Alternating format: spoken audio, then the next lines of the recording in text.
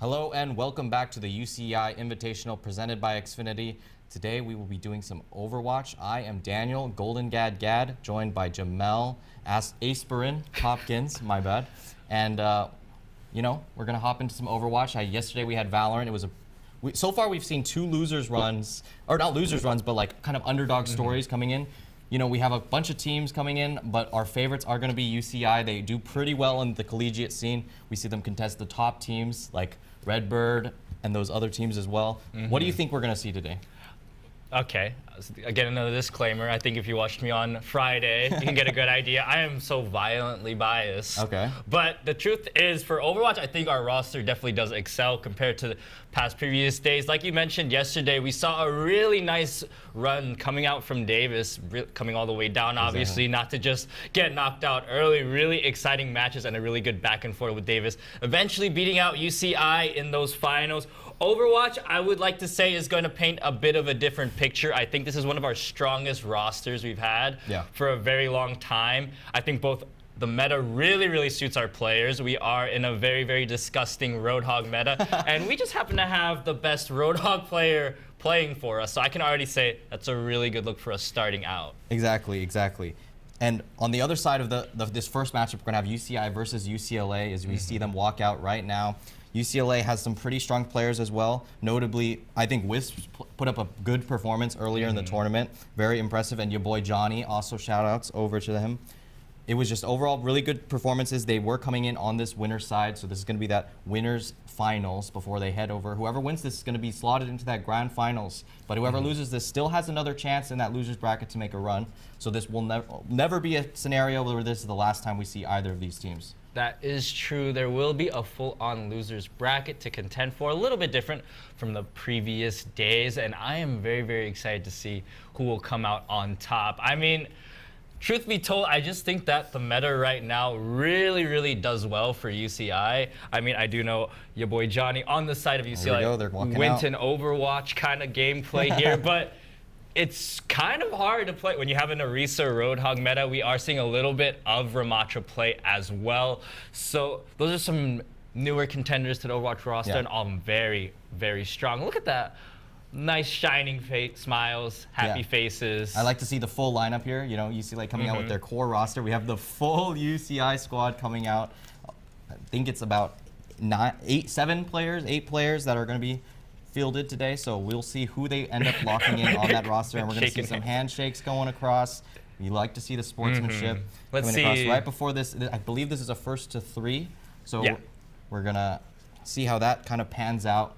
I know the first map is probably going to be Lijiang Tower. It is locked in as Lijiang, unless my overlords, my benefactors lied to me, which is not the first and will not be the last time. But yeah, Lijiang Tower. First map, we are seeing the players taking their seats, getting ready to rumble. But yeah, UCI, we do sport a pretty large roster. We have, I think, 3 support players and then 3 DPS players, 2 tanks. So a lot of flexibility, does very well into sort of, instead of having to force one person to learn 2 or 3 roles that might be out their comfort zone, obviously you have that benefit of just saying, hey, slot different guy in, take control of your niches and do it well. Yeah, flexibility is definitely key here, but look at what we're seeing here. We're seeing some MSI peripherals. Got a shout out to MSI for giving us our monitors and PCs here, and then also shout out to Corsair for the chairs and other peripherals for these players to be able to play here in the Red Bull HQ. So shout outs to all of them.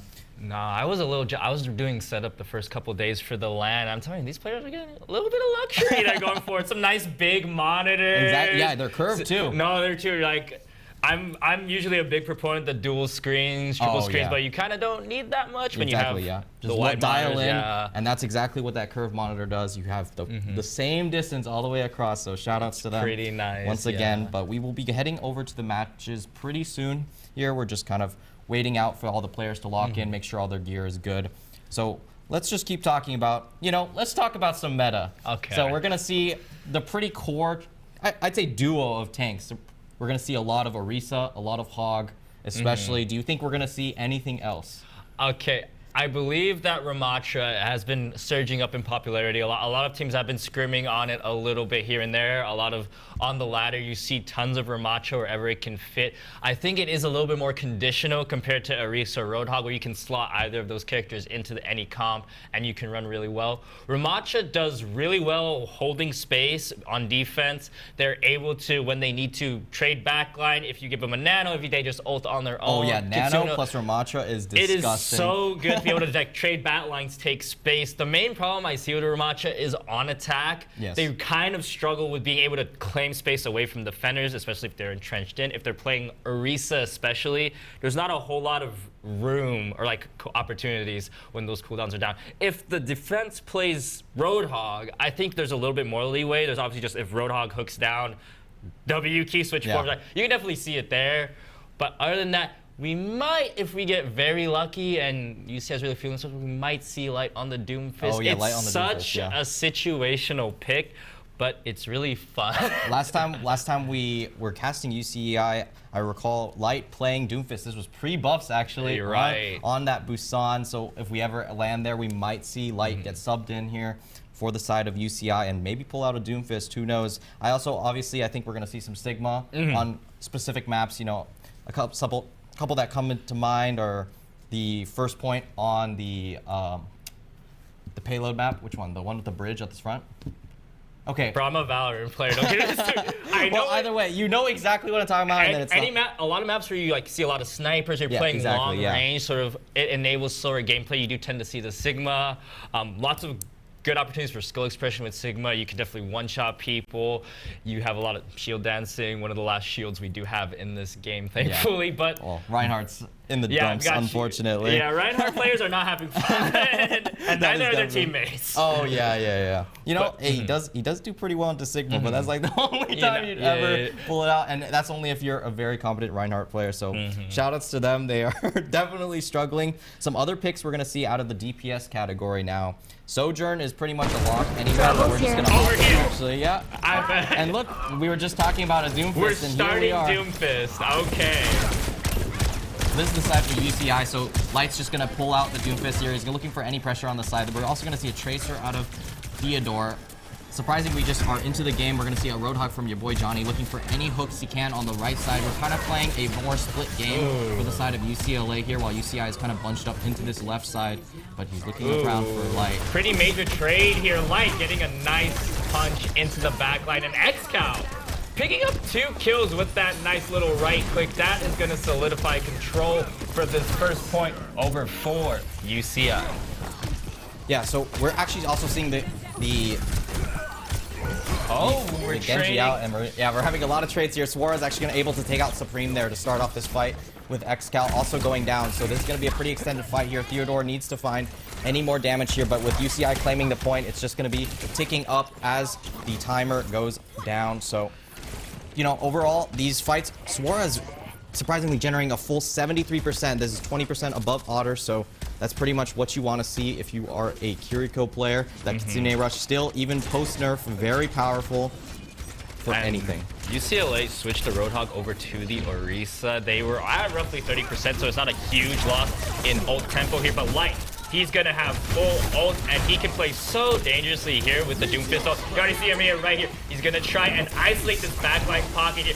Whiffs a little bit on the Mercy, but the rest of UCI can handle. Right now, his main goal is to make sure Wisps gets no value on this Sojourn, and that is XCal picking up 3 and making sure UCLA does not get that retake. Yeah, exactly what you're talking about. We have Wisps and Omicron playing for that side play, and then the Kiriko ult comes out from the side of UCLA, but the Doomfist is just zoning off the Sojourn Mercy pocket core in the back, so they didn't have enough damage, and XCal able to get an early pick on that fight and disengage, kind of play away from that Kitsune Rush after they traded it, and were able to extend the fight so that they are able to win. So now we're gonna have a reset here. Sai does have the blade here. He's getting a little bit low. We do have the nano blade, so I expect to see some action Opening here. with Wisps. Oh, Light's gonna get a little bit low, but that is not enough. Nano getting dropped onto Otters. He's gonna have a fun time with that. But main man of the action, XCal, picking up 1, let's make it 2, and Supreme is gonna make sure they get a little bit of fun. So we're gonna burn 3 ults for UCI to keep that point going,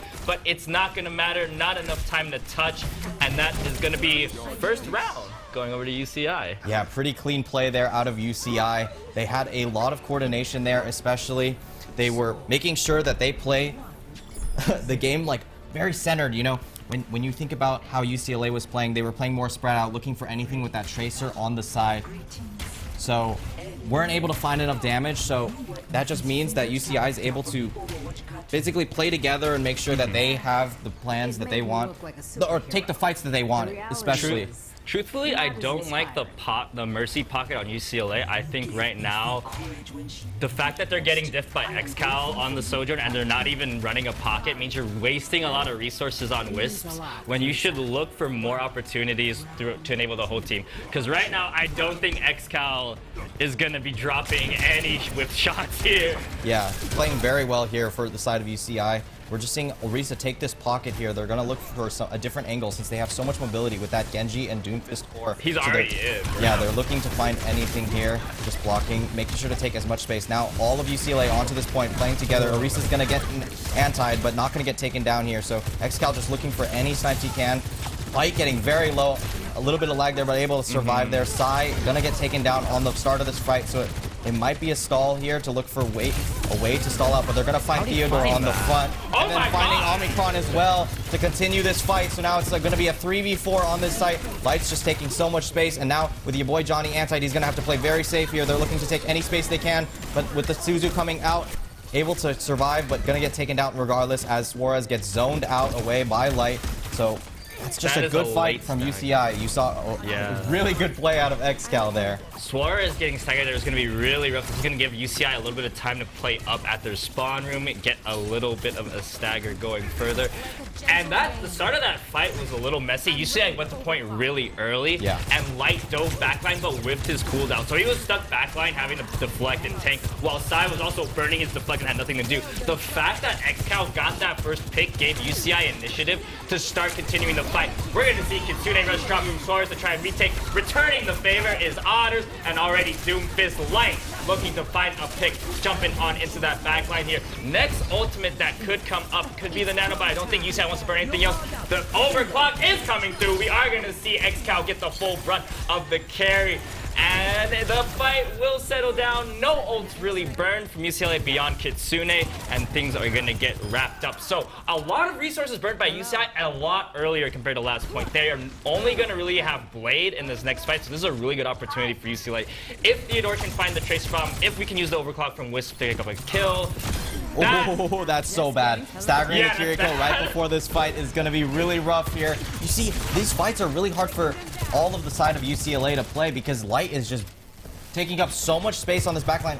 You know, I thought about that last Kitsune rush that came out from UCLA. Light's just on top of them, making sure that they can't walk up to contest the space so that when the other Kitsune rush comes in, if they ever go past Light at all, they will just get shredded. So I'm just seeing good play overall. They're playing a literal Doomfist counter, and like, that's gonna shut you down though, XCal. 2 kills for UCLA, and like we said, there's not a whole lot of room for UCI to hold this. They're gonna have to play retake, but retaking at 88-89% is gonna be a very good look as long as they don't stagger too long. Yeah, so he does have the Blade for this next fight. Anna not having Nano, so they might play a longer fight here, trying to look for anything with that Sojourn, which they have been able to find. Look at those tiles. Have been able to find a lot of action here where they're able to find the picks pretty early on. Light's gonna go in here and just look for anything, and then he does have that Meteor Strike, so he's gonna be able to play a lot more aggressively. Here we go, he's gonna drop it, and he's gonna take down half of Omicron's HP, but he's looking to do some damage to Suarez here, but the bulk of UCI is still just contesting that front section, but we're gonna get a Blade here. And Sai's just going to get Suarez at the start of this fight. That's not what you want to see, but he's going to find another one onto Wisp. That's the core of UCLA down, and now that Theodore is down, there's pretty much nothing left but to stall a little bit more and look for maybe a recontest in about like 10 seconds, but it's going to be pretty difficult here with 92% ticking up. And I imagine that the overclock timer, the overtime timer will not be able to be ticked because it's been about 10 seconds. Yeah, Wisps is not going to be able to touch in time, and that is going to be Lijiang Tower going very easily over to UCI. in that first map. Yeah, that was some good looks there from UCI. Just really good team play. They know how to play around that Doomfist very well here. We're going to have the play of the game coming out of XCal. Very impressive performance. You were seeing the railgun shots landing very impressively. Here we go. This is what we didn't see. Theodore gets taken down on the front of this fight, and then I think he's going to take out Suarez as well, and now it's just your boy Johnny on his own, and that's going to end that map. So good play of the game. Good play overall from all of UCI's roster. Lijiang Tower, not the easiest Roadhog map. You see people play it because it has the pit, but it's not as powerful. So seeing that substitution to light is very nice to see. I'm not too sure what our next map will be, but you have to imagine, what do you think UCLA can do? I know you like UCI's side, but what do you think they need to do? For UCLA, it's tough. I would like to add that UCI, we weren't playing exceptionally perfect. Light was definitely diving in, making space, but it wasn't continuous this Doomfist is one-shotting the whole backline. Even though post-nerf, he does have the capability to isolate a backline, kill a squishy. But it wasn't even played perfectly, and still, UC, I think they did a very good job of knowing when to burn ults. There was a lot of cases where normally, you want to go to you only want to burn 2 ults per fight, really. They would burn 3, and sometimes 4, and some cases this is where we want to make our stand, and UCLA was not really able to build up ults to counteract that. So I think the biggest thing is not necessarily a compositional change, but more so I want to see UCLA do a bit better job of trying to build up their ult economy, doing things more purposefully, whether it's purposely making one person be healbot Kiriko and just saying, all right, let this person spam heals, build up Kitsune Rush so we have more options to retake, right? Yeah, and I think a big thing is how the ults were used in particular. We didn't see any action out of the overclocks from the Sojourn. Wasn't able to pick up any kills there. And, overclock, now that it's been changed to be this rapid fire shotgun style, where you're able to just rapid fire it out, you expect to get a couple pickups there, but there were just none coming from the side of UCI. Obviously, UCLA, and obviously it's hard when Light is on top of you the whole time, but you have to make adjustments to maybe figure it out. And then on top of that as well, that you saw no action from either. I mean, the Kitsune rushes, obviously they're getting countered 50-50. Both sides are going to pop it at about the same time. Right. But you have to think there were no really big plays out of UCLA either. When not all your ults are able to be effective, Orisa, Terra Surge is stronger, but with how much movement UCI has, it doesn't really able to find too much. So it ends up that you don't have too many ults that you really can play just solo. You have to combine them to make sure that they're effective. So just a little bit more coordinated team play from UCLA is what I'm thinking. UCLA, they immediately saw Doomfist and they switched to Orisa, the supposed hard counter of this character. And it still looked like it was very easy for Light to both jump in, play somewhat recklessly, and just not get punished. Yeah. And we didn't watch Orisa's POV the entire night, so I don't know if there's specific micro mistakes or anything. I think it's just the positioning. Right. You have to have the Orisa play a peel style. I don't want to bring up League, but a big thing is a lot of these tanks come from a style where they're able to play more peel, and you're not diving in looking for plays. That's what Orisa is. She has a ton of CC, to be honest, compared to a lot of the other characters in this game, which is why she's so prevalent now that her cooldowns have been adjusted to be as fortuitous in how you're able to rotate them, but not able to find it that well. I just think about even just the first play. You think about it, Light sectioning off Wisps and the Mercy pocket on the front of the fight, which is exactly what you don't want. You want Wisps in there, able to benefit from the Kitsune rush. So the Orisa needs to walk back, help out, and make sure that they're able to push through so that they can find some more space. So they were playing a correctly balled up style, but there just was cracks in that foundation. That fight was a 4v5-2 in UCLA's favor. Otters got picked instantly. Exactly, yeah. But they weren't able to find anything. And they did not find anything, right? So I definitely agree. Positioning from UCLA could be improved a little bit better. We'll see what happens. This is going to be their map, so probably one they're more comfortable with. Yeah. They know where to stand, essentially, right, going forward. If we do see a Doomfist again, one pick I would like to see, but they didn't choose, was Torbjorn. Because Torbjorn. Despite, obviously everyone plays the flat. You got the Sojourn, and you have your flex pick, you got a Tracer or a Genji, right? But if they're playing Doomfist and your backline is getting run up on, you can just swallow your ego and go, I'm gonna put a turret on the off angle. Yeah. And because that will definitely impede. Like I said, the Doomfist was not frame perfect. There was a lot of opportunities where he jumped in and could have gotten shut down. So what do you think about Tracer as well?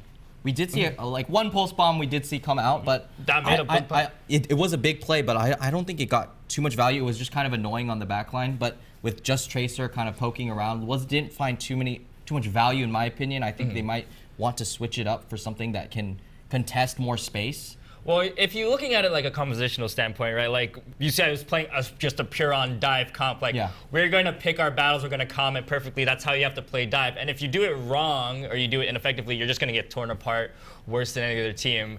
And UCLA trying to match that by playing the Tracer. They're trying to dive back, but they also have an Orisa. It's a lot slower, so they're running the Lucio. It's not really, they're trying to run more Brawl-ish. You could switch the Tracer, like maybe if you wanted to play Reaper, people just find Reaper boring. And I don't blame them, right? Because it's a very straightforward, like you sit there, either you play in the backline, you can shred through. I'm getting a voice in my head. So we can throw up the bracket right on the graph, actually.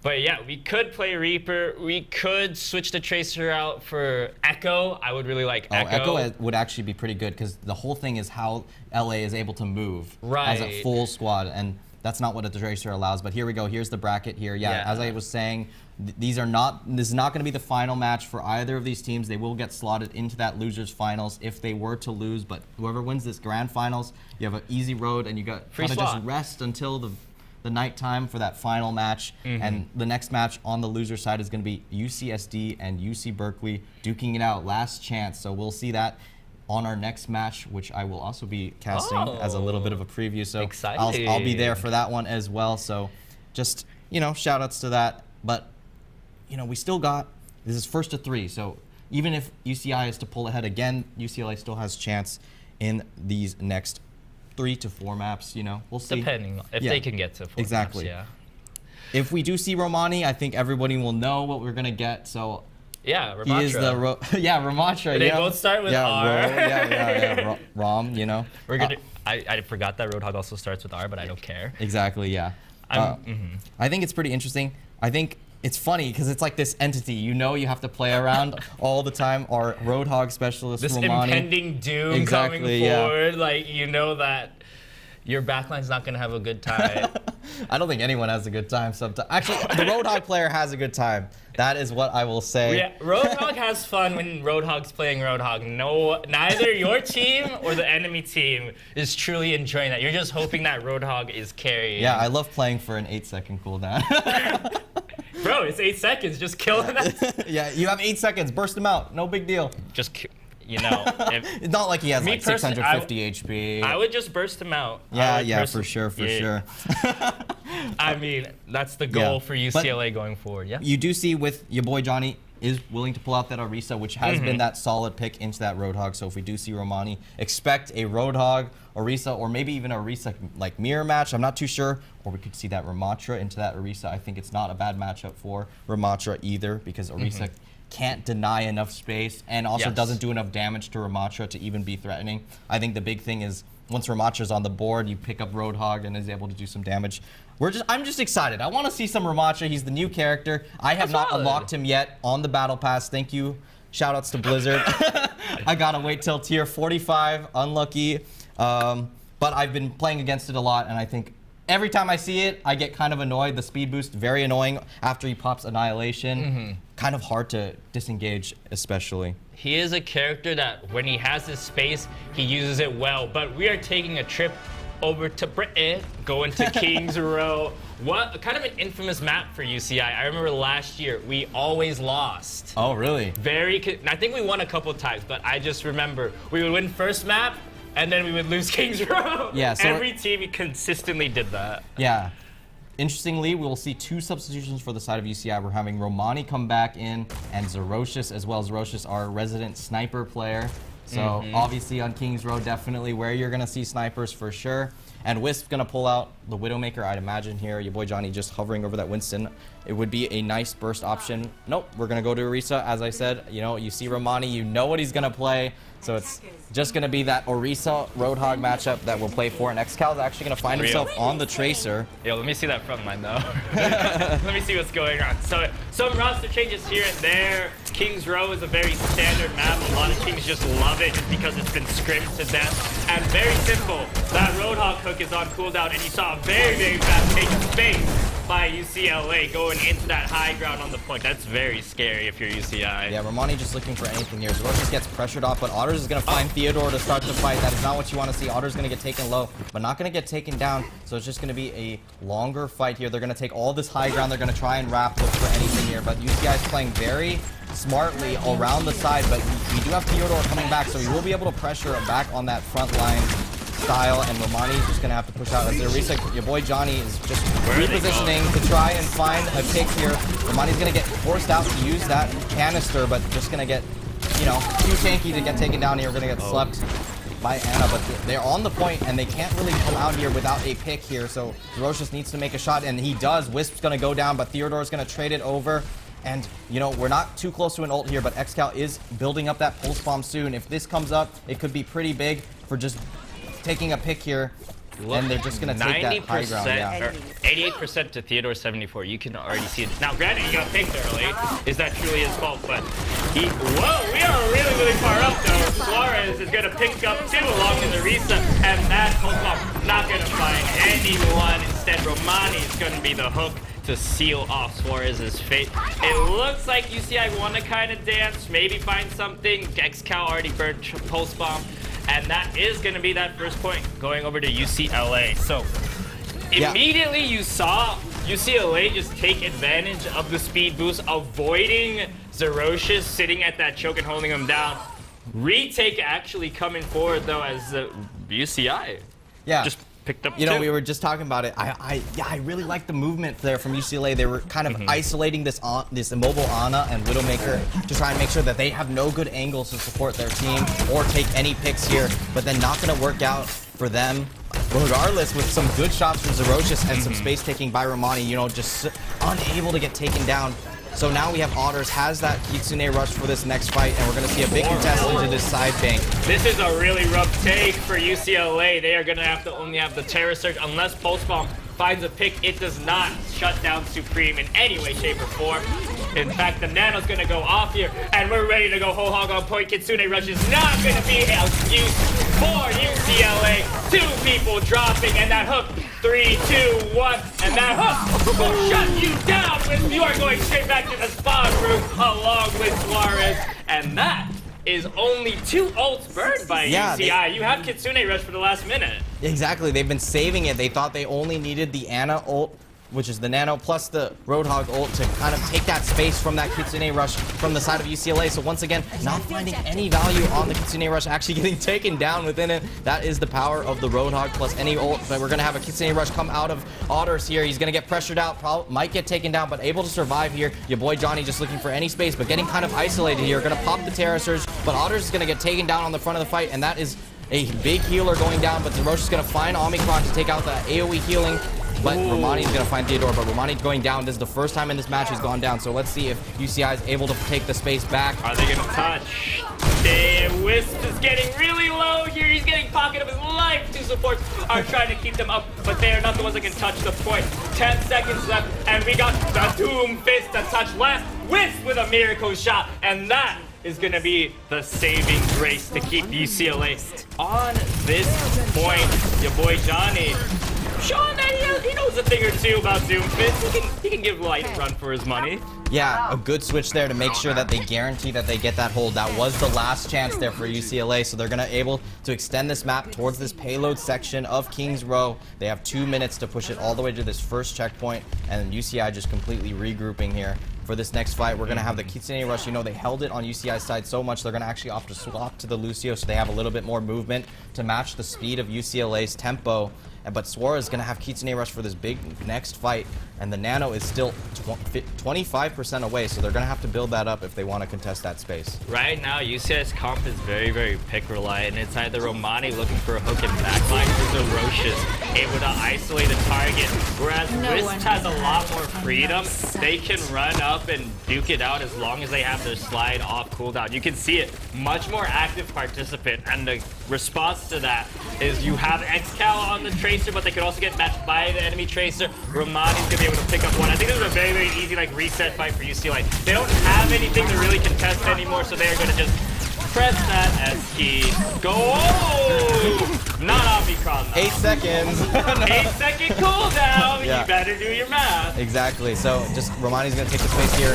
But UCLA did a good job forcing Zeroshus out on that last fight. And the Sleep Dart's just going to come out to make sure that UCI can disengage and get around this corner to take that space. But we're going to have the pull spawn coming up. He's looking for a pick here. Going to go for it. Gonna actually hit Omicron on the wall. Thought he was far away enough, but actually going to get taken down. And now Wisp also getting taken down. And now it's kind of dire straits for UCLA. Now they only have 40 seconds left, but the Tracer, yeah, the Tracer diff. Then you know, we like to play around with Excal a little bit, but they're gonna have to go for a re-engage here. Theodore getting taken out on the beginning of this fight, so we're gonna see if UCLA can pull out anything with this Overclock and Terra Surge. They have to. It's do or die. UCI doesn't have any ults to respond with just yet. They might be able to build up the Nano in this next fight. They could build the Roadhog, but they have a Terra Surge to worry about here and now. A lot of space and a lot of respect being given. Theodore is going to find the pick. This whole hog is going to be the last thing that UCI has to stop this push. Kitsune Rush coming through from UCLA is going to keep Omicron alive. A lot of heals. He is going to want to take out Supreme. Overtime, though, is going to tick. And the members of UCLA are not pushing the cart. Yeah, you know, they weren't able to get a touch. They were trying to contest that health back section of the map, but not able to get the kills there to stick. And then, you know, you saw something interesting in all these fights. Romani with the Nano just bursting down Orisa when she pops that armor. She just doesn't get knocked back. It does so much damage. Gets taken down as soon as she pops that Terra Surge. And, you know, with no tank, I like to say something. It's just always no tank, no team. So it's pretty rough to play the game once Orisa gets taken down. And those always come off the back of those Kitsune rushes. It was pretty much every single time a Kitsune rush would come out from UCLA, Romani and Supreme had that combo locked down to deny the space that you could potentially find in these fights. So we need to see better usage of this Kitsune rush, or at least figuring out how to bait out more from UCI. Right. They baited out some things, but they would sometimes get picked out. But they were doing a good job of isolating out Zeroshus. But now that Zeroshus is on this offensive side, it's much harder to isolate him because there's only... like, you can only contest so many angles as that defensive side. 100% correct. Exactly what I was about to say. I feel it's a surface level play right now where UCLA is like, we have this ult, let us do the play we're supposed to play with this. We have Kitsune Rush, we have Terrace, run forward, do this. But UCI has been around the block for a very long time. You need to start thinking like on our 2 or 3 steps ahead. Yeah. The underwater 4D chess. How do we bait out an ultimate or a play? How do we bait out a mistake from UCI? And Exactly. I personally don't know how you do it because UCI's win condition is just find a pick.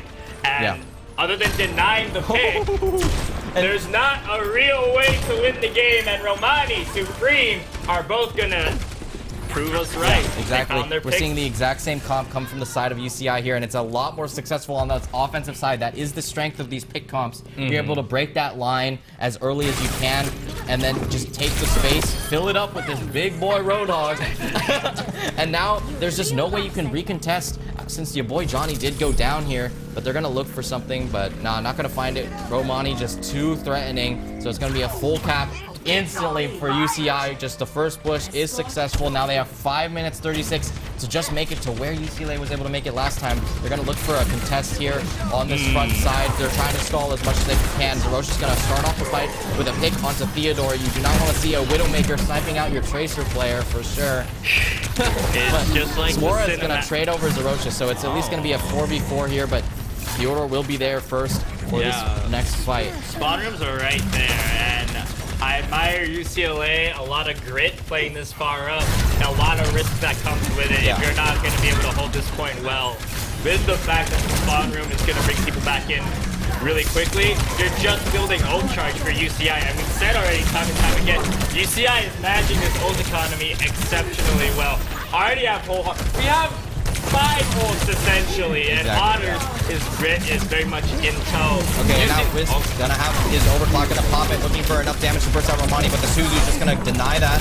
But Romani getting taken down very low. I think he might be able to take him out, but Zerosh is gonna find Wisp on the front end of that fight, and now it is wide open for Romani to look for anything with his whole hog. Gonna burst down your boy Johnny, but there's just no way he's gonna survive. But now UCI, as you were talking about, they just the spawn rooms are so far away for UCLA, so they're able to take this space and deny anything from the side of UCLA. Theodore is going to try and survive. If he gets staggered, this will be very, very bad. Wisp almost getting taken down by the walls from Zerocious, but not going to find the headshot there. But Romani is actually going to land the hook onto Theodore, so you have those two pick characters reliant on skill. Look how far UCI is up. Like, why is UCLA that far pushed up when UCI does not have that much cart to move in the first place? Yeah. That last pick right there on the Tracer has shifted the momentum. We can Kitsune Rush this far up. Is... Oh, we're not gonna find anything with the Terra Search, so just gonna need to find any space. And here we have Otters popping the ult. Supreme's Kitsune Rush gonna tick down, and they just deny the space from UCLA here, and they're gonna have a full bomb come out, but not gonna do enough damage to take anyone down. And now it's gonna be a disengage for UCI since Romani went down on the front end of that fight. So we're gonna have to play for at least two more fights for UCI to find anything. If Wisp gets taken down, that was actually so close. A little bit more charge and would have gotten taken down. Theodore looking for any damage there onto Zerocious, but Zerocious is gonna take out Wisp. There you go. I was just talking about it, not enough, but they had enough. Supreme almost gets taken down by the Orisa combo there, but gonna just scrape by. And now UCI, the entire force of the team, which is probably mostly just Romani, is here. And the ult charges are pretty even now, but Zerocious is going to find Theodore, and that's just no damage left on the side of UCLA. So this is going to be pretty difficult for them, and your boy Johnny going to go down, and now there's just no way that UCLA can hold this. So it's just going to be a stall out to kill the last two healers, and that'll most likely just be the map for UCI. So good looks from them. Very successful on this last map. That's what we're talking about. That offensive core is just way less punishable compared to when it's on defense, but they know the strengths as a team. They play to it well, but we're gonna have a consolidating UCLA play of the game from Wisp here. Let's see what he can do. Gonna find a the right click shot, or not right click, the E shot onto Zerocious, gonna take him down, and we're just waiting for a pick here. Gonna find a headshot probably, and that's just gonna be the play of the game. Nothing too big there, but we gotta say the picks were coming through for UCI, staggering all of UCLA over and over. You know, we saw Wisp get taken down a couple times at the start of the fight. Theodore especially getting singled out there as that Tracer player, trying to put too much pressure, maybe putting a lot of burden on himself to do the damage, but not able to find anything that sticks. That's the main thing. They're just building ult charge for UCI to be able to execute on their combos that they know so well. You Romani plus the Nano, or Romani plus Kitsune Rush. Honestly, Romani is a very central figure on this team when he is something. He is both Romani being very exceptional Hog player and Hog just being such a big force to be reckoned with in this meta. It just exemplifies how bad it is to get picked, how bad it is to get staggered. And I was really intrigued by how far up UCLA was pushed after UCI took that first point in the second half when they were on offense, right? I feel like they thought they were on, like, you know, on a timer. You know, they didn't have any opportunity. They thought they had to stall out. They had to kind of stagger, but Kings Row is not that kind of map where the spawn is close by and you can kind of contest early on that payload. You need to kind of contest in that middle section, so at least you come back at the same time if there were picks to go down. So just a kind of a misunderstanding, and builds all of UCI's ult to just continue pushing that pressure. And you saw Theodore getting killed all the way almost in his spawn as Romani's allowed to just walk up because they just allowed too much staggering, so they couldn't come back as a full force without that tank being able to kind of push the space. It's just free for Romani to walk up. Truthfully looked like two different teams. Like, the start of Kings Row looked so good for UCLA. I love the movement you were mentioning. I love, like, sending everyone to the back. It looked like they had coordinated, they had a plan, and they were playing it very well. UCI it was very, very hard for them to resist that urge to drop down and unga bunga fire, right? Exactly. And I think they were playing it very good. And then a couple missteps here and there. UCLA was taking the point, and they just got retaken on. They had to retake late. And all that. And then the timer fortunate. Ticks down. They only have 2 minutes to push that payload, and it's a pretty hard point on Kings Row. That's why Kings Row has been kind of contentious as a map. It's pretty defensive-sided for the most part. Oh, actually, sorry, offensive-sided on the most part because of those spawn locations. But we do have some replays that we can take a look at right now. So let's take a peek.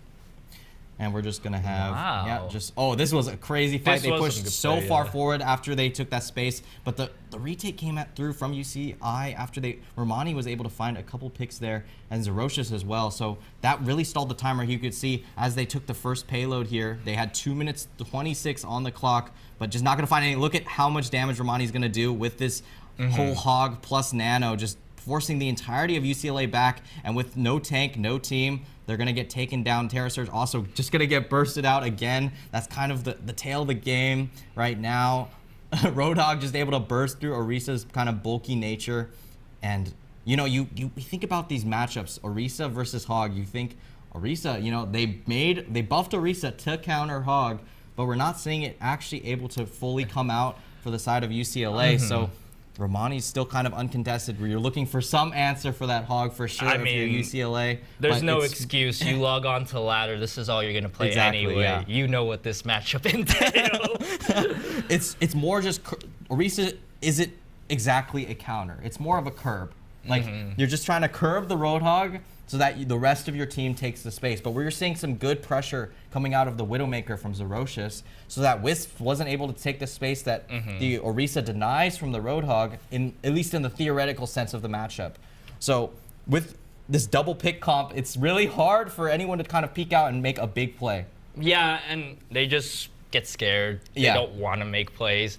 It's the Lucio on UCLA's side, I feel, is kind of your answer to the Widowmaker, at least. You gotta know the right time. Like, when do I stay with my team? When do I speed boost for them? When do I speed boost Orisa? When do I go to force Zerocious off along with Theodore on the Tracer? You have to coordinate those dives. You have to find opportunities to shut down Zerocious, because it's not necessarily hard to get him off of his perch as long as you're able to approach, because Romani is Roadhog. Yeah. He's not frontline. He is playing off in a side room waiting for one of your DPS to walk up, right? But if you're coordinating, saying, hey, this is our window, we just maybe saw Roadhog hook down, we just saw nade down, let's try to burst out Zerocious. Let's find our initiative. Yeah, exactly. Because the UCI does a very good job. They find their pick and they just know, let's go, we run with our initiative. I think a big crucial thing that actually changed after that first initial push from UCLA on that defensive side is they swapped to the Lucio, so that the Romani was able to just move around a lot faster, able to take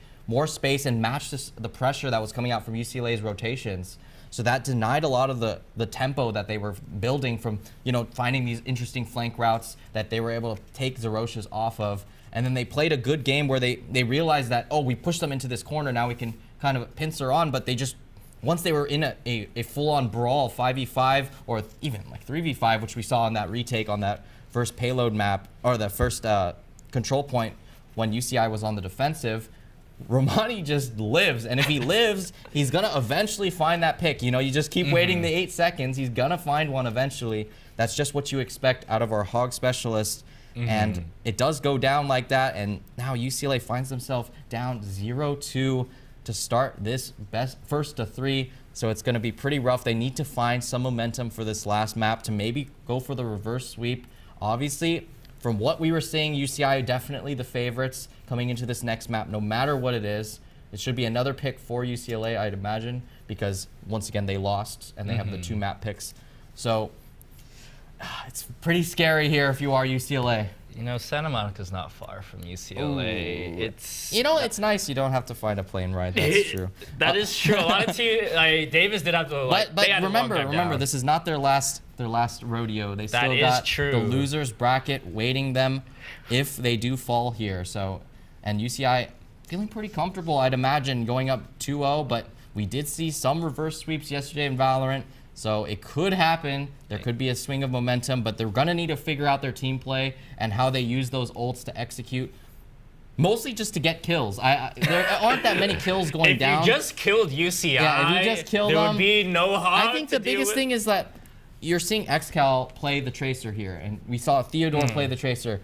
XCal almost got taken down, not at all, to be honest. He stayed alive most of the map as that Tracer, and that's kind of what you need from a Tracer. It's just annoying that you have to deal with it over and over. Tracer did get, I don't know if it's a nerf. I mean, 5.5 damage from 6. It used to be really stupid, broke in the fall range.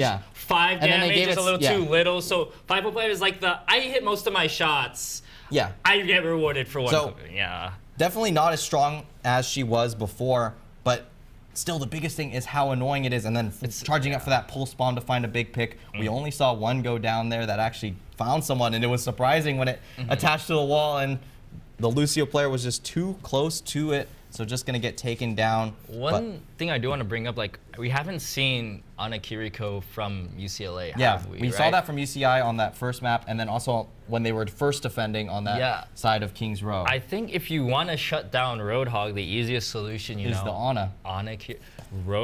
just nade them. They haven't played Ana at all. Actually, Yeah. it's just been Kiriko, Lucio the entire time. If Hog is such a big issue for you, anti-nid the Yeah, Roadhog. you know, this is if sounding, they're getting hooked, cleanse the hook. Exactly. This is sounding like kind of like one of those Reddit threads, you know, what I'm talking about, where the commenters are like, just Roadhog's not that broken, just pick Ana and Orisa. But if you have not shown us you guys playing it, right? Exactly. They got a point there. They do have somewhat of a point, but it doesn't necessarily counter them. It's just the best option for sure. But we will be having an ad break right now, so we will catch you right back in just a bit to finish off this series. See you there.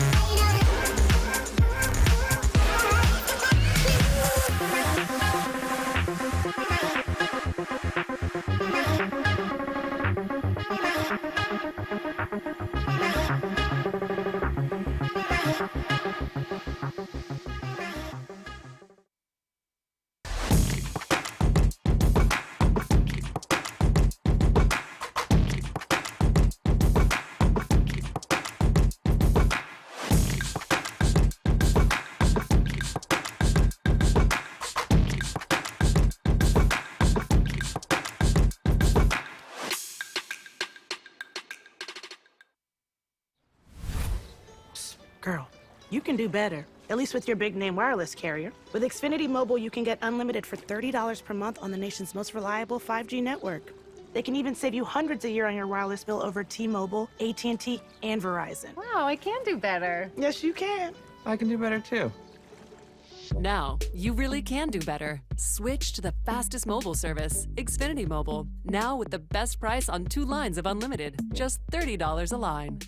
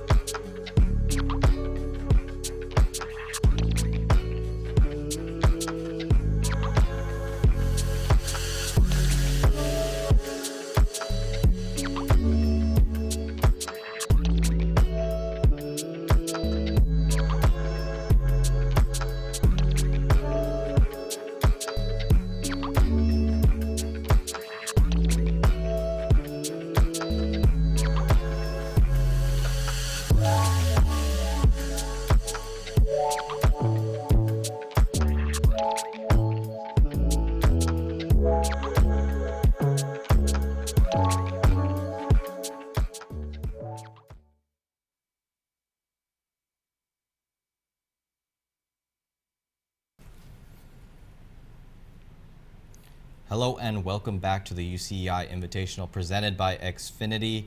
We just got some news, so would you like to break it down? So, due to some technical issues, some players were unable to pause during that game, so we're going to take Kings Row as a tie. UCI is still 1-0, and we're going to move on to the next game as if it was a draw. Nothing exactly. happened. So, next map's going to be Circuit Royale, it seems. So, this is the map I was thinking of. It is the Sigma, probably Sigma. on the defensive side, unless we just see an Orisa. You know, it's an option that they could just play, but we will probably see Sigma, a lot of Widowmaker, a lot of things like that, looking for the picks. Sometimes we've even seen some Hanzo, but it's a little crazy, you know?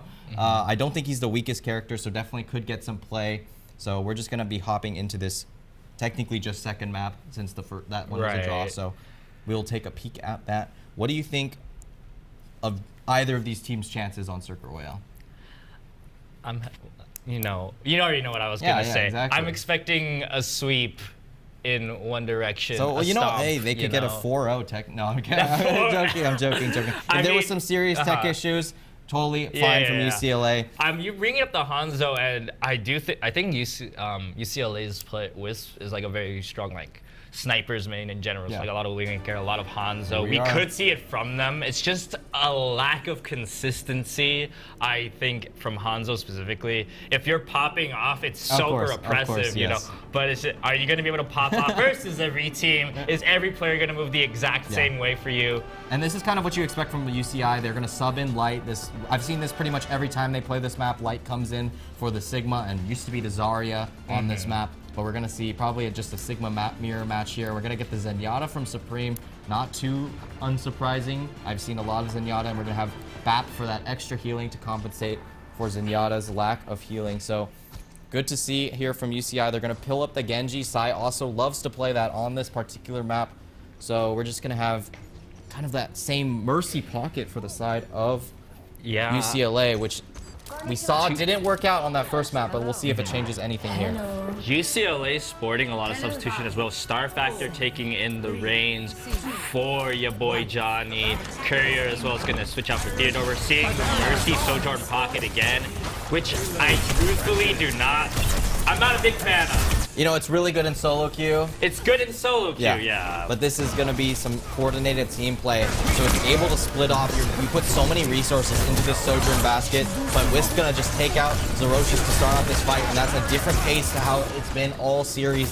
So with that first pick now, UCLA has the space to take this high ground, and UCI is going to have to wait for any of their big cooldowns, or just for them to go around this corner and wait for Zerocious to find something here. I like the positioning of the pocket from UCLA, though. They're doing a good job taking that high ground, positioning very well. You do have to really lean into that extra damage if you're not sporting, two healers that can heal every single person on the team. I think UCI is going to have a little bit of trouble if they're not able to build the Gravitic Flux before this next checkpoint for UCLA. We're just seeing a Widow Dip here from Wisp to take out Ferocious again, and he's also going to take out Light here as well. So now with Light going down, the Gravitic Flux will never come out here. It's going to be pretty difficult with Otters going down, especially Sai's just looking for anything. Rich Supreme applying that Discord onto Sigma, but not able to find the damage to stick, and that's just going to be a first checkpoint taken for UCLA, but they're going to burn the Kitsune Rush to extend this pressure. They're looking for any picks here, but it's going to be kind of wasted here for the side of UCLA. That's not what you want to see, but with how much space they're taking, it should be fine. There's no longer stall you need to wait for, like a push map instead. So they're just going to keep pushing up that cart, take this high ground to make sure to contest on flat ground, so UCI has no positional advantage. But Wisp finding yet another pick here, definitely feeling himself on that Widowmaker now, and we're going to see the Valkyrie come out. Gravitic Flux just going to find the Sigma. I'm not sure if it's going to do enough damage here. Going to survive, and now with the Suzu coming out, it's kind of wasted here. Wisp is just doing considerable damage here. It's enough to take space. We do have Transcendence here, but the return on the Gravitic. Wisp finding another, and Courier shutting down Light as well. Wisp looks so happy to be on Widowmaker right now. He is having a ball. Zerocious, though, a little nice shot onto Omicron, but not before he gets shut down by the return from Courier. Got a package for you. And now Sai run into the loving arms of Otters with the Baptiste. So things starting to simmer down a little bit. Light has switched over to Doomfist for what looks like will be the last checkpoint. UCI gonna try and retake Sai is gonna build up Blade. It's gonna have to come up big, looking to burn out. Maybe get that cleanse from Kiriko before they burn it. Yeah, so in this next fight, here we go. We're gonna have the Blade come out of Sai after Zerocious finds Wisp on the beginning of that fight, but gonna get the res out, but Wisp just in a bad position here, gonna get taken down as well. But now it's gonna be that core Mercy Sojourn, but with Sojourn going down, there is nothing left, just the 2 supports from the side of UCLA. So now UCI able to stop the momentum from UCLA now, and now you're gonna have to see Zerocious. Will he be able to find a kill onto Wisp here in return to start off this fight? Now that they have that upper ground, and now Sigma, they're staying on the Sigma for that 61 ult charge to look for a Gravitic Flux, but it's gonna be pretty difficult to walk it up all the way up to this high ground. So we're just seeing pretty early contests from UCI here to make sure to deny space. To buy time for Zerocious to find anything here. Oh, that was a very ambitious. Yep, gonna have to use the Meteor Strike to dive back in deeper, build some health. Light is very confident in his ability to run back home to his healers here, but the barrier from Sigma is not going to be enough to block up the heals, and Light is back to full AP, trying to stall the Rizzes, but Omicron is able to just sneak away with it. Window is gonna not keep Otters alive. That is going to be a very, very interesting engage here. The Transcendence will keep Sai and Light diving that back line, waiting for reinforcements to spawn in with shuts down Zerocious like a broken record repeated over and over. Things are gonna start to slow down. Sai gets to return on, but I really think UCI wants to pull back. They're gonna have Blade. Meteor Strike actually getting both of them again. Light is yeah, my so bad. We saw a lot of early contention there. They want to just burn this clock down. Now there's only 2 minutes left for UCLA here, and Sai just doing a good job of surviving there, doing a lot of damage as well. You know, we saw the role of the Zenyatta on this side of the map with Sigma taking so much damage to start off that fight. They're forced to burn the Kitsune Rush, but here we go. We have a Blade coming out. We're not able to see it, but Sai's gonna get taken out by Wisp. So that's the Blade completely neutralized, and now with the Meteor Strike going down, not finding anything, now Star Factor able to just walk up and pressure these healer or supports so that they aren't able to do too much. And Light's just gonna barely make it there, but that's gonna be a checkpoint secured for UCLA. UCI has to figure something out if they want to continue here, but Wisp is just too on fire, finding everybody. And now Suarez building up to that Kitsune Rush, gonna come up a lot earlier than Otters here, so it's gonna be pretty rough coming into this next fight for UCI. I like Wisp on this little pick a lot more than Sojourn from last game. It just looks so much more comfortable. He has been very good at finding these opportunities to get picks.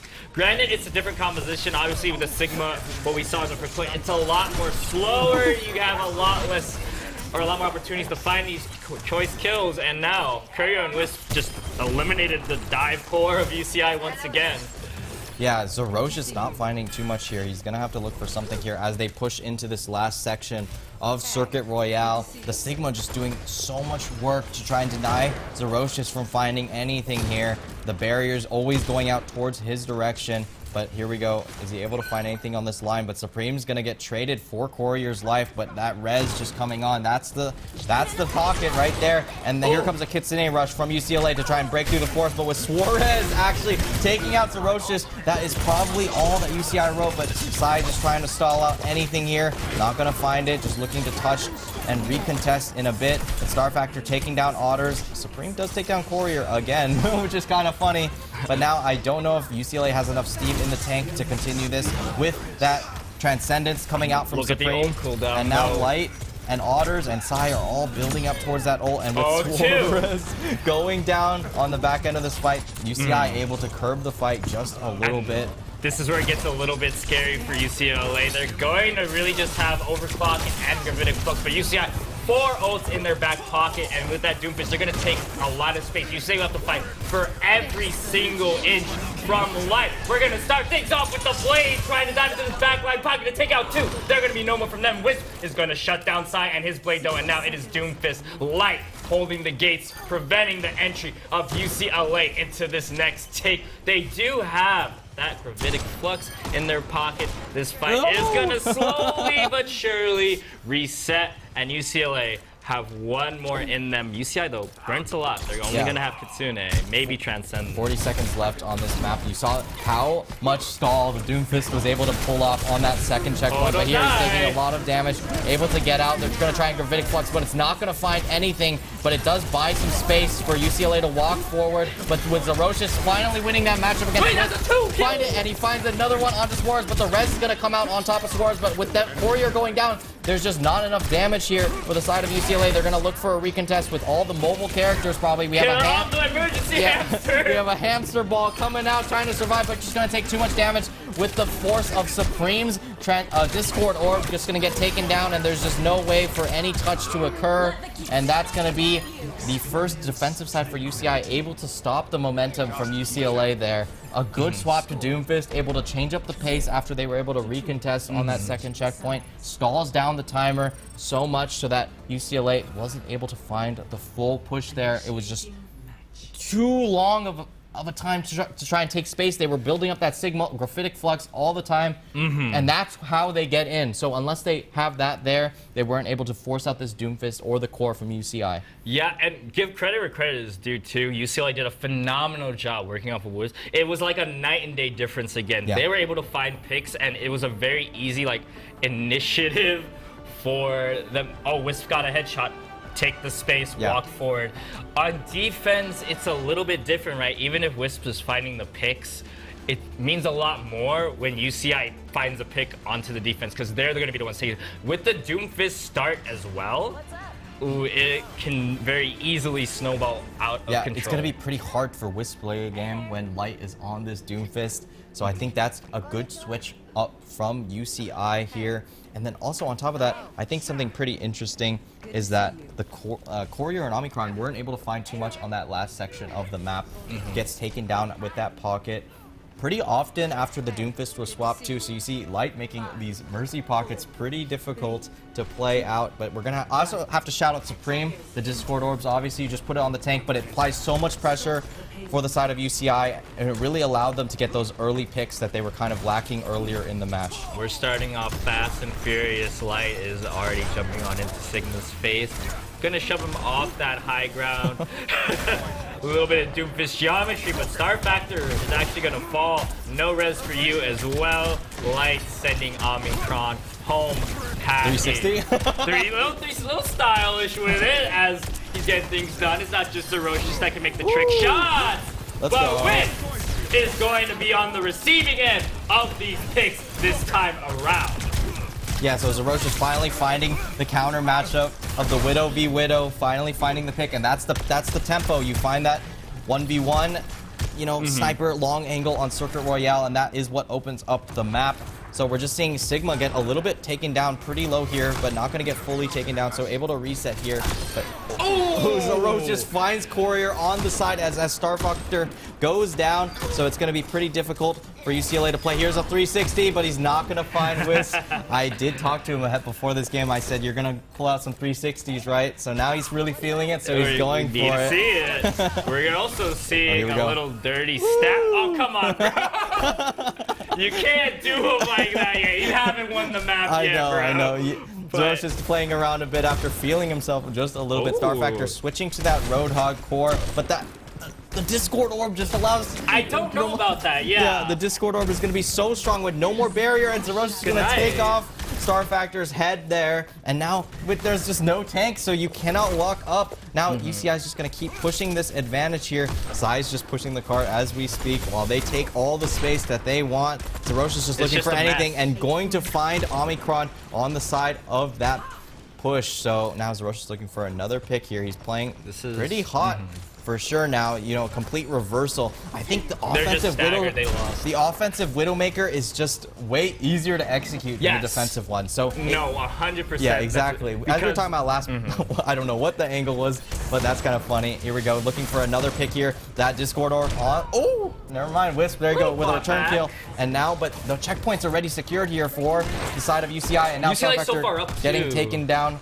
Pretty low, but gonna survive. But Wisp taking out Supreme. That is the threat on that Roadhog gone.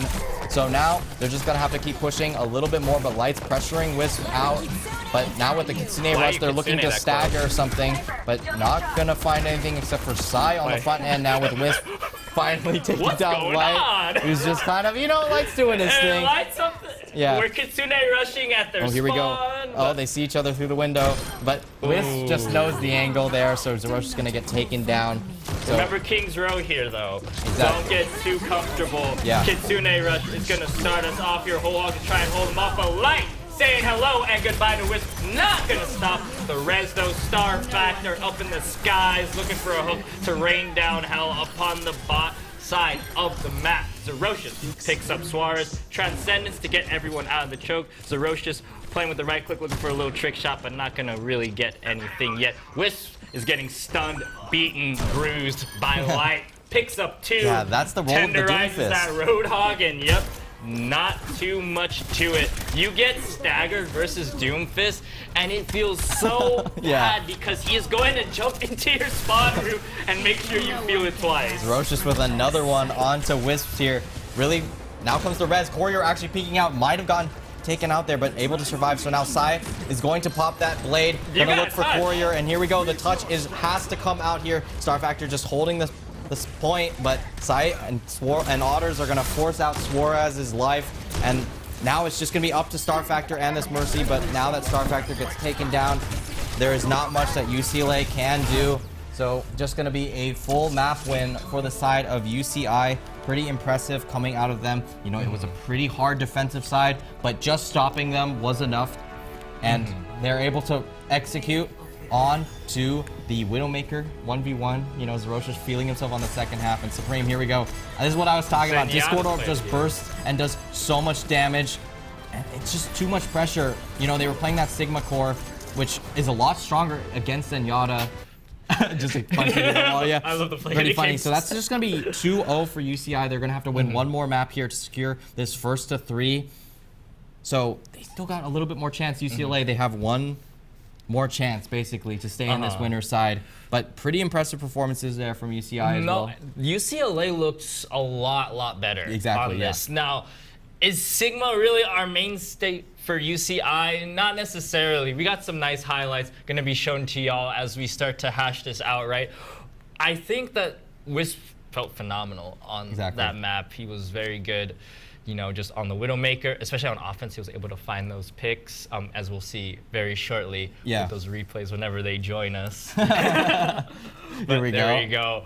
But I think that on defense, it's just a completely different game when you're on the Widowmaker. You have a lot less room for error. Plus, you're a tiny bit of a liability because you're a very blatant dive target.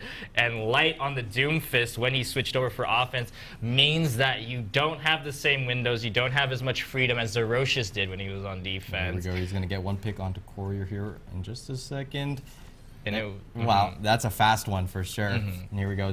Zerocious really stepping up on that second half of the match. Wisp not able to find the defensive Widowmaker play. This was just sad to watch a little bit. Light's just playing around. You know, Doomfist is kind of like a fun counter pick that he likes to pull out.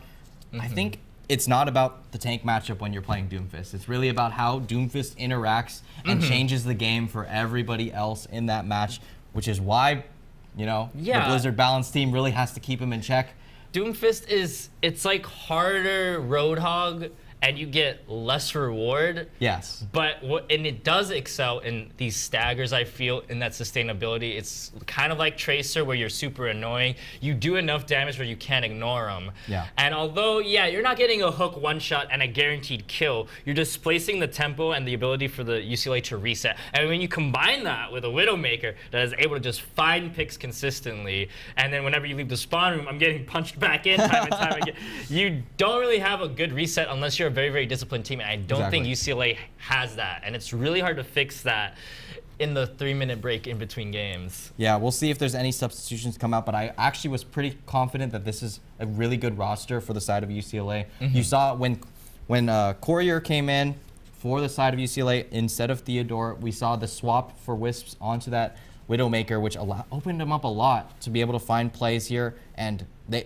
still have that core Sojourn player. You know, UCI are not opting for the Sojourn at all, despite the strength of the pick. But they're more comfortable in having Sai or Xcal play this more aggressive brawly style of DPS characters, such as Tracer or Genji in this most previous match. Dive. And then having the other player either play the Sojourn or the Widowmaker coming up for this next match. I'm not too sure what the next map will be. you know, now that there was that one draw, it's kind of hard to know It's a little goofy, but how the map rotation is going to end up playing out. I think that for UCLA, depending on the map, obviously, we are gonna just put a pin in that for now. Actually, yeah. Well, we'll catch you pretty soon. We're gonna have an ad break real quick while we figure things out on the map pool side. So we'll catch you right back after this.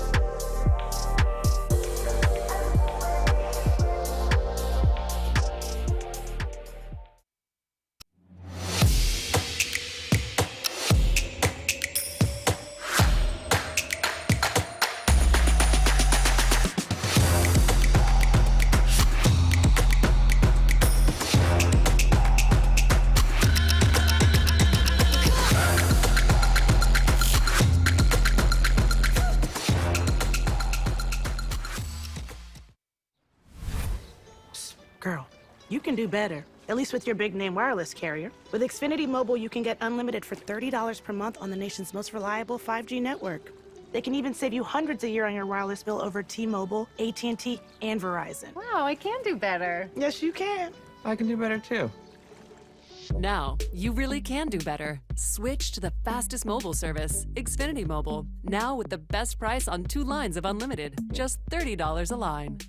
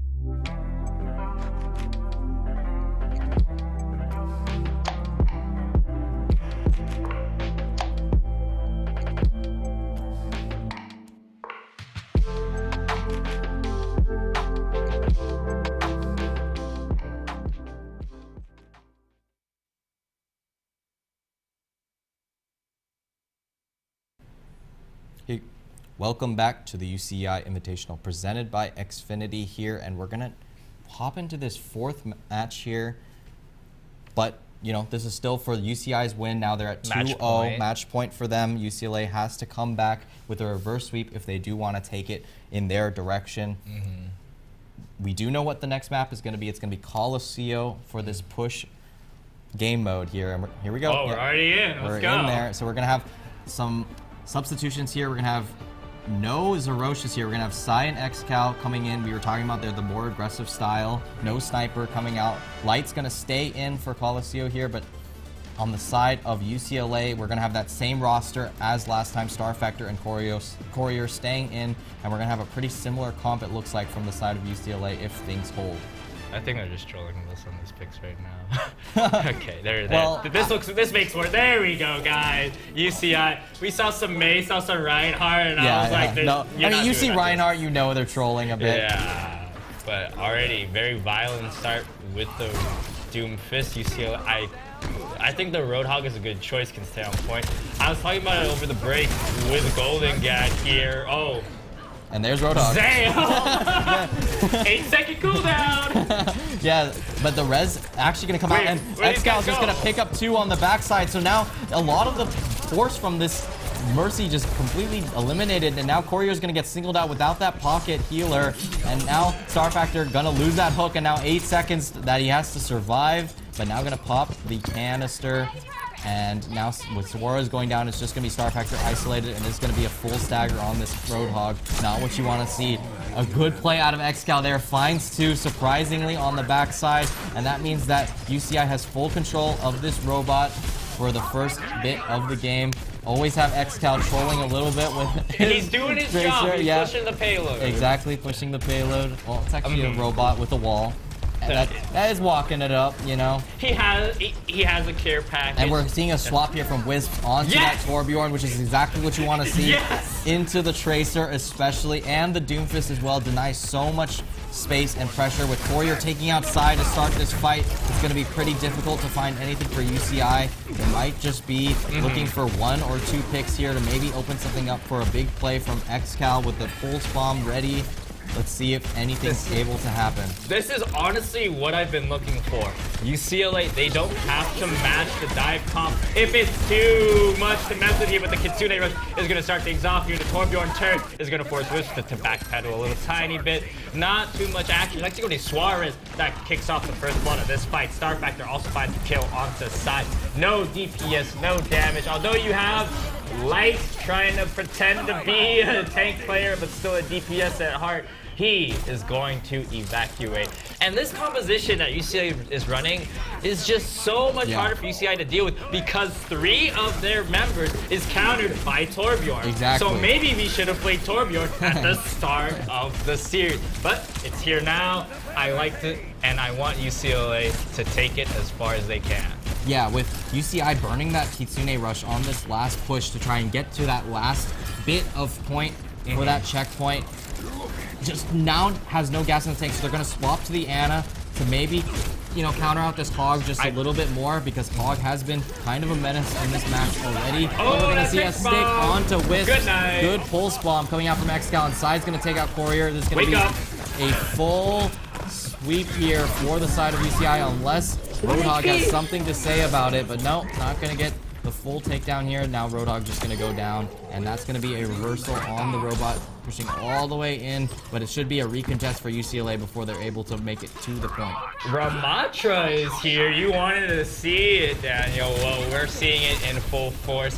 Now it is much more the waiting game used for UCI. You kind of don't want to sit on the robot 24/7. You know, it's push it as far as you can, reset, push it as get the fight win, push it as far get rinse and repeat. And I think Ramatra does that pretty well. You take your and hold your space exceptionally, and you can take backline here. Here comes the molten core coming from Wisp to get that space going. Huge anti onto the backline of UCLA means no survivors. Courier takes 1 up with their overclock, but in a losing fight, unless you pick 2, you might be able to find something. Can you find 3 though versus that big mean Omnic? Not likely. This pocket from Mercy.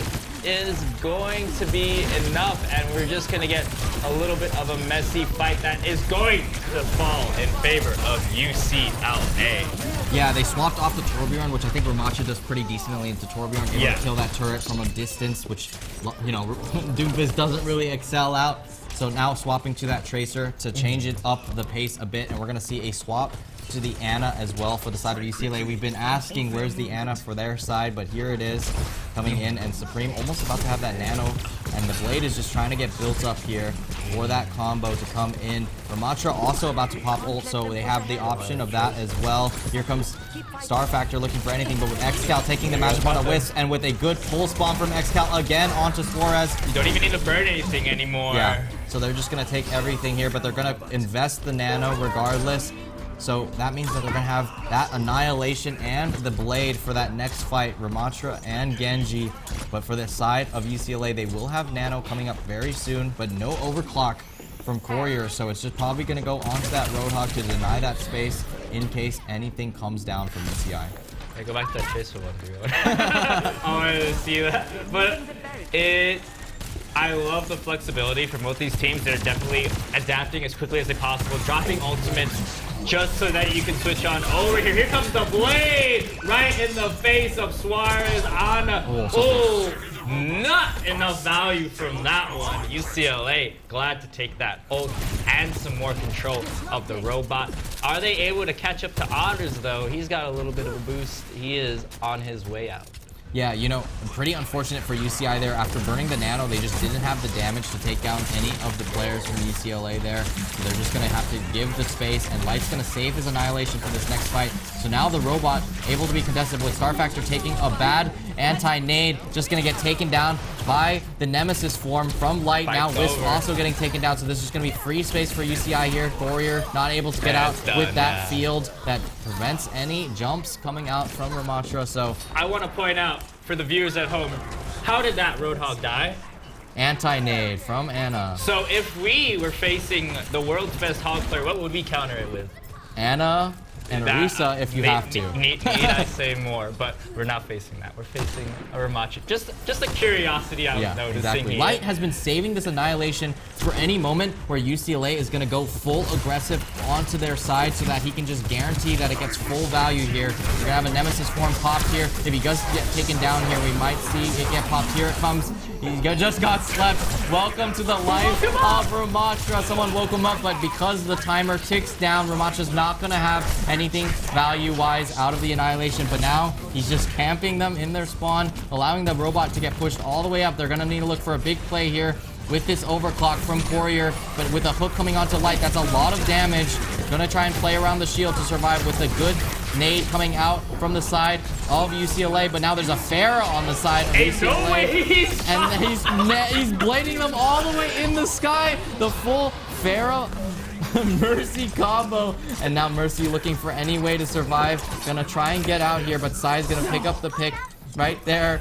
And Star Factor is going to find Light on the side of the fight, but Xcal is still just being that menace Tracer. But with the Pharah coming out, I think Pharah is actually quite strong, and now Mercy has two options on who to pocket. And especially coming into this side of UCI that doesn't have too much range besides the Ana and the Ramatra.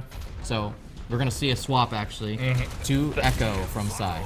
That's crazy, bro. We don't need a hit scan. Just send Sai up there. He'll chop him down. Yeah. I like the switch on over to Echo. A very good pick. Still does this. A similar... Oh my god, he got a pulse bomb in the sky onto Wisp. How did you get Tracer about this there, bro? Which is absolutely insane. That's actually crazy, but we're going to have a lot of damage coming onto the supports of UCLA, a little bit too far forward, and just going to get taken down as Sai takes down Courier, and Star Factor just isolated with no support. So just going to get taken down as well, and the robot's going to make his way over to that wall once again. Now forward spawn guaranteed for UCI too, so they can come back very, very quickly, but they will have that nano plus the Annihilation for the sides of UCI. We might see it popped pretty soon. And UCLA gonna have to figure out something out here with the whole hog. They got whole hog, yeah. Yeah.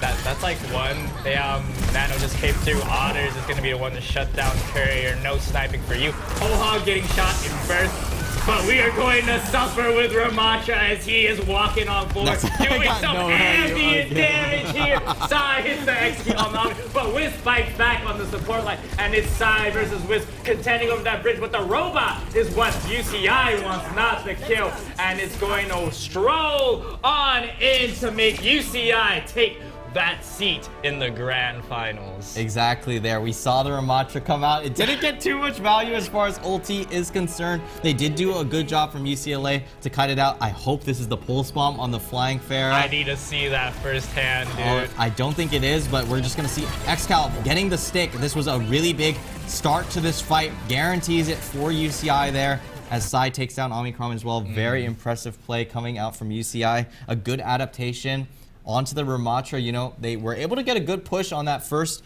point with that Doomfist, but not able to put a good foothold into the match. So then they swap over to the Ramatra to counter whatever, you know, the Torbjorn mostly, which we were talking about. Which we saw for a split second. For a split second before the Ramatra came out, and it was very successful.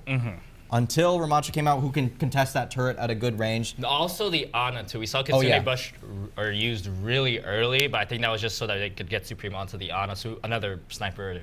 Exactly. They, you know, the Hog was doing a lot of work, and of course, you'd love to reiterate that Ana does do well into Roadhog. With an Ana, yeah. You know, people always say, oh, but there's Suzu in the game. What? You know, you can't Suzu every single one. I'm guarantee it. It's a little bit too difficult. Investing that Suzu is so important in these matches. So if you have to use it off cooldown to match the Ana healing, there's other opportunities, and especially with the flexibility of the Ana nade, you're able to just heal up your teammates as well. So even if they have a way to counter it, you're still getting benefit from that Ana. There's pretty much no downside, especially on these longer range maps where Ana's pretty safe overall. Yes. So, you know, good to see out of UCI.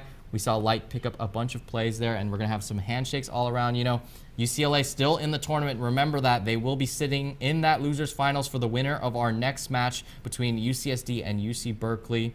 So we will see that upcoming after this. Pretty interesting stuff. Shout outs to the boys at the UCI team.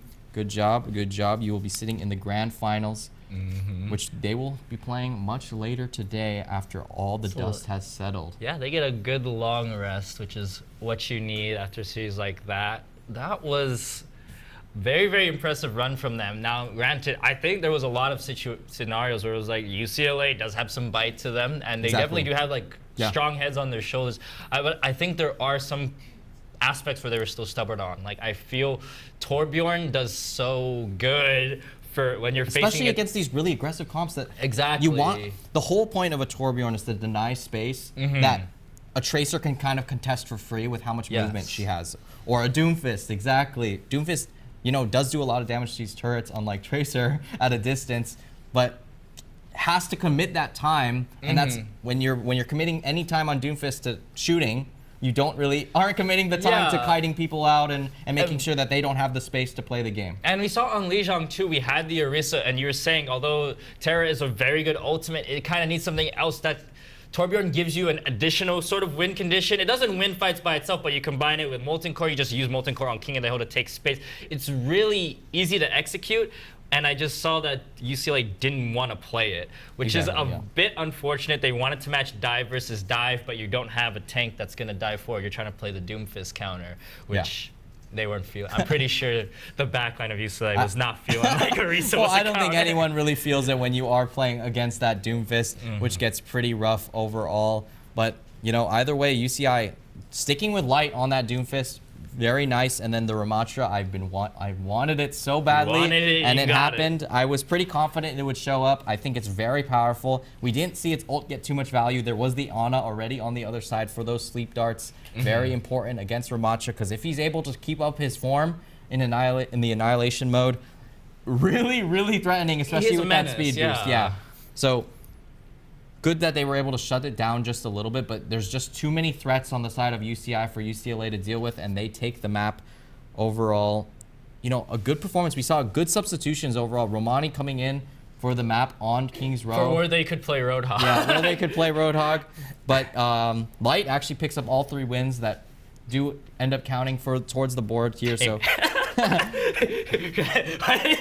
mean, that true. it's true. That So, was true. so let's go light. No. I mean, I think it's truthfully is a roster where, can the map, does it allow for us to play Roadhog? Yes. Okay. Satisfying, right? No. Oh, dude, I absolutely love Red Bull.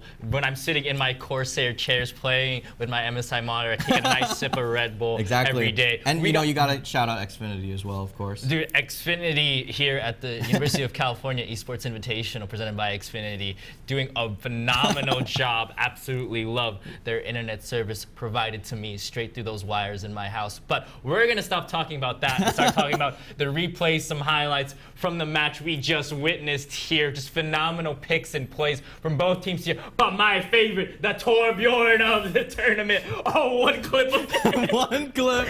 Torbjorn, always fun to watch. I think he will get more play later in the tournament. He better. I think also I kind of want to see a Junkrat come out at some point. I do think Junkrat is very powerful. Sure, we don't see it too many times on these kind of team, these team coordination levels because he's a bit more of a solo queue kind of menace. Yes. But definitely has enough damage to pressure out a lot of the strong tanks in the meta right now.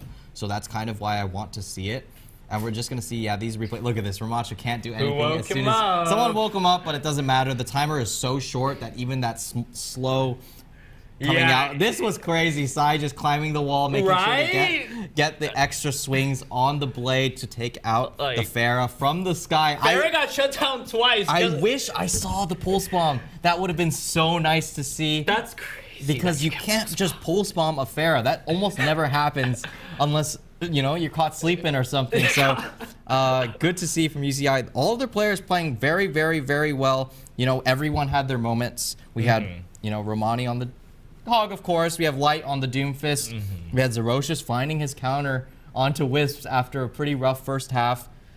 And then we have XCal and Sai finding good ultis We all do across gotta the board. give a little bit of props though to that backline of Yeah, UCI Supreme as well, because especially was doing so well on both the Ana and the Zenyatta. Really secured those strong sides on those maps. a lot of good antis as well, along with Otters doing kind of like an unsung hero. Yeah, exactly. Always. The value is, did you see UCI really die from pure damage, or was it just one shots that you can't really stop? Exactly. So it doesn't matter. The fact that a lot of UCI members were happy and healthy just goes to show that the backline is keeping them alive, enabling them to, because a Doomfist It's hard to heal a Doomfist. Exactly, right? Your Doomfist is 7 walls in front of you, pressing X with their deflect up, and then you're trying to You have to find the perfect line for the Ana to heal up. So it is very, very difficult on that side. And I think another shout out to Otters there. Once they swapped to that Lucio on King's Row, which didn't matter, but either way, it was still a good showing overall. And shout out to UCLA. We're going to see them in that losers finals as well. They had good substitutions coming in, and I thought they did a good adaptations, but it just wasn't enough, and UCI takes the series. Yeah, they are going to be taking the series. I think we're waiting on an interview from one of UCI's players here, so we're holding off on that a little. Who do you think it's going to be? Who stands out as someone who will either have a big mouth, so like XCal, sorry, no shout outs, but or look at everyone that's not a support. I think is a very good fit for that. That's a good point. And even saying that, Supreme is fairly confident in his ability. Exactly, He's a very good player. But Supreme played very well. The Zenyatta was very crucial in there. Zenyatta into a Widowmaker too is not a fun thing to do normally, but he made it work. Literally for sure. kicking. Yeah, exactly. Getting some literally. Yeah, there was was it the play of the game? He got play of the game kicking one of the backline supports. Yeah, when a Zenyatta gets play of the game, that's how you know doing very well there. I truthfully for this series specifically, we're going to interview right now actually. I think my bet's on Light. We'll see if it's gonna happen. Light, I haven't talked to him too much, so we'll see if we get a little sneak peek into his life right now. Hi, I'm Vivian, and I'm here backstage with Otters, one of the supports in the last game. Yes. And so, how were you feeling before the game?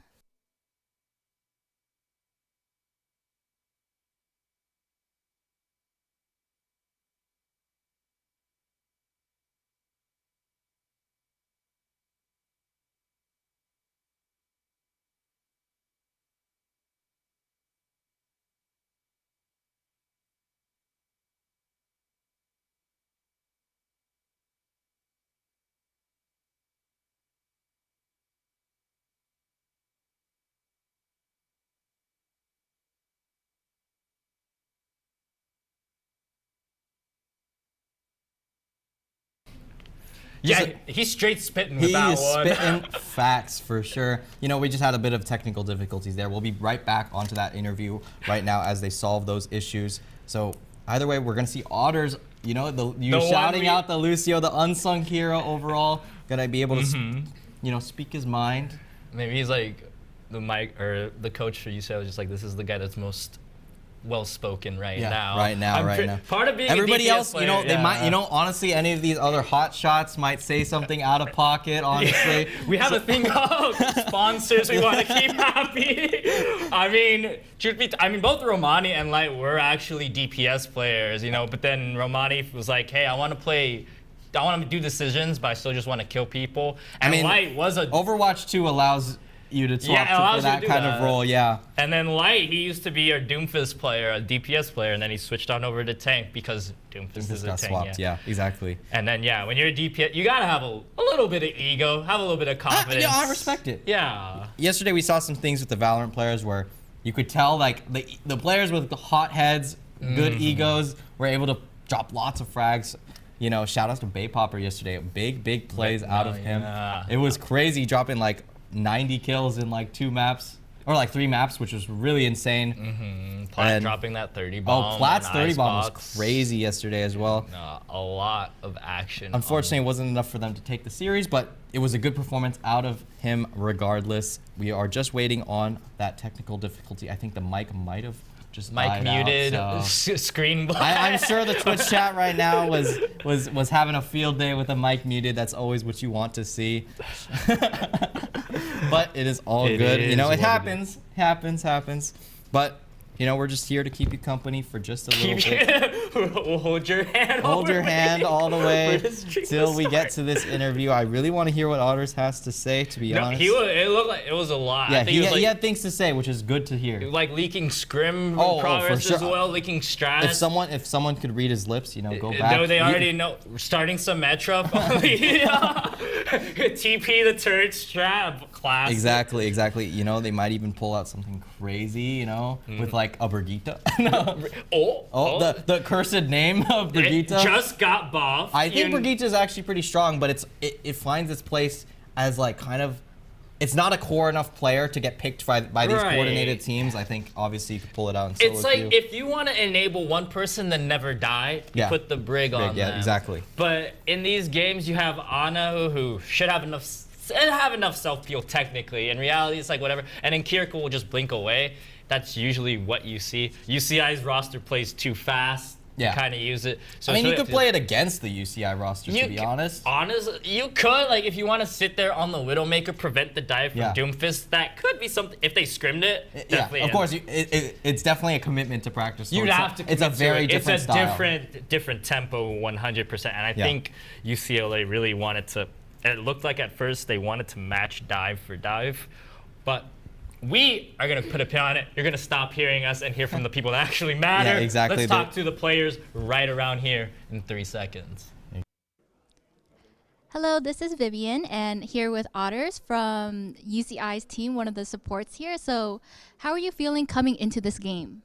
Well, we kind of knew from the start that we were going to be the favorites coming in. And UCLA, we do know some of them. We're good friends with them. We knew it was going to be some lightly banter, you know. We weren't really that stressed. We were excited to play at a LAN for the first time all together. Yeah, it was a good time. We weren't really that stressed. We were just ready to play. Yes, it seemed like you guys did have a really good time with UCLA. And now going into the finals, how are you feeling? Is there a team that you're expecting to see or anyone that you want to play against? Or just how are you feeling going into the next match? Well, we're definitely expecting probably to see San Diego, I would think, because they did do the best out of all the other teams in the collegiate championship. Yeah, I wouldn't be surprised to see UCLA as well. I mean, it would probably be a close game, San Diego versus UCLA. I don't know enough about Berkeley. We did play them. They look decent, but we'll see what happens. I'm ready to play whoever it is. Yes, I'm really excited for you too. I hope UCI does well. And against Berkeley and UCSD, I know that we're going to probably have a very exciting game ahead. Do you have any shout-outs back home that you want to talk about? Oh, well, of course, my parents. I mean, I don't know if they're watching. I didn't tell them. But if they see this later, what's up? I don't really have anyone specific. The BPL community, I know they're been great to me this last year. I have a lot of friends back home that might be watching this. Hey, what's up? But yeah, that's it. And I hope we put a good show for you guys back home. Yes, of course. I'm sure you will. Thank you so much, Otters, and thank you, everyone. Back to you, casters. Welcome back to the caster's desk here. Thanks. We got to see Otters there. He did have some good insight. They do know UCLA's team pretty well. He is predicting that UCSD might be the team that they face off in that grand finals, which I wouldn't be too surprised. There was a really close series before between UCLA and UCSD coming in from the online qualifier before this LAN event. So we might see that matchup again if UCSD is able to take this next series, and that will be pretty interesting. It was a complete nail biter on Pariso, which is shout outs to anyone who was watching that match. I was going absolutely crazy. It ended in like a 6-4 scoreline, overtime barn burner kind of match. So if UCSD was able to, make it past Berkeley, then we might see that once again. Something to look forward to as the day progresses. Yeah. Exactly. So. Aren't you casting? No, I'll be casting this next series, UCSD versus UC Berkeley, and then I'll set you guys up for that matchup coming up. Right now, we are just waiting on the next set of players to kind of set up and get ready for this next series here. Would you like to outro us, since this is probably we won't see you till later in the day, apparently. I'm gonna go in the break room and take a nice nap in one of those Corsair chairs that are oh so comfy. But that will be that first series taken by UCI 3-0 against UCLA. UCLA will be going on down to face whoever wins the next matchup that Daniel will be casting. Berkeley versus San Diego in another best of 3. Until first of 3. First to. All good, all good. My bad, no, Mr. No, you don't Overwatch. have to say. You don't say my bad. Anyways, I'm Jamel Aceman Hopkins, joined by Daniel Golden Gad. I forgot your last name. Give it to me quick. It's Gad, Golden Gad. Get it? Daniel Golden Gad. We're gonna get some ads and we'll get right back with the second map of the series.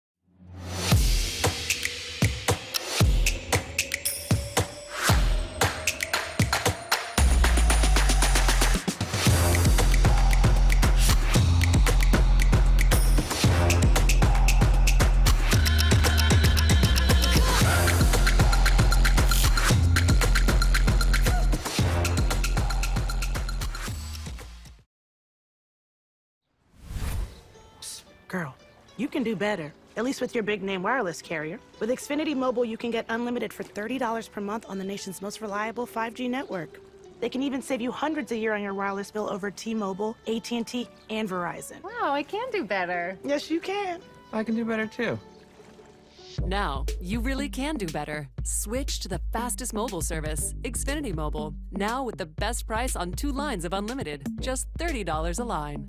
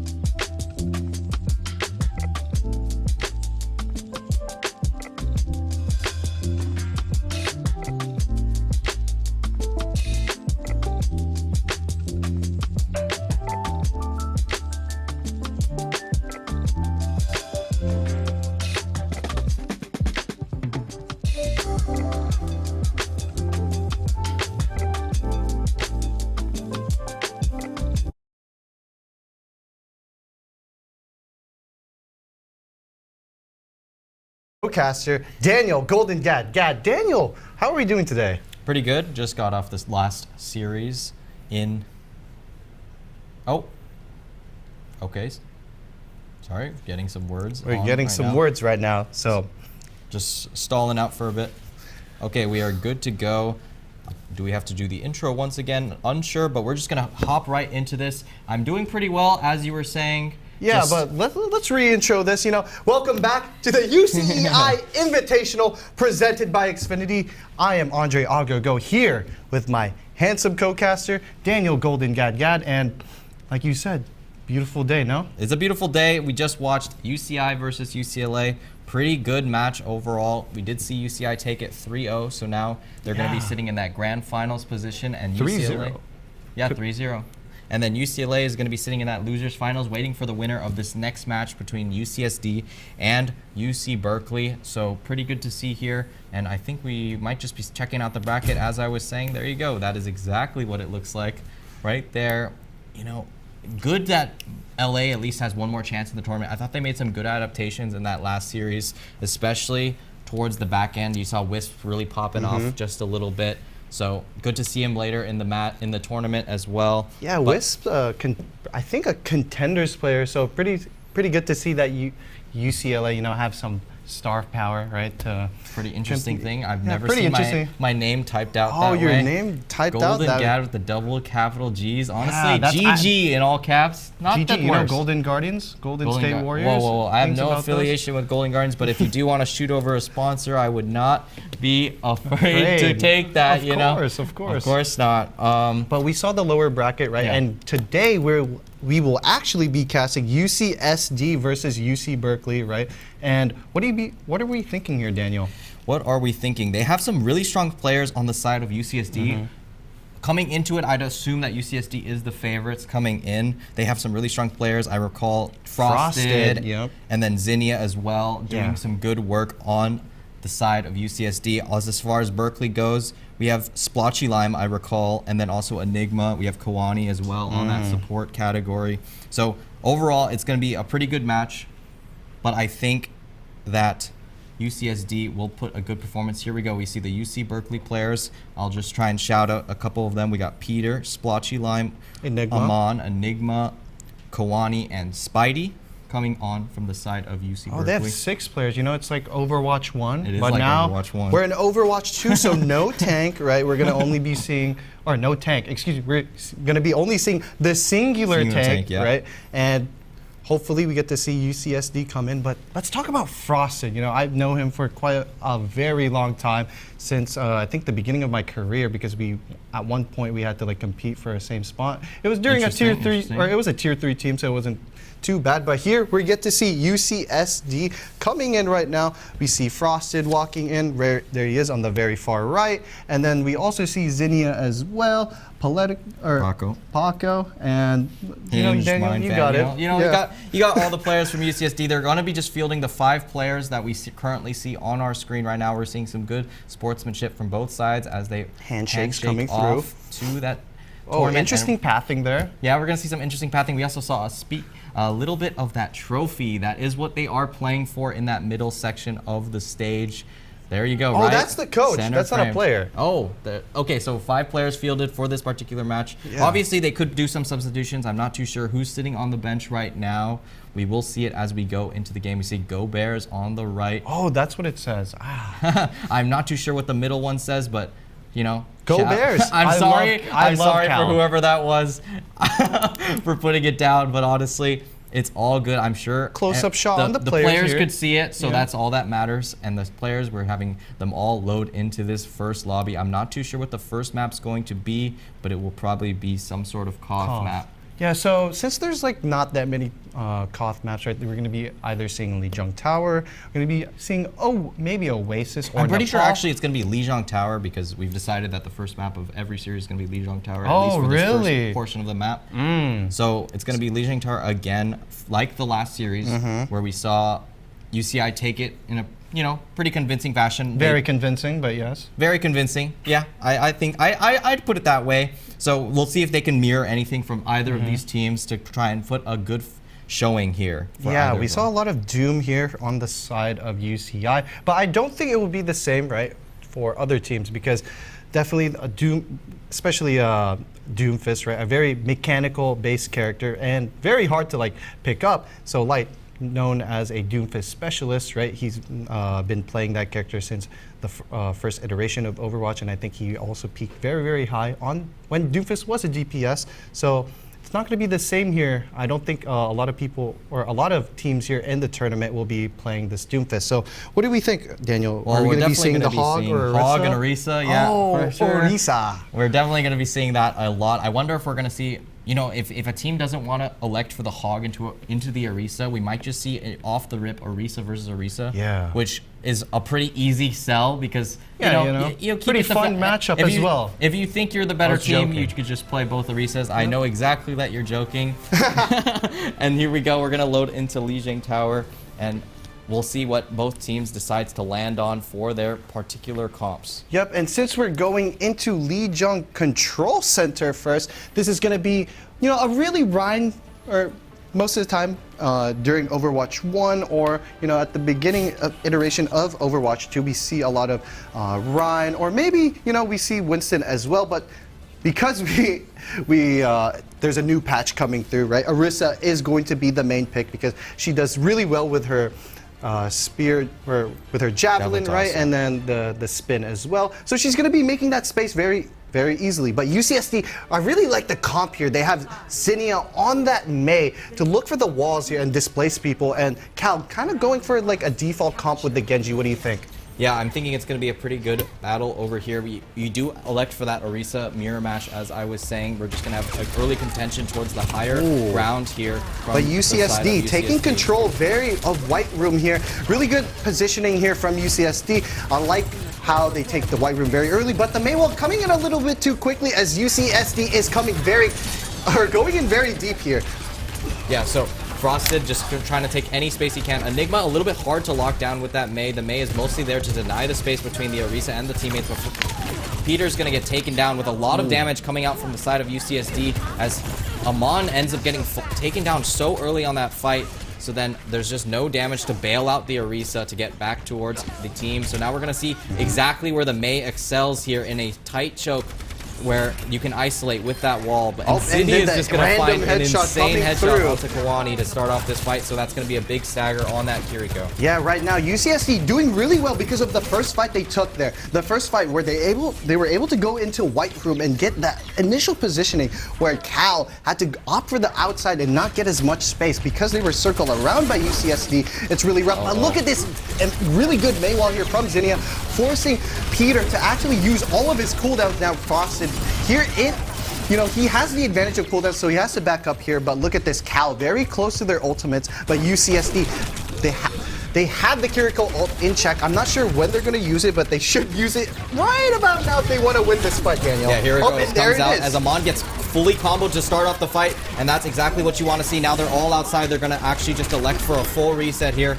on the side of UC Berkeley, but they did not use that Kitsune Rush on this next fight, so they do have a lot of team fight power coming in for this next side. It's going to be very hard here, especially when the Blizzard is coming through from Zinnia, right? And look at this, UCSD have 4 ultimates to fight back, and 60s, around 70% left onto this point. Cal definitely have to use all these ults if they really want to live. Exactly.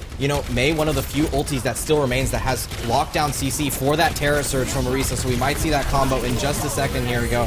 And the Terra Surge is coming through here, but Zinnia still have the Blizzard up on lock, and he's going to be putting it down, but the beat in response from Spidey, good stuff. But Kawani still holding on to the Kitsune Rush. What are you doing here? But look at this, UCSD going for the return beat there as Frosted is going to be using his own Terra Surge, 95% left on the point. Cal, members are going down here. It's not going to be a very close fight here, Daniel. Yeah, so they're just going to clean up on this first point on Lijiang Tower, and just like that, UCSD with that Mei able to establish dominance inside that map pick after they get that initial team fight win to make it so that they are going to move on 1-0 in this map. So we're now going to see the Garden. Yeah, so now we're seeing Garden, 100 to 0. That wasn't even close there, Daniel. Yeah, that was very, very dominant. As soon as they get that first fight, the Mei is able to just section off the Orisa. That's kind of what I was thinking about when I saw that Mei locked in. So that's the difference in thinking about the prep. They defaulted for that Genji, but we're going to see a pretty interesting Ramattra pick out of Peter here, and also a Torbjorn coming out of Enigma. You know, we were talking about Torbjorn in this last series where it denies a lot of space basically for free, and we're just going to Zinnia TP all the teammates in and switch to that Tracer switch to the Tracer. But right now, I think UCSD, in paper, or on paper, right, they have a weaker comp because Cal has that Ramattra and Enigma is on that Torbjorn. So on paper, it looks weak, but look at this. Frosted, having a tank diff here, he knows where to take the space and where he wants to be taking these fights. And now, since we have a top-down view, look at Zinnia's positioning here. Very, very limited because the Torbjorn is zoning him out, right? So it's going to be very rough here, but look at this. UCSD controlling the point here. Zinnia doing his job, trying to just forcing Enigma to look at him, and Paco doing a really good job here and making sure they don't get this right flank. Yeah, Ramattra now popping the form right now, and then Kawani is actually charging up an ult, but Paco's gonna get taken down on the front end of the fight. But Kawani's getting really low here. Amon also going pretty low as well, but it's gonna be a very close fight here. But with no healer here, it's just gonna be the force of UC Berkeley trying to take back space against UCSD. Yeah, right now, Cal on paper looking like the better squad, but the Terror Surge is going to be coming through from Frosted. Not going to be getting anyone there, but he does the damage through. But it's going to be rough here because Mine, it's going to be really rough here for Cal because Mine does have the Kiriko ult online. And as UCSD is going to be walking in here. The Kitsune does guide you, but both sides are going to be using the rushes. But look at this, Frosted getting the first pick onto Amon. He's going to be trying to go for that boot pick, but Enigma very, very low, but saved by Spidey, but eventually booped off the map by Frosted. The Ramattra ult coming through. Annihilation, but you actually get annihilated instead as Zinnia gets the pulse bomb. UCSD looking like they were going to lose the fight, but immediately get that back, Daniel. Yeah, they were able to find Enigma before Torbjorn could use that Molten Core to deny the space from, and then also the Ramattra just alone on the point, gets soloed out by that pulse bomb, gets taken down. You know, we saw a really long play there because both Kitsune rushes came off and both teams tried to zone each other off of that section where both of them had that down, but Frosted just trying to section off this Torbjorn who was taking that side pressure again, but now we're going to just see a full face-off here. We do have Paco with that overclock coming up, but there's also that Molten Core. Peter getting taken down seems like Peter's really just low. Getting bullied by the Orisa pick right now. But right now, Paco just forcing Peter to just go back here. Peter, even though he had the fist, he's still not ready for the smoke as Frosted just put him in his place, putting him in that corner. And look at this, UCSD doing so well here. Frosted just guiding his team, making sure he's going to be that X factor here. Yeah, so now they're just going to push up, try and deny the space, make it even harder to get back onto that point, but we do have the Kitsune Rush and the overclock for UCSD for this next fight. Kawani, crucially, does not have the Kitsune Rush of his own, so it's going to be pretty hard for Peter to walk in. There's currently 75% for UCSD. They're just trying to deny the space, but they just need to find out any path, but UCSD is kind of spreading them out very thin. Right now, the overclock does come through, but UCSD still have most of their strong ultimates online. The Terror Surge, the Kitsune Rush, and there it is, the Terror Surge putting Peter very, very low as UCSD is mopping the floor with Cal. Right now, 95% on the clock. I don't even know who could touch here, Daniel. I don't think there's going to be a single touch here, and UCSD is going to take the first map on this first to 3 coming in for this UCSD. Yeah, coming in for UCSD. And right now, the play of the game, let's see who it is. I think it might be Frosted. Yeah, see, you know, Frosted doing very, very well here. I think there was a massive tank gap there between Peter and Frosted, at least for the second map, right? Yeah. Because there was a definitely a big difference in terms of the tanks. Orisa versus the Ramattra. It looked like it was just, you know, a big bully, you know, just Orisa basically just made sure that Ramattra can't walk up. Yeah, that is Orisa. Deny space, that is the name of the game. And Ramattra, really the whole point of Ramattra is to take space. Yeah. That's what you do with the Annihilation. That's why it forces you back because you need to kite out. And with no like good way to stop the pressure that the Orisa was applying, Peter just was unable to find anything whenever he went into Nemesis form. Yeah, it's also as well the cooldowns coming through, right? Orisa has a better cycle of it, especially when you have the Javelin spin and that gold as well. It's going to be really rough, and Ramattra doesn't really have any CC besides that, I think it's a slowing field. Yeah, it's a slow It field. has a little root. Yeah, a but little root, but that's not really good enough, especially when you have a push or you have that javelin toss, and it also knocks, or I think it stuns you as well. Yeah, Frosted when you was hit getting a wall. He hit Frosted every was getting single one. very, very good picks to start these fights where he would just. I think the support player Kwani got Kwani and Spidey, both of them were getting stunned and just taken down at the beginning of end of these fights, and it's pretty hard to play the game when with one support gone. It's a pretty crucial role, of course, and that's just shows the pressure that Orisa. We didn't see it too much out of this last series from UCI versus UCLA. It wasn't able to see too much success, but in this one we are seeing exactly why Orisa is so prevalent in this patch. Even then, we saw on paper, right, that Ramatra was better in the very first fight, as well as with the Torbjorn pick, right? But UCSD, they knew that. Well, they knew their weaknesses, right? And they just made sure, like, oh, well, we're not going to go for the flanks anymore. Or we're not going to go looking to take the left or right flank. We're just going to force the point because that's where we're stronger at, right? And Ramatra can't really do much when Orisa is holding that point and can't really fight back because Ramatra wants to be fighting for that space, right? And we also saw the Torb pick as well. Enigma did a really good job of forcing Zinnia away, but Zinnia just made sure, oh, well, if you're holding the left flank, I'm just going to hold the right one instead. Yeah, we saw, especially on that garden, Tracer taking that right ledge all the time on that. So just denying the space. Ramatra definitely wanted to take that route, but with Tracer there, it's a little bit difficult to isolate yourself like that. Yeah, and the turret spots are also not that great there to mark that Tracer compared to the left side, right, where it's near the Mega. So definitely good stuff here from UCSD, 1-0. It's going to be hybrid, right? Hybrid. Yeah. So we could be singing, or Kings singing. Row, Eichenwald. Yeah, Kings Row, Eichenwald. There's also no, Dorado's. No, Dorado's an escort. Come on. Escort. My bad. Sorry. It's okay. Well, let's just go off. Like, what do we think UC Berkeley or Cal will be looking to pick here?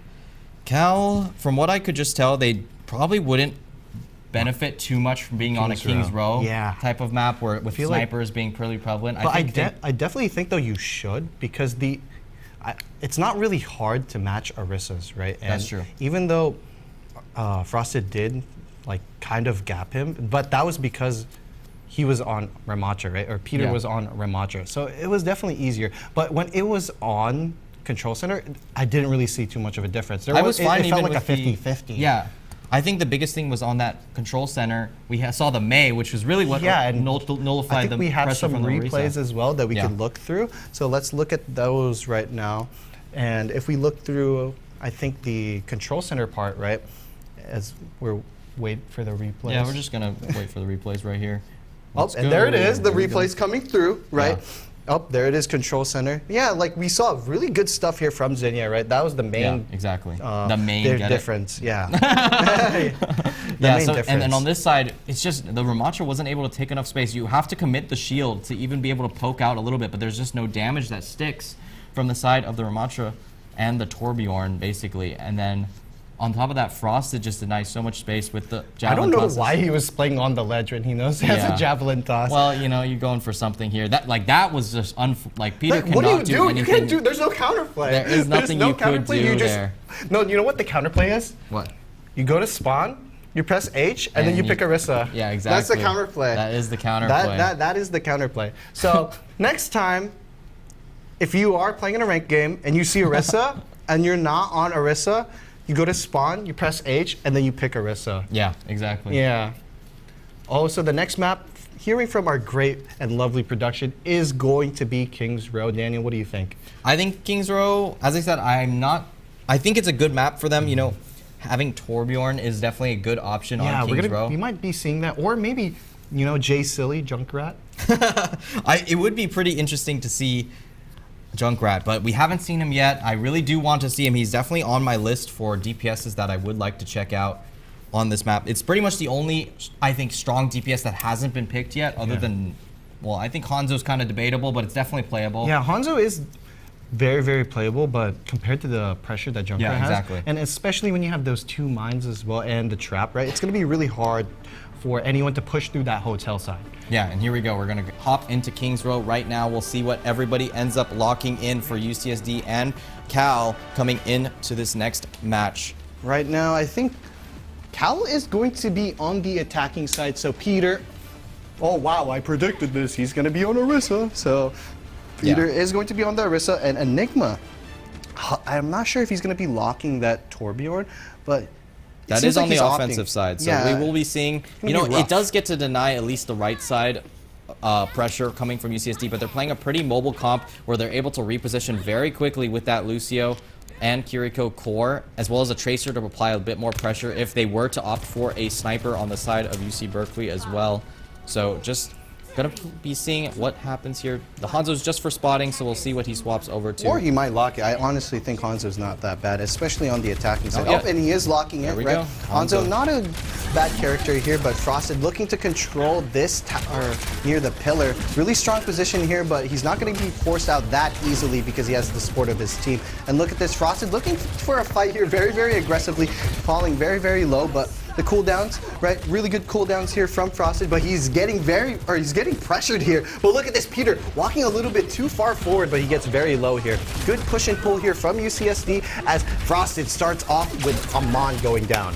Yeah, with Amon going down, it's going to be pretty easy for Frosted to just take all of this space. Enigma unable to land a shot and gets taken out by Paco. Now they're going to be pushed back all the way into their spawn and gets taken down all the way. And now it's just going to be a full reset. That is a full minute burned off of that clock.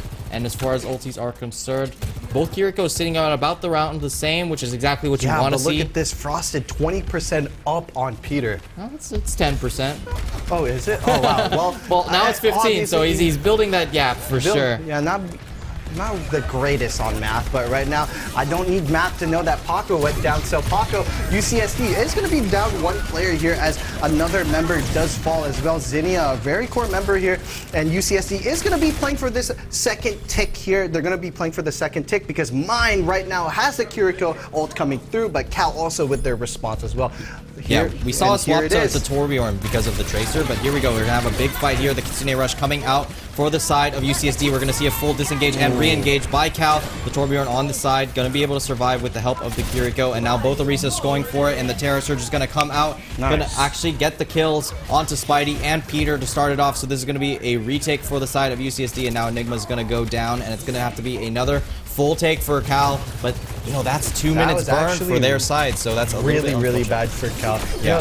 You know, even though UCSD used their Kitsune Rush first, right, and then we also saw the Cal using it later. Theoretically, that should be better for Cal, but what the misplay was, right? We saw the Kiriko immediately TPing onto Enigma, so it became 3v5 on the point, and then Frosted immediately saw that and forced the fight past the pillar and immediately got the picks right Peter's getting pressured out by the overclock from the side of Paco, looking for any damage that could stick onto him. Gonna look for the last railgun shot, but not gonna find it, so Peter's gonna live, but getting taken down very, very low. But there are gonna be 4 ultis coming up for Cal right now. Peter, Amon, Enigma, and Spidey gonna come into this next fight with their ultis. Zinnia coming up soon with that Molten Core as well, so we'll see what happens here. Right now, Cal have 4 volts on the clock as the Molten Core does come through. Enigma is going to be pressuring with that, and then the beat does come out from UCSD to try to restabilize onto this point, but Zinnia getting forced out. But look at this as he gets the core members of Cal here. No Kiriko on the side of Cal, but look at this. Paco is getting pressured, but Amon getting a little bit too aggressive here as Paco does get him immediately. UCSD up 1 man right now, and is going to be forcing them back as Mine uses the Kiriko ult.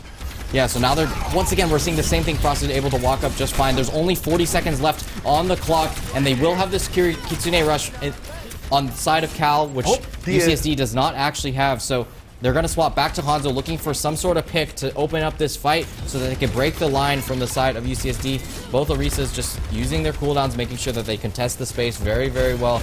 Zinnia will have this Molten Core to deny a lot of space here, so it's going to be pretty difficult to walk in for Cal here.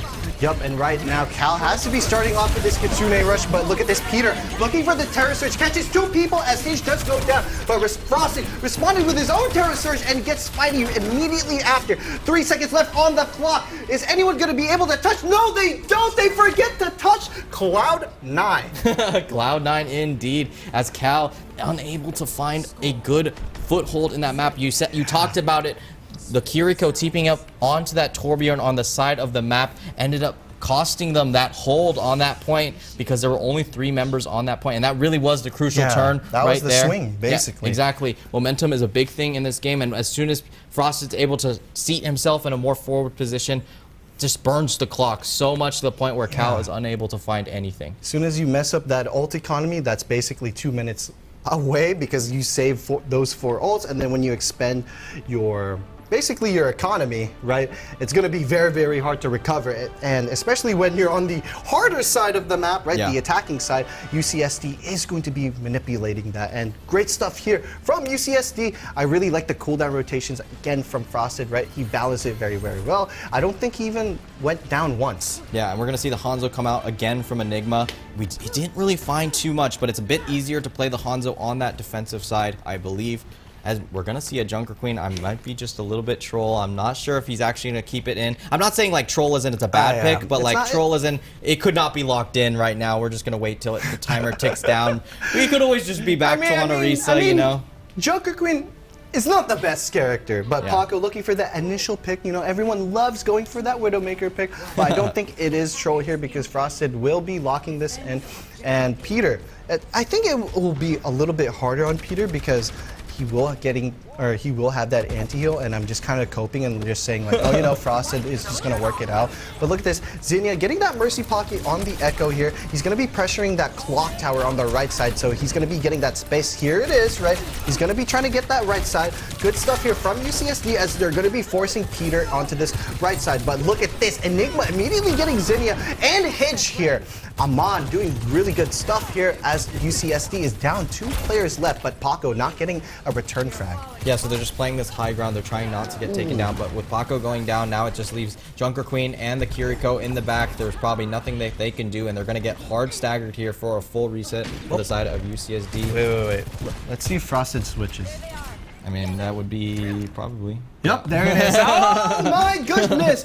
Daniel, how did I know that? It's almost like that's how this game works. It's kind of funny. It's kind of funny. I will say Orisa will have that Terra Search very early, but Kwani getting a surprise pick onto Paco to start off this push. It's already a minute left. Another stagger, so now 1 minute already burned on the clock. They got 2 minutes 45 just about on the clock. But there is that Echo on that backline looking for any damage that could stick, but they are turning all to face her, so Zinnia is going to get taken down. And that's another stagger. It's a little bit looking a little sloppy from UCSD here. Yeah, not good looks here from UCSD, not playing the the way that they normally play. Seems like they're a little bit just, you know, not coordinated right now, but look at this push here. This coordinated push, as I was saying, onto Peter, but Peter getting very, very low as Kawani uses a Kitsune Rush to go through, but Cal just going or using it very, very early. Now UCSD have their own Kitsune Rush very closely here, and I think they will respond very quickly. Yeah, they threw away their advantage there on that ult, so now Mine is about to come up with the Kitsune Rush for this big, big fight.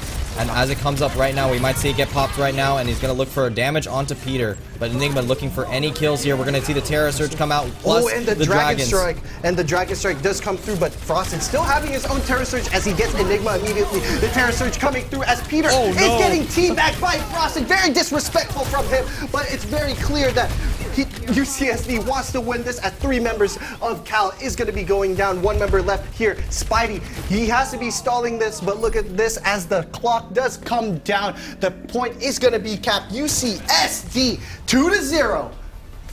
Yeah, you know, with a full hold on that first point of King's Row, it's really, really, really difficult to do anything in that match, and we saw a lot of good movements there from Frosted after swapping off of that Junker Queen as the play of the game does go that direction. So we're gonna see what play it is here. There's just a big Terra Surge here, does so much damage, and Spidey's just gonna get taken down from that Javelin toss as Torbjorn just, you know, can't really do too much here after the main bulk, you know, no tank, no team, gets taken down, so. No tank, no team. Exactly. So it's gonna be really rough there.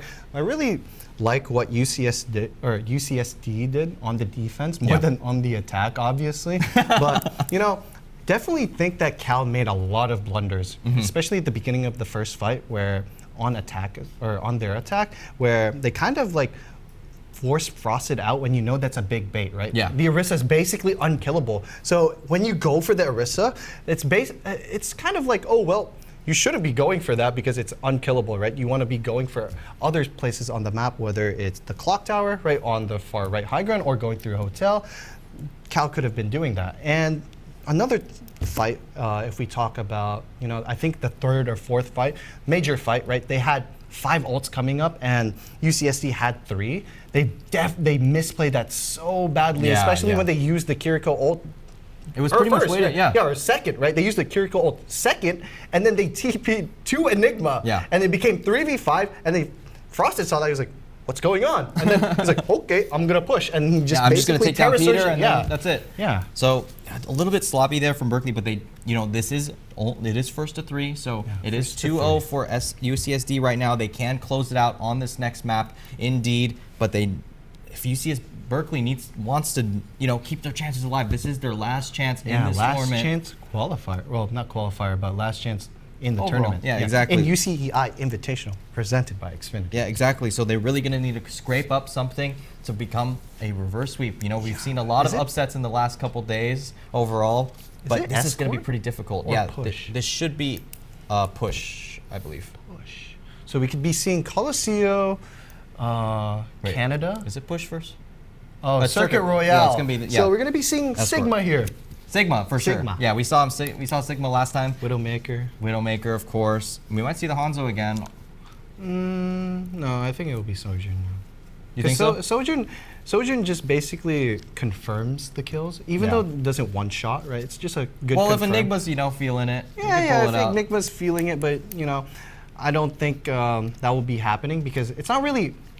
when you play the double sniper, you use the Hanzo arrow to basically find out where the other sniper is playing and makes it easier for your Widowmaker, and it's basically a straight line, right? Yeah. And since we're talking about the Circuit Royale, let's kind of look back just on King's Row here through our replays and kind of see the first and third fight that we saw in Attack. So if we kind of go through these replays right now, and here it is, UCEI Invitational Instant Replay, presented by Xfinity. Yeah, here we go. We just see how much pressure Frosted had on this game. Enigma not really able to find any picks to start off these fights. And it's just a dominant performance out of Frosted. You have to be completely considering how good he's been doing overall. But look, this is where you thought Berkeley had it, but then with the team fight getting split off here, they were unable to find the coordination. Yeah, look at that Terra Surge right immediately. Exactly. As soon as Enigma finds himself in that back room, the Kiriko TP's over, and there's just no cleanse for that Terra Surge, so they just get taken down. No healing for the Orisa either. That's what makes Orisa so strong, is obviously you need good healing to go on top, which is usually just going to be that Kiriko here. And this beat was actually really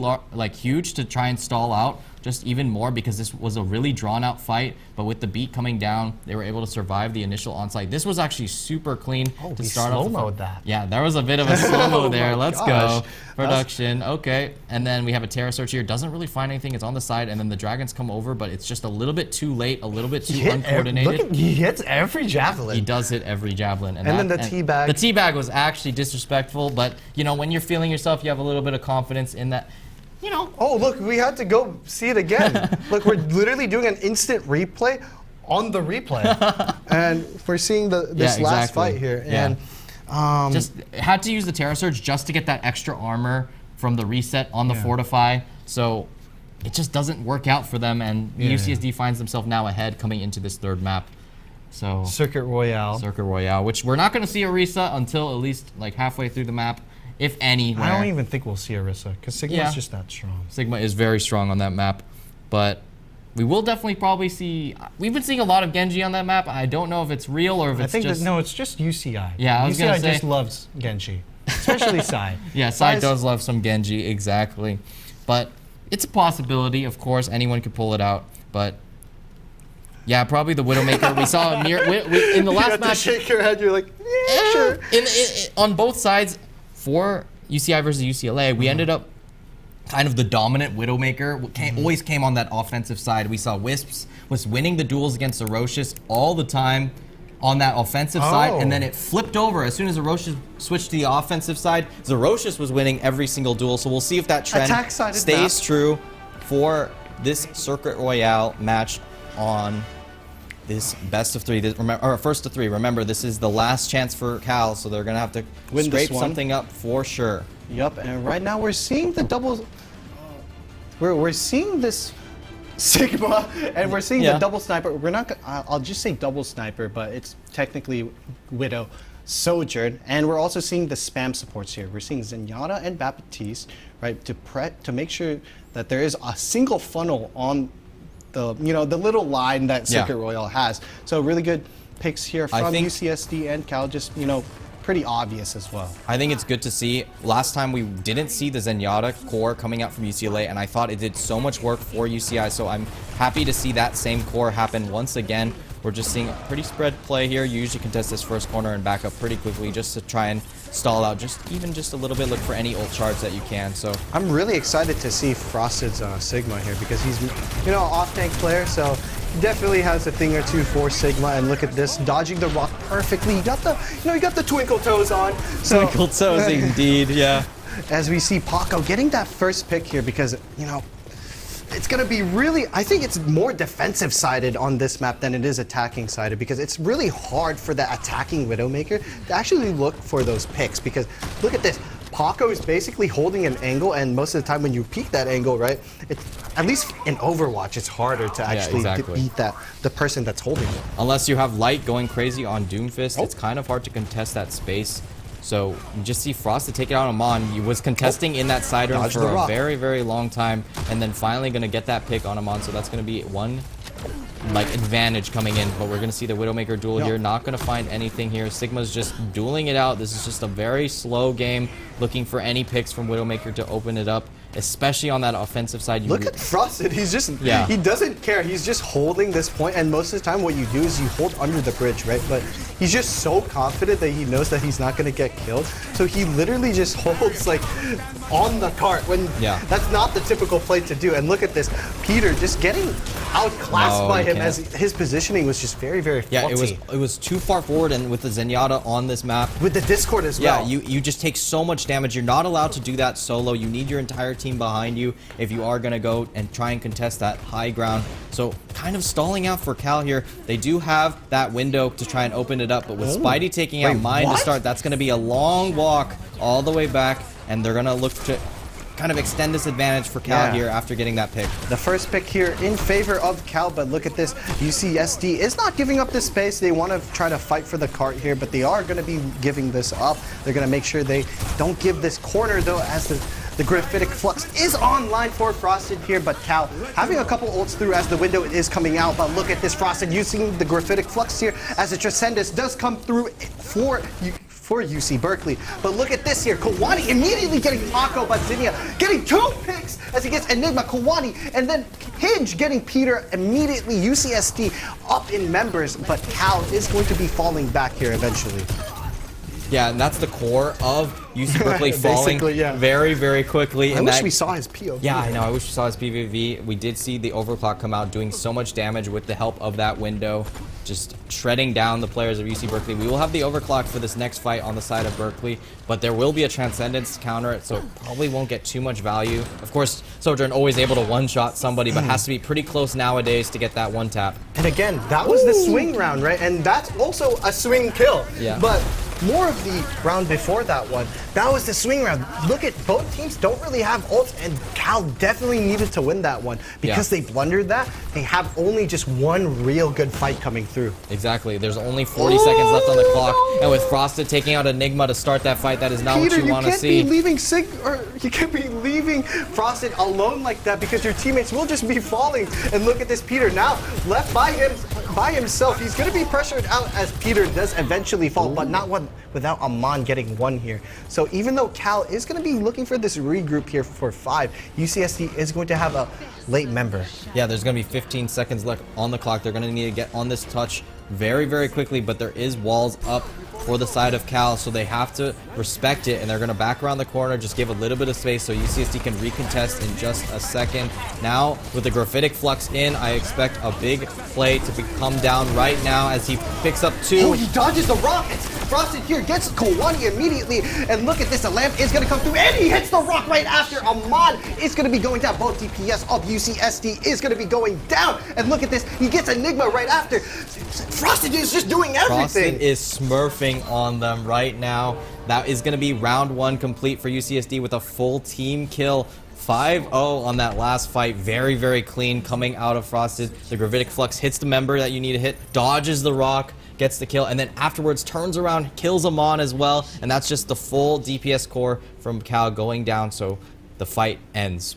Yeah, the fight basically just ended there, and UCSD, we're still down like Zinnia at the very beginning of the fight, but look at that. Frosted just basically ended everything by himself, and honestly, there was a Sigma like difference there. Yeah, like Peter. Frosted is just showing off very, very well performing, but you gotta say, for Cal, this is really, really bad. You didn't get to the first checkpoint, so you it's gonna didn't even get past the corner. Yeah, so it's gonna be very easy for UCSD to just get one pick and open up this site and just push all the way to the victory. What flag is that? Yeah, we don't. I don't know geography. Is it Poland? I'm not too sure. Oh, Poland. Well, wow. That's, well, if it's not Poland, then you can clown me in the Twitch chat. That's fine. That's fine here. But look at this. They didn't even get past this corner as much. And right now, UCSD looking really good here. And because Frosted kind of knows how to manipulate these Sigma fights, right? It's gonna.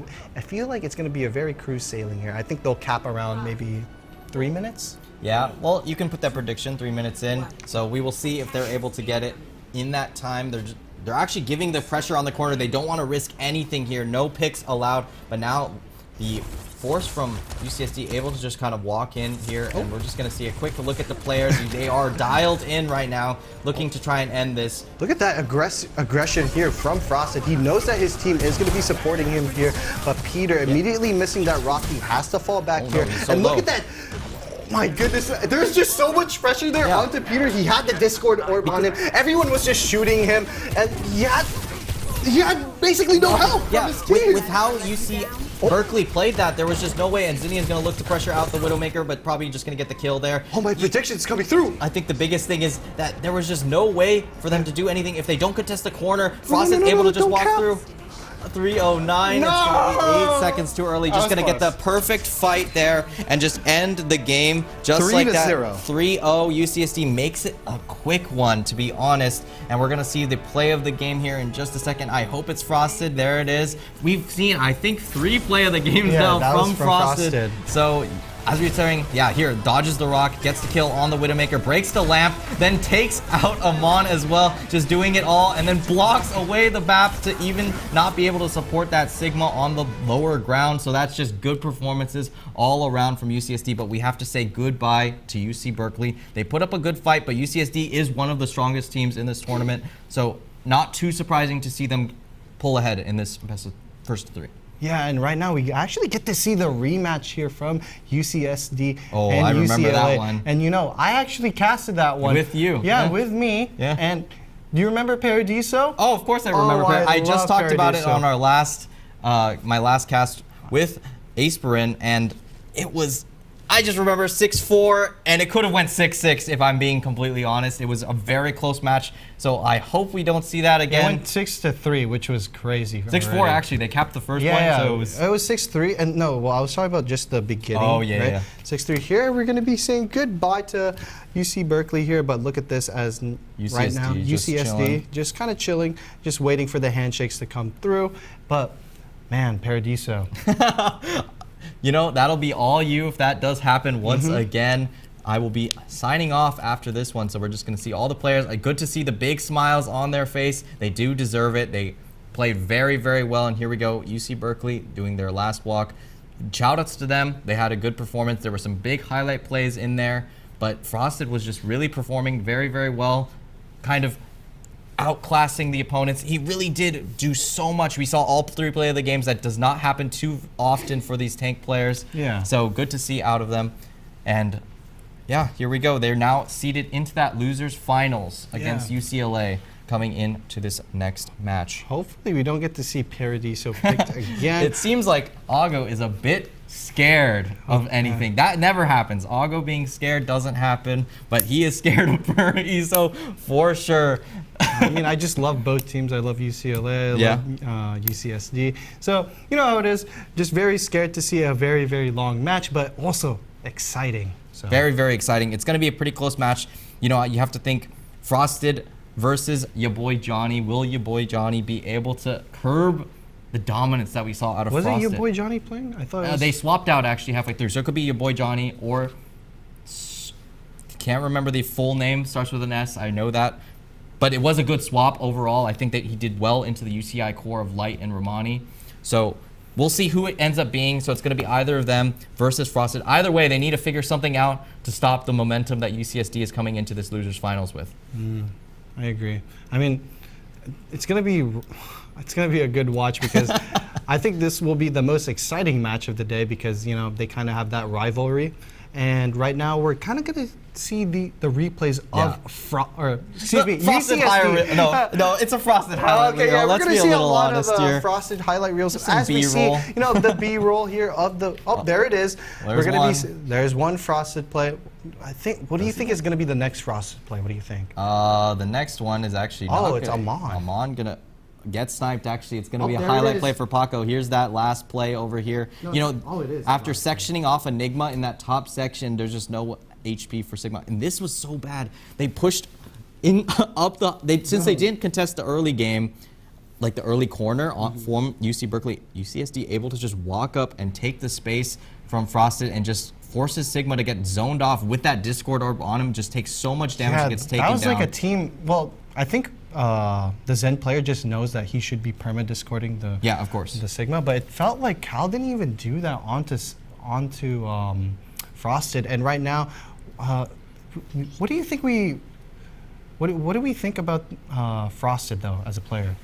Well, I think we've sung enough praises about Frosted. He really just did it all. Do you know his history? Because I do. Okay, here, drop some fact bombs on us. So he used to play for Sansa Morning Stars, which is a professional organization within Europe, right? He played in Contenders in Europe. Also played, I think, for the academy team of Boston Uprising. Ooh. So definitely get to see some prowess there, right?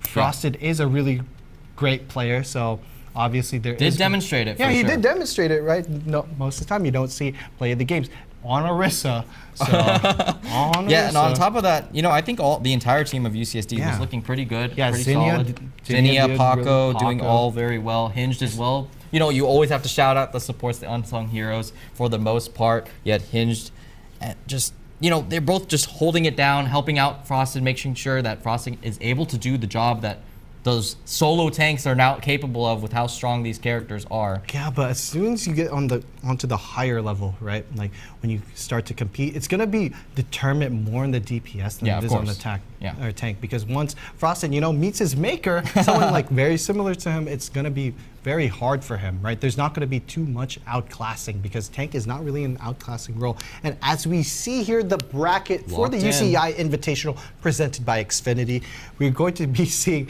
UCLA versus UC Berkeley. Oh, it's actually UC Berkeley. Yeah, UC Berkeley. That's Cal. Oh yeah, but I said I thought it was gonna be San Diego. Yeah. Oh wait. Oh, this is I think this might have been the script. No, I'm kidding. Oh. Script got leaked. No big deal. But yeah, I think there's a bit of a mess up there. But don't worry about it. It's gonna be UCSD versus UCLA Berkeley. We had to say goodbye to. So and then Irvine's just waiting in Grands for the winner of that match, which we'll see later in the day. So UCSD, so it's going to be UCSD versus UCLA. Yeah, exactly. Which is Pariso, your favorite. So that was just mistake. Yeah, don't worry about it. Yeah. So my dream is not over yet. Okay, that's what I wanted. I just wanted to I think they should just pick Pariso just for you. No.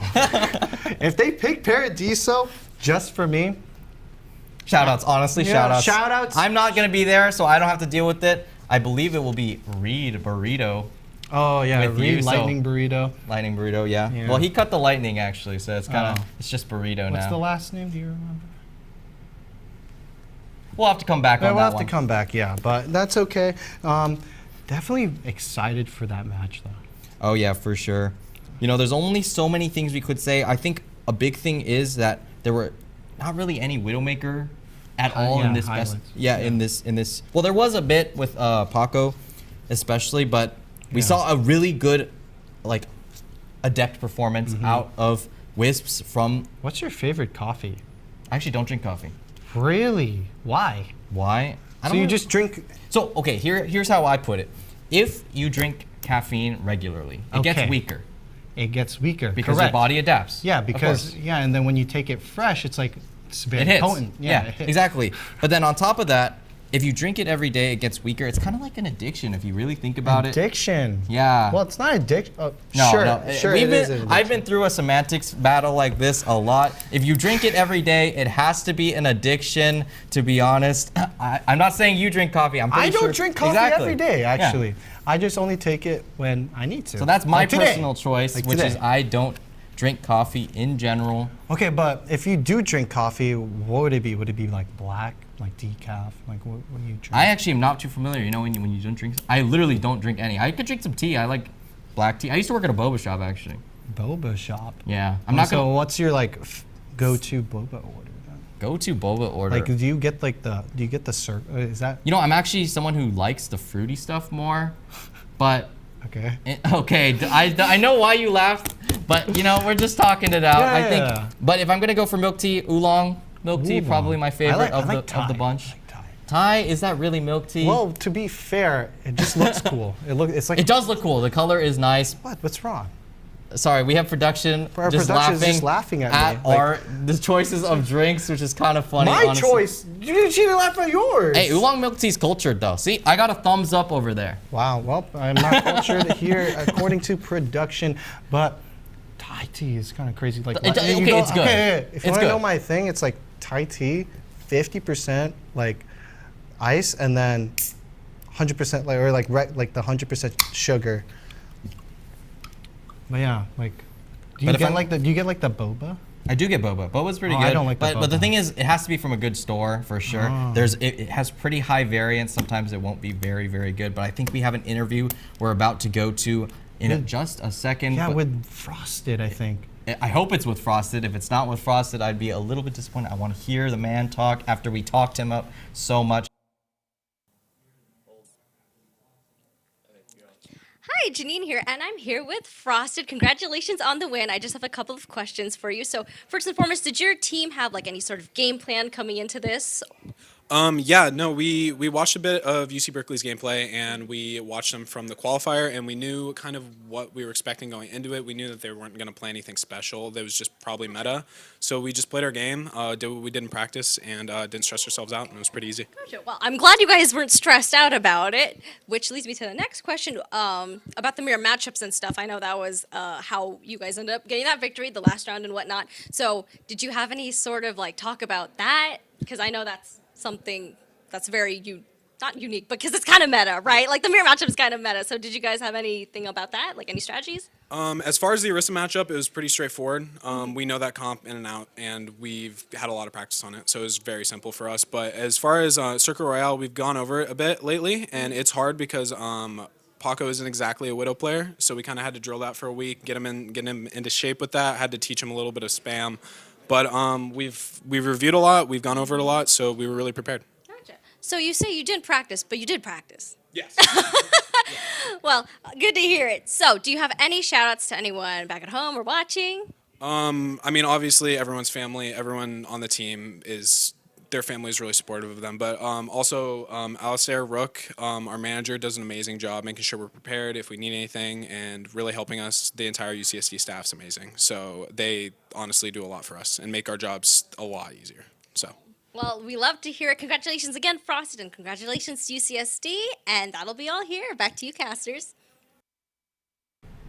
Well, that's the boy right there, Frosted. Yeah. Going clean there. Love that he kind of shouted out his family, friends, and team. Yeah, something a little bit that you were sad to see yesterday. Okay, either way. Wow. Frosted, really, we got to hear the confidence. Yeah. They talked about everything being prepared ahead of time. Simple. It's very simple. Yeah, they knew what they were coming into, which is exactly what you want to see coming into this LAN event. Confidence. You want to take it very seriously so you can get that dub for sure, get that trophy in your pocket. There's some prize money on the line, as force. So it was a big trophy. But that's gonna be it for us. This is gonna be the end of me for the day. So I was Daniel Golden Gad Gad. Note I said was. I'm not dying, but you know, you won't be seeing me anymore for the weekend. It's been a pretty good weekend for me, so I've been pretty happy overall. But now I'm gonna leave you in the hands of Andre Ago Go coming up to it. But now we're gonna head to an ad break right before that, and We'll catch you back after that. See ya.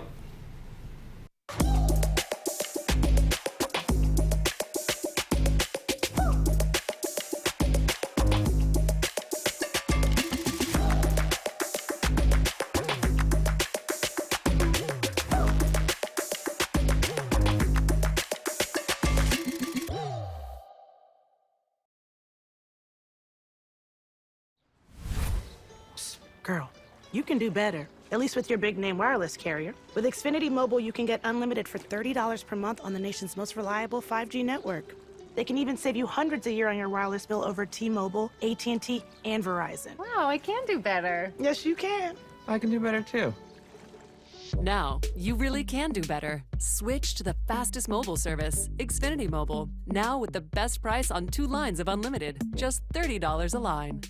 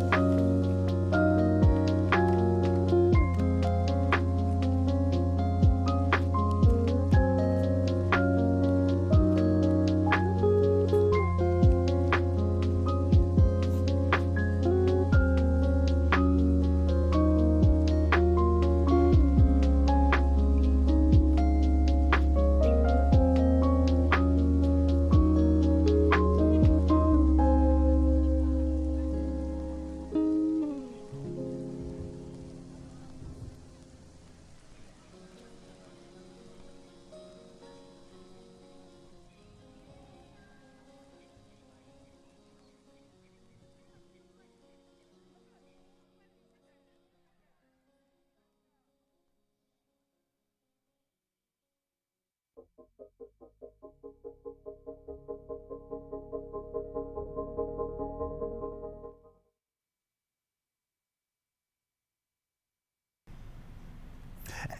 welcome back to the UCEI Invitational presented by Xfinity. My name is Andre Algogo, here with my handsome co-caster, Reed Lightning Burrito. There we go. And Davis. Reed, what are we thinking here for the UCLA versus UCSD matchup? Honestly, this is the most sought after map. I think it's the most interesting, matchup in for today, because UCI right now in the grand finals, but let's just talk about this loser finals here. I would argue that UCLA and UCSD, this matchup today, is probably going to be the closest match that we have seen all day, and we'll see for the rest of the day. Putting some respect on UCI's name there, obviously. Knowing that UCSD and UCLA Overwatch teams have had a long history, earlier in this tournament bracket, I believe it was LA who beat SD and sent them to the losers bracket. So there is some tension there. Can SD redeem themselves against the big UCLA and kind of UCLA. Restore their name to former glory? Or is LA gonna 2-0 SD for the second time this bracket? Yeah, but it's actually gonna be a best of 5. So right now it's gonna be a little bit different more than the best of 3. So we're gonna be seeing all the types of maps coming through. We're gonna be seeing control. We're gonna be seeing the hybrid, then escort, push, and then rinse and repeat again, right? Yeah. So we're gonna be seeing all the types of maps coming through. No, or 2CP instead because they removed that. Thankfully. But yeah, thankfully. But we're gonna be seeing a little bit of the comps here. What are we thinking here? I know we see a lot of Orisa, depending on the map too, right? We either see Orisa, we see the Hog, right? Yeah. Like, what do we think? I think Orisa is going to be a solid pick, regardless of the map, honestly. I think we're going to see Kiriko, Lucio, obviously. Maybe one substitute pick with the Ana there, depending upon the map. If we get the Ana pick, we might get Genji, we might get that Nano Blade combo. Could be a little risky. Depends on the map, obviously. We've seen some Tracer earlier today. Yeah, we saw actually quite a lot of Tracer, I think, within the whole entire tournament because of the buffs, right? Yeah, the Tracer buffs, again, that pulse bomb is kind of crazy. A lot of combos that you could do there. It's mainly the damage from the gun. So it went from, it was actually a singular point of damage. It went from 3 to 4. And that's actually a lot because she shoots 40 bullets within a second. Right. So because it went from 3 to 4, her damage increased immensely. So now she's able to poke more from a range. With that amplified damage, she can kind of burst these targets down a lot better. Would you say that she's better about bursting squishies, or can she kind of shred tanks better? It's not really shredding the tanks. It's more just pressuring. But yes, she could go for those one clips. Those. Yeah. I think you talked about the tracking yesterday on Valorant. Yeah. So very useful skill for the Tracer. And then you go back, recharge. Yeah, I love those clips. I love seeing the clips of the double blink in, the pulse bomb, back out. Yeah, I love to see some Tracer clips there. I love to see the Tracer pick. Obviously, we'll probably see some Soldier in as well. That ulti getting the nerf. Yeah, overclock. But with the Mercy pick, there is still potential for some, I believe, one-shots, right? Yes, the one-shot is still relevant if we see the damage boost onto the Sojourn. But here, let's talk about the players here for UCSD versus UCLA. We're going to be seeing Frosted again, right? Basically the MVP of the last game. Big tank player. Big tank player from UCSD. Carry player too, as well. He did a great number in making sure that his team played well last match. They played around him. They collaborated with him, coordinated with him, and through Frosted's kind of strengths as a tank player, he led UCSD to victory in the previous match. Yeah, he basically got every play of the game, and it doesn't really matter too much of the play of the game, but he also did quite a lot, whether it was taking space, leading his team, and also guiding them as well. And for UCLA, actually, they have a star DPS player. His name is Wisp. I think he's going to be on the Sojourn today, and obviously, I think the impact of DPS is going to be more than tank. What do you think? I'm kind of hoping to see some DPS today. Obviously, with how strong tank is, right? We only have one tank now in Overwatch 2. There's a lot of pressure on that tank. No tank, no team, right? If that tank goes down, we often see the team get swarmed, break apart, and the fight's over, right? Now, that being said, some DPS carry could be fun to watch today. Some Soldier 1v4 clips, Soldier getting ace, maybe, who knows? Something like that. I'd like to see some clips like that. So honestly, I do hope that DPS has a lot more power today in these games. I'm really looking forward to that. UCSD versus UCLA. Do you have a player that you're looking out for today? Definitely a couple players to be looking out for today. obviously we have Frosted, right? That's one of the main players that we want to be looking at today. And I think for the side of UCLA, we're going to be talking about Whis quite often because he's going to be there on the kill board or on the kill feed quite often because he's going to be on that Sojourn, right? Most of the time you're going to be seeing the Sojourn finishing off the kills, even though there's the nerfs coming through, right? And maybe we're going to be talking about both the Kirikos a lot, so we're going to be seeing, not quite sure how to say this name on UCSD, but I think MindFam006. So we're going to be seeing him, and I'm not sure who is the flex support on UCLA. I think it's either going to be Swarz or Arcane because the Kiriko player is one of the linchpins here for either team comp because we see it quite often. Between Wisps and Frosted, do you have a preferred player? Do you have someone you're rooting for back home? I would say I have no preference, but because I know Frosted more than Wisp because he is a very old player and I've known him during my time of playing Overwatch. I would say Frosted at least, but that's from personal experience and no bias. But I definitely like to see Wisp today, like obviously show up. Yeah, Wisp on the DPS could be a lot of fun, innovative gameplay there. I think I'm leaning Frosted as well, honestly. I mean, Frosted is kind of the GOAT, though. That's the thing. Like, he's one of the GOATs here of UCEI Invitational, presented by Xfinity here at the Red Bull HQ. So, yeah, I think Frosted will do very good, right? But also, we don't know how well Wisp will do today because he could honestly just wipe the whole entire team, maybe 20 times.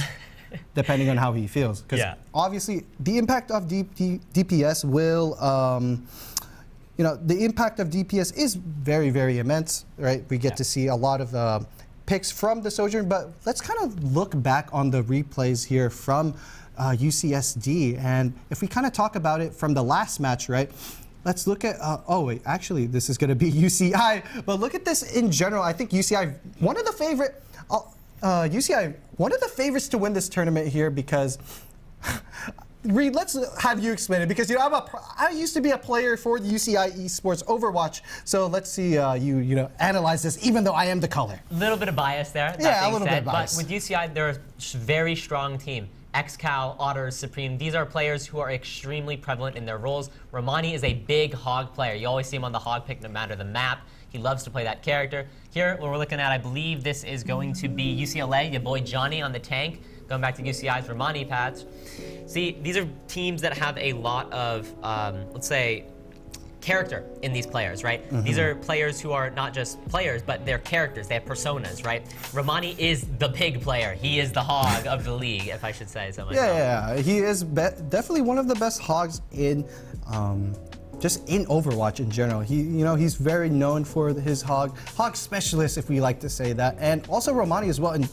Light, right, in terms of the Doomfist because he has quite a lot of experience on the Doomfist. I think he also peaked like rank 3 or almost close to rank 1 on Doomfist when Doomfist was very prevalent, I think maybe last month. And even then, UCI has a very, very strong roster, whether it's filled with a bunch of previous contenders players, right, and very well-versed tier 2 players, or even like just the support players themselves, like Supreme. He's very well known within the Overwatch scene, and I think he also like peaked numerous times, like rank 1 on multiple seasons. So UCI definitely one of the favorites here to win this. Definitely one of the favorites to win UCEI Invitational, presented by Xfinity. But let's talk about UCSD instead, right? Let's talk about like how Frosted could. Let's not just say like just Frosted. There's also different players on UCSD like Zinnia, Paco, Hinged, right? And MindFam. Like, let's kind of talk about how UCSD will be looking towards UCLA.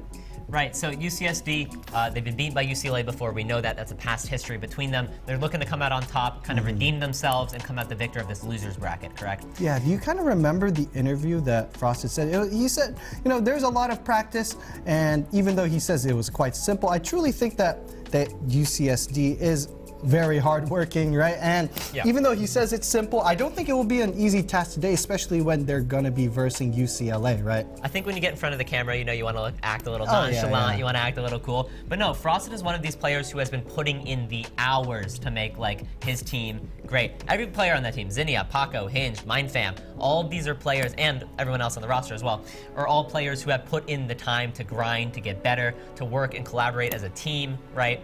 UCSD has put in the hours, and they're a lot stronger today than they were when they lost to UCLA in the past. Yeah. I mean, that's definitely it. And as we're watching through these replays today, we're seeing the previous match here, UCSD versus Cal, right? Right. And no, just watching UCSD today just makes me feel like they're one of the favorites to win at least this losers final here, to make it to the grand finals.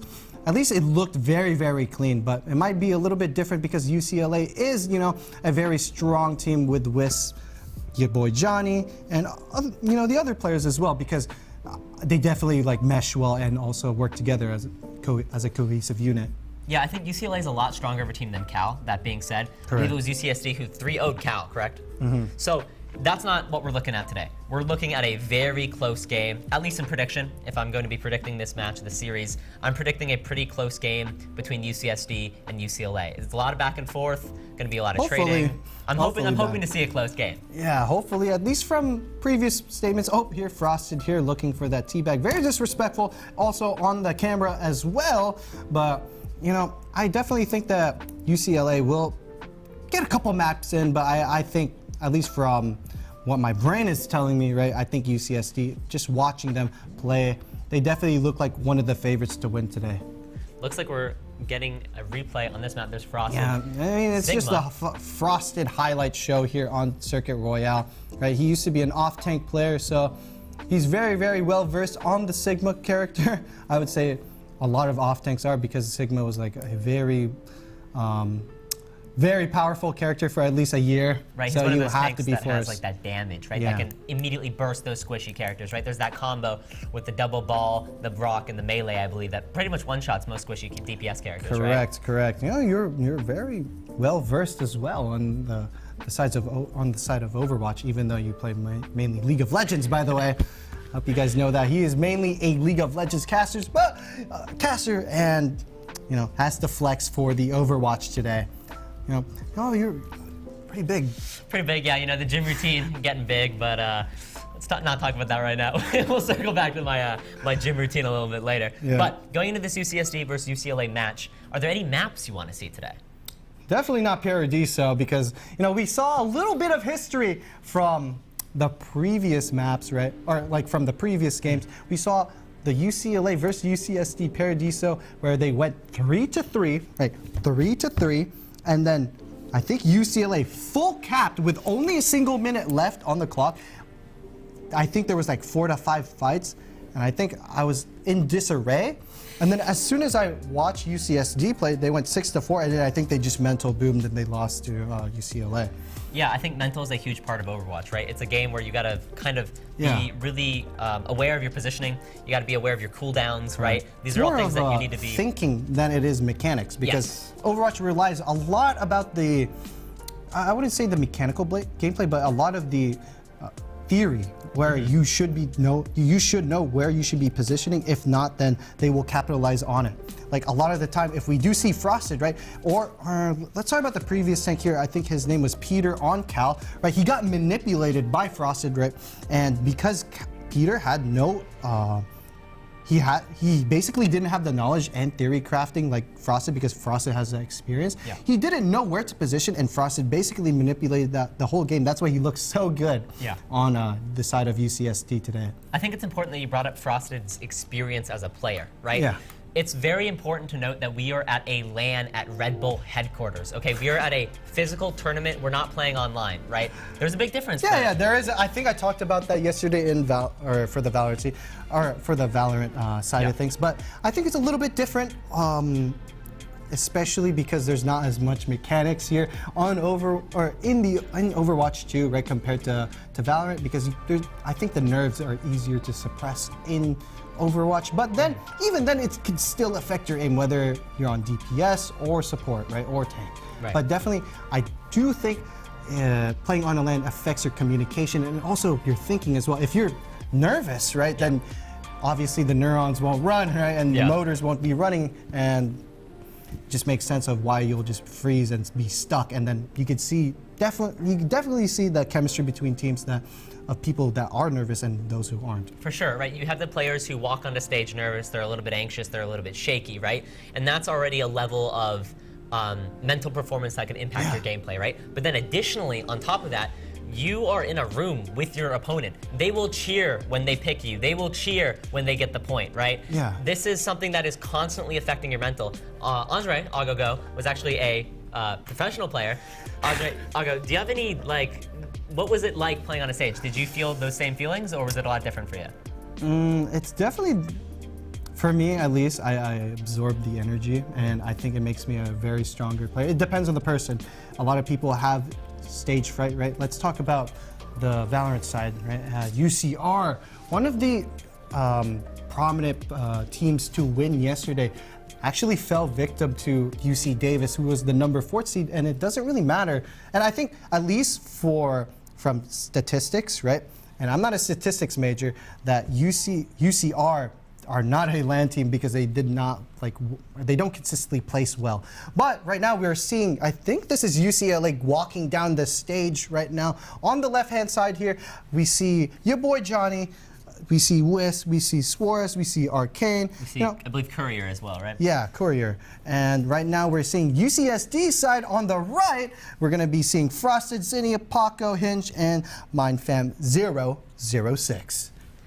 Yeah, tense game. Again, we talked about seeing your opponent in the flesh, right? It's a much different experience than seeing them online, beating them online. Yeah, because you can't talk online. Yeah. You can't talk in person. Yeah, exactly. You can tell what players are a little bit more nervous, right? Looking at the body language. But all of these players are excited to see, they're looking at the the UCI members in the crowd, some big smiles on the side of UCLA. They're looking energized. They're looking energized. I will say that UCSD is looking a little and there's more the nervous. handshakes coming through here, Reed. But Reed, just a little bit more of an important question.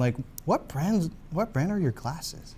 My glasses? Yeah. My glasses, I don't know, actually. You actually don't know the brand? I believe they're Ray-Bans. Ray-Bans? Ooh, bougie. It's okay, I can't say anything because I also have Ray-Bans too. But that's besides the topic. Now we're seeing the players, right? Kind of just sitting down here. I think this is UCSD here on the crowd, supporting their team. Love that. I think that's the manager there, the staff as well. Great to see the UCSD program supporting players, right? I really like that, and I think that's Romani here behind them. And then I think that's Elvia. Shout out to Elvia, the social media manager for UCLA, and then a couple of members on the staff there as well. You really love to see the signs in the crowd from the side of UCSD. We are in Los Angeles, beautiful Los Angeles today. So the UCSD players, Red Bull HQ in the beautiful Los Angeles. And these UCSD players had quite a drive to get down here. Yeah. 2.5 hours, I think.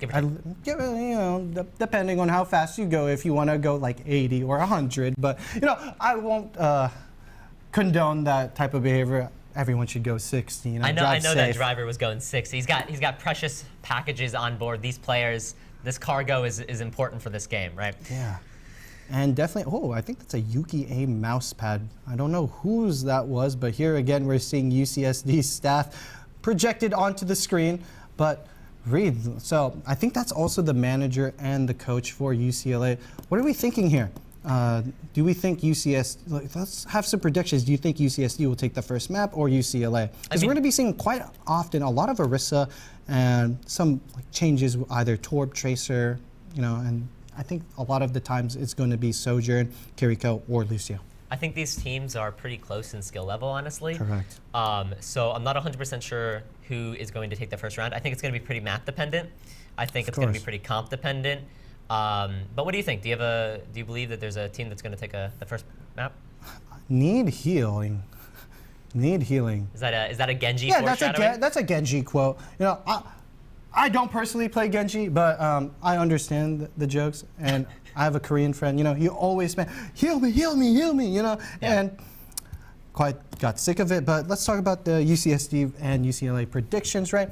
I think at least UCSD will be taking the first map right there. Very, very warm. They just came out of a fresh game, right? And they just 3-0'd people, so they are 3-0, not people, excuse me, cows. well, right? Yeah. UC Berkeley. So since they just 3-0'd them, they basically got, not a warm up, but they got some experience coming through. So they're going to be a little bit warmer than UCLA. For sure. We just talked about mental, right? So coming off of a 3-0 win streak, like you're at the peak of your performance, right? You're excited. Yeah, and right now we see UCSD and UCLA coming through. We're going to be seeing the Arisa comps here, and I think hopefully we don't see, or we see Symmetra actually being picked here instead. So because we see the Symmetra, they might actually try to teleport onto the point. I'm not really sure. They might be swapping to the Tracer and just TP, or they TP and then swap to the Tracer. That's at least what UCSD did. Yep. They're going to be, and there it is, right? Both teams will be reaching there onto the point here. This is going to be Night Market here, Reed, so a lot of cooldowns are going to be used here from both the tanks. Wisp already melting down Frosted, but look at this Frosted manipulating your boy, your boy Johnny here and getting Wisp there with the spear, but Frosted immediately taken down by Wisp. The first pick there, Reed. It's going to be really rough here for UCSD. No tank, no team. No tank, no team. UCLA is going to need to continue to push their lead.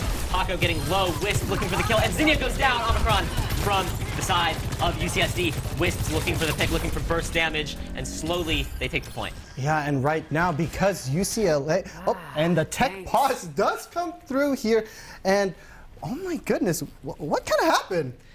That was a very quick quick match, but or very quick beginning to the match. Yeah. Okay, so at the very last second, I believe it was it UCSD who grabbed the point?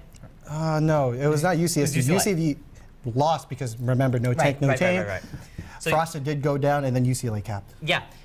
We talked about how we use the Symmetra turret, we use the Lucio move speed to get as close to there as we can. Both teams almost immediately saw each other, and then they kind of had their first fight in that courtyard. Obviously, as the color caster, what are we looking at there? Yeah, so right now, we kind of saw Frosted take a different approach. He went around your boy Johnny, and because he used all of those, oh man, cracking the Red Bull already. But he kind of went around your boy Johnny, and because of that, he used a lot of his cooldowns, and then immediately, as all those cooldowns were off, Wisp saw the opportunity, he melted it down. I think there was like a focus fire between all of UCLA onto the Frosted, because that's the only time you could kill Arisa when they have no cooldowns, and they focus fired, and then Wisp immediately took Frosted down, and then obviously no tank, no team. It's really easy for your boy Johnny to just manipulate that fight, and UCLA slowly won that and capped. Yeah, and it was Wisps who actually got very, very low HP before Frosted went down, right? I think it was 13 health. He got very, very low, almost bursted, but I think you said he utilized his movement to get out of there, right? Using that soldier and that slide to get out. Yeah. Talk about positioning. Talk about how important positioning and movement is. That initial courtyard fight, Wisp stash. I mean, what are we looking at? I definitely think that UCSD had a big blunder there. The blunder was mainly the DPS and the supports of UCSD. I really like Frosted positioning there because it was very opportunistic, but it was not good because his team could not follow up on it because there was a line right between tanks. Imagine tanks are both the lines, right? And because Frosted is past the line and his team is not going past your boy Johnny, then it's really hard for the support to come through from UCSD to help Frosted, right? And because it's stunted and he doesn't get those resources, right? All of UCLA will just be blowing up Frosted immediately, especially because Frosted uses cooldowns first before your boy Johnny. Gotcha. So would you say that it was Frosted's out of position error, or was his team not following him when they should have been? You could take that in any other way. It could be Frosted's mistake, right? But I would like to say it's definitely a miscommunication than it is an error on either side. I like that. I like phrasing it as that. Again, communication is really, really key in these high-stakes collegiate matches where these teams are like some of the best in the league, right? Yeah. Well, in UCEI, presented by Xfinity, at least they're one of the best here because, very small league. I think this is a C-rank tournament on Wikipedia. Did you know that? I did know. That's actually pretty good. C-rank is good for UCEI. Presented by Xfinity. C-rank is pretty good for a tournament of this size, especially with considering how many teams there are a part of it. Yeah. But it's also a very fun tournament. You get different games on each day. And you have trophies too, and you're at the Red Bull HQ, and there's just so many things that you could add to. I agree. I completely agree. So UCSD versus UCLA. Frosted goes down, UCLA grabs the point in the last few seconds. Yeah. Think about that. Think about how that is going to take apart the game in the next few seconds, but we'll catch you right after this ad break.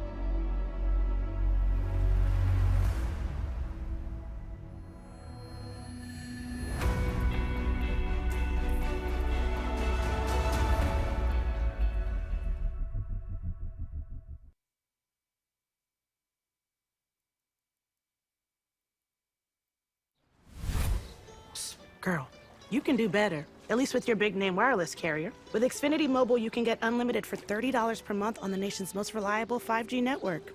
They can even save you hundreds a year on your wireless bill over T-Mobile, AT&T, and Verizon. Wow, I can do better. Yes, you can. I can do better too. Now, you really can do better. Switch to the fastest mobile service, Xfinity Mobile. Now with the best price on 2 lines of unlimited, just $30 a line.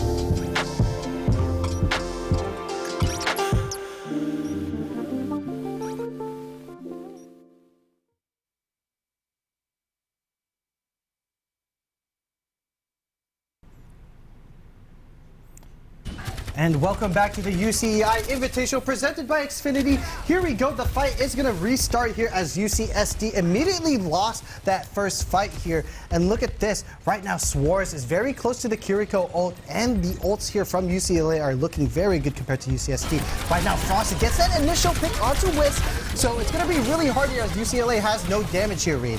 Right, Frosty going down, Boy Johnny looking for the pick, but Suarez going the Kitsune Rush goes out. Paco, Mine with the ult charging. Omicron goes down, but traded for your boy Johnny. Mine goes down from the Orisa ult. Yeah, and right now the Terror Surge is going to be coming through here from Frosted. It's going to get your boy Johnny very low, and he goes down, but Wisp immediately coming back into the fight, and he just dies immediately again. But right now, Xidia shooting the body a little bit, quite disrespectful, but UCLA getting 53%, but I don't think it was very worth because they used so many ults there. They used the Terror Surge, they used their Kitsune Rush, and then the Theodore's pulse bomb as well, but that's not quite bad. I agree. Zinnia, we can talk about the tracer buff. Oh, Paco goes down to Theodore Paco losing the 1v1. immediately comes down, but Mine immediately using the Kitsune Rush here. Still, UCSD still looking nice here as Hinge immediately gets Theodore, but both the DPS here from UCLA is going to go down right now as Frosted is still up here pushing back UCLA. And look at this, 30% here on the clock, or not the clock, the percentage right now, but Paco still has that overclock as well, but UCLA looking really, really strong here as they still have the overclock and the sound barrier coming through. But right now, Wisp popping, both the overclocks are coming through, but the sound barrier in response here for Omicron. UCLA, 3 ults pop. The sound barrier is just going away. Wisps ult going away. Paco's looking for the kills. Getting burst damage onto Mine. Mine getting low and Zinnia getting low, but the pulse bomb is at 95%. Potentially, this is going to be a huge fight. The bomb goes down and Theodore is looking at half. Wisp is looking low. UCSD is looking to push UCLA, and it is happening. Zinnia kills Theodore with the melee combo. Omicron going down to Zinnia, and there it is, folks. 4-4. Yeah, and right now the Terror Surge is going to come through, but Frosted very, very, very low here. But UCLA doing really nice here because they had that counter Kitsune Rush to come through and make sure UCSD cannot use any ults there for free. And look at this. Mine still has that Kitsune Rush coming up, but right now UCLA kind of coming up here for this last fight. Reed, what do we think? Zinnia's been doing great. He's been doing a lot of burst combos, full combos with the rifle, and then with the melee, getting those burst kills. He's looking, he's got his pulse bomb up, and he's looking for the 1v1 with Zinnia and Theodore. But nothing's gonna come out of it. He's looking to dash away and go for the health pack. Yeah, and right now, because your boy Johnny has his Terror Surge coming up, he's gonna kind of look for this, but Theodore still holding the pulse bomb in hand, and UCSD slowly creeping up. But look at this 1v1 coming through. But right now, UCSD popping the Kitsune Rush coming through, but immediately your boy Johnny using that Terror Surge to make sure they don't walk in for free. But Theodore wins the 1v1, but Paco immediately countering with his ult. But look at this, UCSD is just wiping the floor with UCLA. That Kitsune Rush was definitely the difference maker right there. I completely agree, but UCSD had to burn a lot of abilities and ultis there to be able to get UCLA off the point. They're going to try and get up to that 99%, right? While UCLA slowly pushes back. But let's take a look at ultis, right? Omicron is building that Lucio ult. Wisps is building that overclock. And we have Theodore's pulse bomb at the ready. Suarez is getting low and a little bit of that danger zone, but he's going to blink out and get that HP. Yeah, and right now, UCSD, they still kind of having a response here. Both the sound barriers up, or both teams have the sound barriers up, but look at this. UCSD kind of have close ults here in turn with UCLA. Even though the beat does come through here from UCSD, the response here from UCLA is going to be better because Wisp is going to get that headshot onto Paco. The overclock doing diligence here as he's going to be getting those picks. Immediately he gets Frosted here. Wisp being the player of the match right now. 99% as the overtop type is going to be clocking, but look at this. Zinnia immediately getting that stick, but you boy Johnny is going to make sure Zinnia doesn't do any anymore as UCLA is going to be making sure that UCSD will not be touching this point. Look at this as Mine comes through.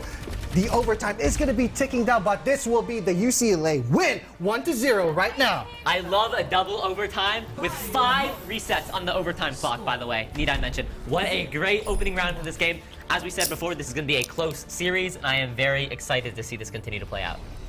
Yeah, and look at that. Elvia kind of just cheering for her team right there. Really love that support here from UCLA. Look at the boys and girls just cheering for them. And look at this. Let's talk about the picks here from UCSD, right? We might see the Ramantra coming through here. We might see the Annihilation, right? The ultimate, that 30-second ultimate.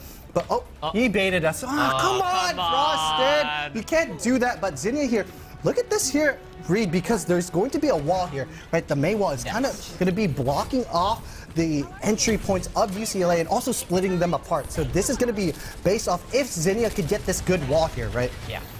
The May pick is going to be a little bit controversial, right? If he can get that wall, it's completely worth it. If he's not able to, then it is a waste. He uses the wall cooldown is wasted. However, no picks come out from it, so it is going to be a bit of a questionable pick right now. Yeah, and right now, Theodore, the recall is going to be coming through here, and Zinnia is going to be pressured as Paco immediately falls down because your boy Johnny is going to make sure that he doesn't do anything fine there. But Zinnia immediately responds as he takes down the main DPS of UCLA. But look at this, UCSD is going to be controlling this point because they had that power position, the white room, right? That, you know, this white room here in control center is a really, really strong point because you know why? You're able to have the point there, you have access to different flank routes, right? That's the power position, and that's why both UCLA and UCSD wanted to fight that. And that Maywall was the complete reason why they won that fight, right? They blocked them off from half of their team. They got 2 full picks off that. The wall went down, and they got a 3rd kill. Now let's look at UCLA's ultis, right? Theodore had just gotten his pulse bomb. Wisp is slowly building his ult while the supports are slowly building their ultis. But UCSD is closer in ults in terms of supports. Yeah, and right now Theodore is going to be getting that stick, but immediately the cryo is going to be coming through. Zinnia, really good response there, but look at this. UCLA is going to be popping cooldowns here, but the sound barrier does come through from Hinge. Mine immediately trying to save your boy, or trying to save Frosted, but Suarez is going to be getting Paco, and Frosted getting the big spear onto Omicron, but UCLA is going to be down in members here. I don't think they should be looking for this fight. Look at this staggered fight here as 44% is going to be ticking down here, Reed. It's going to be a really hard fight, especially if someone goes down. But look at this. Wisp immediately responding back with the overclock, while Frosted is going to still get that pick. Wisp not hitting the shots here when he kind of needs to right now. But Omicron immediately getting Frosted. No take, no team, but it does not seem like here. Axinia immediately gets the boop. Or not the boop, the blizzard, but Hinge getting the boop there as well. The combination between both UCSD's DPS and support was great there, Reed. UCSD's usage of mobility, usage of positioning, while they were able to win constant fights despite the fact that they were down players, right, as they had players funneling back in. Yeah, they had no Frosted. Huge. Let's look at Paco's ulti. The overclock is ready to be used. UCLA's Wisp getting low. This could be a dangerous fight for UCLA if they don't get on point. Yeah, and right now, this is going to be the last fight here as UCLA needs to fight for this. And right now, both sides are going to be popping the Kiriko ults here, but the sound barrier does come through from Omicron. So it's going to be a little bit easier here for UCLA as they're popping ultimates. The Terra Surge is going to be getting Paco there immediately as all the members of UCLA are going to be going down. And right now, it's going to be quite easy for UCLA to actually get this space. 3 ults are used, but right now, UCSD are going to be building up their ults as well because they have the overclock coming up and they also have the sound barrier as well. UCSD is in the lead of ults right now, right? So we should be able to slowly push the point as UCSD, use our ults and slowly take, or quickly take the point from UCLA. UCLA's goal here is to not get picked and outlast them on point. Yeah, and right now the sound barrier is going to be coming through from UCSD as Paco immediately getting Theodore. They quite don't need the blizzard quite yet, but oh my goodness, Paco hits the hat-trick, a triple headshot from Wisp to your boy Johnny to Suarez as UCSD is going to be claiming this point 99-33, 1-1. Paco, what was that? What was those shots? Headshots. He was flicking. Yeah, it looked like it was a Valorant aim. And look at this, UCSD, the crowd is getting hyped. Let's get it. Look at this close series here, Reed, as it's going 1-1, and we're going to be heading on to Garden. 1-1. We matched the predictions. The game is matching our predictions, as we already said. And Garden, this is going to be a very tight, close, quick map. Do you have any predictions for this map? Any goals? Any tips? You know, definitely if you're going on the bridge, it's going to be hard because there's going to be boops. But look at this. We're not seeing the Orisa. We're seeing the Doomfist here instead. So we're going to be seeing a little bit of changes in the pace, right? We're going to be seeing the punches coming through from Frosted, so he's going to be pressuring that bridge, right? Right, yeah, he can push people off the map with that punch. Lucio can also boot people off the map with that punch, and we're seeing the Tracer quickly get switched as they were using the portal just to get to the point faster. But instead of the Soldier coming through, we're going to be seeing Wisp on the Widowmaker. I believe this is his best character and most comfortable as well. Wisp is going to be pressured here as Frosted is going to be marking him throughout the map. But Hinge here immediately just marking Theodore, not making, just kind of making sure that he doesn't do any antics. But right here, I really like UCSD's playstyle. They're actually just like going around and making sure they don't get anyone, or you know, they're just splitting up the map. And they're just getting all of these different angles on them as Paco immediately gets out Omicron. But Theodore responding as he gets the Kiriko on UCSD. It's going to be quite hard here to follow because they're going everywhere on the map. But look at this. Paco, or not Paco, Frosted is not giving Wisp any time to breathe here as he gets 1 and 2. You know, Frosted is doing really great here. You know, Wisp can't run away, Reed. He can't. Frost is able to divide up their team. Yeah. While Zinnia runs them down with those increased damage blasters on Tracer. Boom, boom, boom. Wisps goes down. Theodore goes down.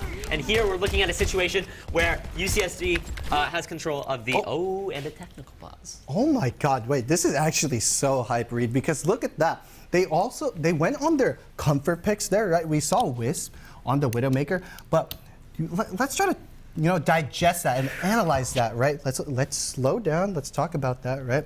Like, even though Whis was on the Widowmaker, if they're on the Orisa, let's think about that, right? Right. If Frosted was on the Orisa, it would be theoretically really good. But because he's on the Doomfist, Wisp actually had no time to shoot. Exactly. The Doom pick can be a little controversial, right? Orisa is kind of just a safer pick overall. However, that punch is really that good. map in general, right? Yeah. Doomfist is great on this map, first of all. And second of all, he's really great at dividing up a team, and we saw that. He slowly kind of, we're going right back into the match. Back in the team. So we're going to cut that analysis a little bit shorter there, Reed, as we see, right, Frosted kind of just making sure that UCLA cannot walk on for free as the pulse bomb does go down from Zinnia. But look at this. Wisp still having a hard time, but Frosted is immediately going to be going down here because your boy Johnny actually swaps from the Orisa to this Roadhog. Kind of whipping the hook here as Suarez is going to be popping that Kitsune rush. Tensions are on your boy Johnny to land a hook and get a pick, but he misses for the second time. Paco getting out of there with his ulti charge. He could be looking for a quick ulti there. Yeah. There we go.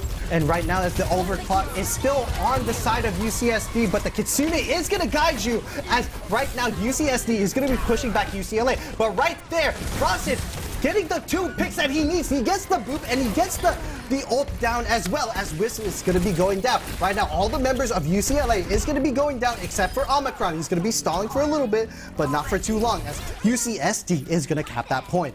What do we think there, Reed? Frosted is actually doing so much on this Doomfist. Frosted had the great Grand Slam on Doomfist, while Paco is out a day at the shooting range, getting 3 kills in just a few seconds as he picks them off from Frosted's divisive ultimate. Yeah, and right now, Paco is still having the overclock in the hand as UCLA don't have that many ults coming up.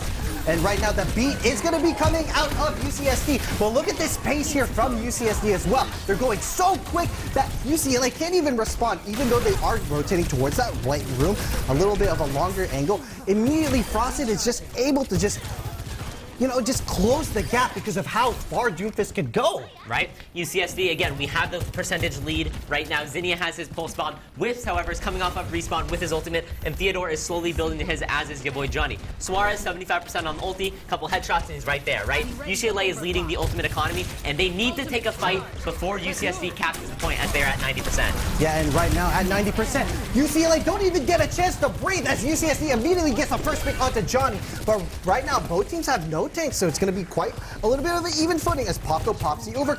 Right now, UCLA have a better shot as Wisp pops his own overclock and gets the 2 picks that he needs. Zinnia and Paco immediately going down. And look at this, UCLA, a little bit room to breathe for now. Yes, UCLA, 2 ultis up, but it is 36%. They have captured the point. Mine's ult, the Kitsune rush is going to come out soon. Frosted's got his ulti up, and we know what that does to UCLA's team, right? He breaks them apart with that ulti, and Paco goes in. Yeah, and right now, UCSD has to be determined on the Kitsune rush, as right now, UCLA has a greater combination of ults as the whole hog is going to be just making sure UCSD don't get in for free. Your boy Johnny got picked right before that fight, but he gets on respawn. He gets there. The Kitsune rush combined with the whole hog, combined inside of a room. It's going to be shooting whole super fast. And you know what your boy Johnny's cooking up right there. He's cooking up the whole team of UCSD. Right there we see Frosted swapping to the Orisa now. He's not going to be playing that Doomfist because it's going to be a little bit of a, Roadhog is going to be harder to run into Doomfist, right? Completely agree. UCLA, we have the Theodore ult with his ult is building, but we have the beat from UCSD at the ready. And there it goes. Right now, Hinge is going to be using the beat to go in, as right now, Theodore is going to be trying to get this pulse bomb to come through. But your boy Johnny, no cooldowns left on him, and right, like as we said, no tank, no team, but Zinnia is going to be forcing Theodore's recall and marking him throughout the fight. And because Frosted is up alive, it's going to be down onto Wisp to make the play. He gets the first shot onto Zinnia. He hits that. He has to hit the second, and he does. As mine is going to be going down, and he hits the third. Right now, it's going to be going in favor of UCLA, and he hits the fourth. What is going on as UCLA is going to be winning this 2-1, and now they're going to be up 1-0 in the series. Wisps going for 4 at the shooting range. Wisp is able to take those 4 kills and make it into him. Let's see play of the game, potentially. And we don't see the play of the game, but I'm pretty sure we're going to be seeing it maybe a little bit later in the highlight reels. And there it is. It's going to be the last play of the game, right? Wisp, he hits 4 crucial shots there with the overclock, right? And he hits not even just headshots, right? He hit 4, like every single shot was just hit there, not even headshots, right. Which I think is just, obviously it's crazy, but my goodness, he was also in a very hard position to put to shoot those shots. Right, yeah, there's an angle there, there's cover, he has to slide in, he has to use move himself yeah. and position himself, right? And you kind of have to lead, right? Yeah. And right now, we should actually look at those replays, right? I really want to see those because we did see so many good plays here on each part of the map. And I think this is the map that UCLA won initially, right? And let's just say the very first fight on any Overwatch game is the most important, right? And right here, because UCSD lost this first fight, and on KOF maps especially, it's very important to win this first fight. UCLA were just able to win because of their ult economy and because Wisp was just able to, kind of free reign and just shoot everybody. I agree. Frosted played that map especially well. Wisp's on the next, right? Wisp is a great star player coming out of this. We didn't really talk about Wisp, or we did talk about Wisp a little bit. We But look at this combination here from Zinnia and Hinge there. The Blizzard slowing the members of UCLA and then the boop immediately after. I don't think it was planned, but it was definitely a really good play from both the members of UCSD. But here, UCSD had a really strong start, but very slow to react because, UCLA didn't do, or UCSD didn't really do much in like swapping their comp. I think they swapped very, very, very late. And, it just also happens that Wisp hits like a 4K, right? And just hits every shot. So, I mean, you can't really counterplay. You know how people say you nerf Widow or like you can't really do anything? You can't really counterplay someone just doing really well mechanically. And like I said, Wisp is going to be the player that you want to watch. And right now, UCLA up 1-0. Great. Completely deserved. Wisps landed all those shots. But in game 2, I said Wisps. I actually meant Zinnia. Zinnia was a player that we didn't really bring up in the pre-round kind of game, right? Yeah. But Zinnia played very well in that Tracer and Night Market, I believe it was, when he was getting, I saw like at least 5-6 kills with melee attacks from Tracer, which means he was doing those full combo headshots and then right click with the melee, right? I know what you're getting that about. off. So he was doing perfect. He was landing all those shots is what that means. Zinnia was doing great on that second match on Night Market, so I want to give him a little bit of a shout out from the side of UCSD. Zinnia and Hinge did really, really well on the side of UCSD, but unfortunately, it's not enough when Wisp just hits every single shot. I truly think he hit like at least like 4. He hits like at least 3 to like 4 kills every overclock. Yeah, and that's actually like a quite like crazy number. Like every 3 to 4 overclocks he has, at least one of them is going to be like a 3K or 4K, which is actually like insane for stats. I mean, it completely changes the state of the game. Yeah, right? obviously because 4 people are down. So because 4 people are down, obviously Wisp is going to be like, very important. And right now, let's talk about game 2, right? Because it's going to be a hybrid, and the choices, right? It's going to be Kings Row, I think Paradiso. Yeah. It's going to be also Eichenwald as well, and then Blizzard World. So what are we thinking here? We saw Kings Row before, some common picks or maybe like favorites that some teams have. Hopefully it's not Paradiso because I don't want to relive my trauma, right, of the 6-4 or 6-3. So what do we think here? What do you think UCL or UCSD is going to pick? I'm not 100% sure. I think they should pick Eichenwald. Honestly, I love that map. That's coming from a personal standpoint, not a professional standpoint. I gotta be honest. I just love Eichenwald. I gotta be honest. I love that map. Okay, I mean the map is kind of cool. And the fights to watch on that map are Have you seen the cinematic? Yes, of course. I mean, of course. The Rhine cinematic. Yeah, okay, that one's nice. Yeah. But fights to watch on that map are really fun. There's a lot of high ground that you can play with, right? Yeah. And a lot of flanking potentials in that bridge. There's a lot of fun combat that you can do in that bridge. Yeah. I think it's a fun map to watch. But what are you looking forward to? Definitely not Paradiso, right? That's the only one that I don't want to see. But hopefully we get to see some Blizzard World. I think that's one of the maps that we didn't see at all during the tournament. Yeah. And it's definitely a really, really hard map to play as well. Hopefully we get to see it, but obviously I don't think it's any team's preference. But we're probably 99% going to see Kings Row or Paradiso. Yeah. Like, unluckily, Unfortunately, no Eichenwald today. Most likely, you're right. It's going to be Kings Row. We saw Kings Row earlier today. It's the only reason I'm not super thrilled to see it again. However, that being said, it is still probably one of the most played maps in all Overwatch, right? Yeah, Kings Row, basically like a Dust 2 of Overwatch, and because it's super popular and everyone really likes playing the maps, it's also one of the hardest maps to play because it's very overplayed. And there's different ways to play that map. Let's talk about the first point. So the first point, there is that initial choke, and then there's the point, but there's two main sides that you want to be controlling, whether you're in the attack or defense. And if we're going to be talking about the defense rate, it's going to be either the hotel or the clock tower. But I believe we're going to be going on to an ad break, so we'll save this this analysis later. So we'll see you soon.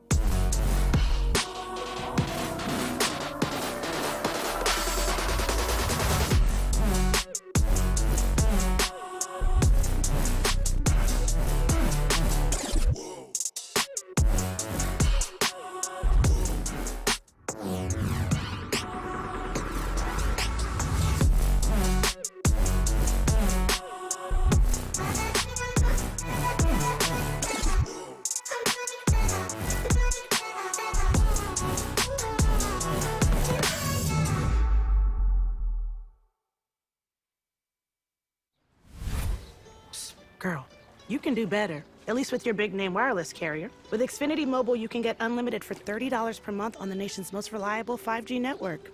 They can even save you hundreds a year on your wireless bill over T-Mobile, AT&T, and Verizon. Wow, I can do better. Yes, you can.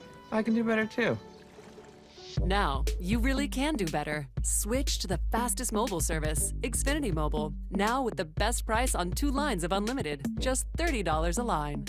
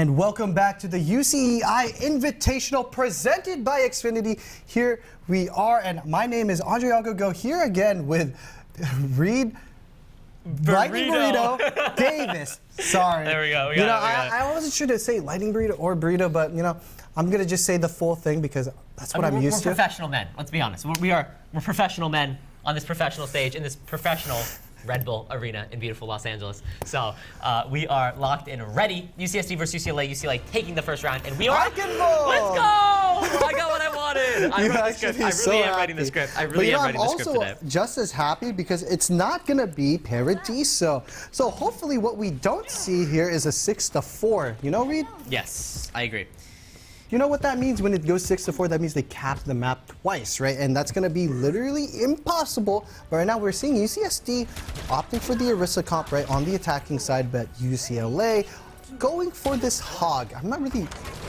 I don't really like this pick here, especially knowing how your boy Johnny's not really a strong hog player, at least from experience, right? He's more on this main tank role. He's like really good at Winston, he's really good at Reinhardt, and look at this, Frosted already pummeling him down. He missed a lot of hooks last round, and we start the round and he immediately misses a hook.